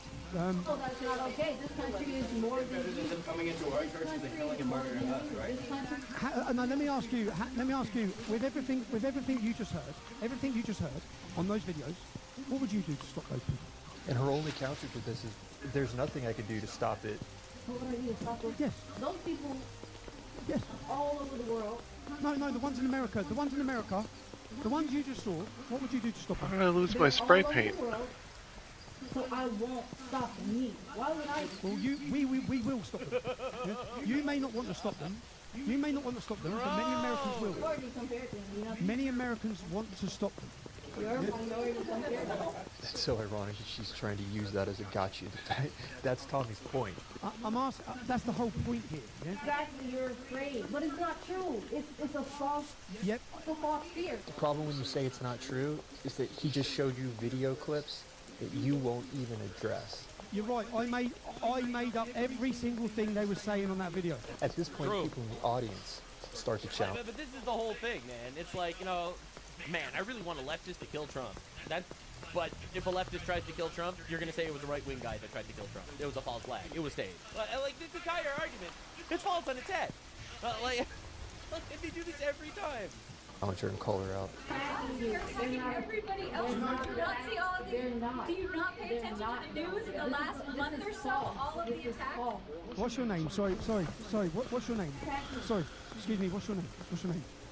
What's your name? There's actually anyone else in here. What's your name? No. What's your name? I'm not going to give you. Okay, but what I'm saying is, what I'm struggling here, okay? If I just stood up here and gave my opinion on everything, I'd understand what you're saying. You'd have an argument, yeah? I've just stood here, I've quoted the verses and read what they say. Well, those are your interpretations. No, they're not. Did you not watch anything of I've just done? According to her, everything is up for interpretation. The very concept of extremism is up for interpretation. Yeah, Trump says literally anything. He's baby Hitler. We have to kill him. This is what the left is think, obviously. And you know, it's like Muslim guy says, we are here to rape your children and subjugate your women and conquer your land. They're like, that's just open to interpretation. Okay. Wait, have you just walked in here or something? Have you read the entire Quran? Yes, I have. I've wrote the Quran. Yes. So you take the entire Quran and take it to your... No, what I just did is I gave you Islamic scholars' interpretations. Interpretation? No, it's not. You read? No, it's not. You're missing it. That's how it goes. It's your interpretation. What's your interpretation? Yeah, what's your interpretation? Great question. Have you read the Quran? You haven't, have you?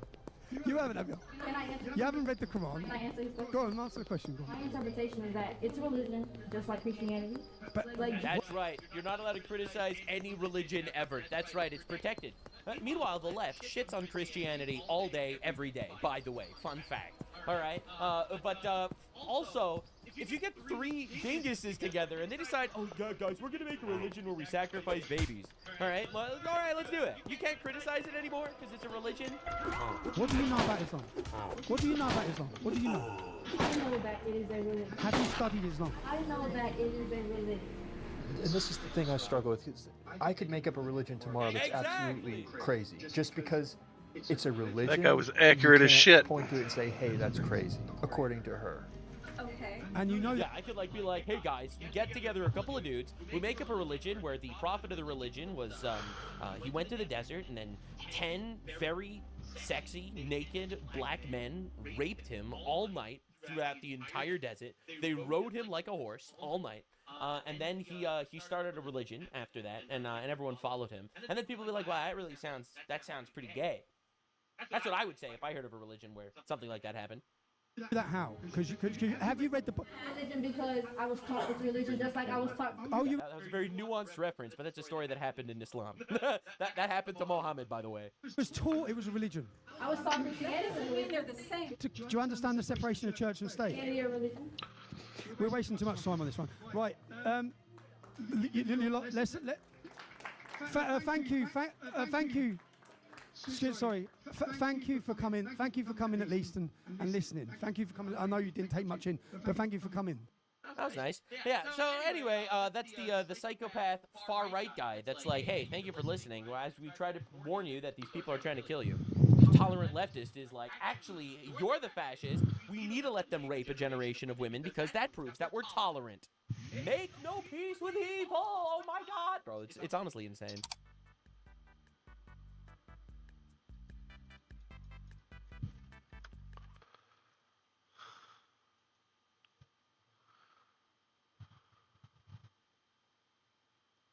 Which was pretty like good. The only way that would be.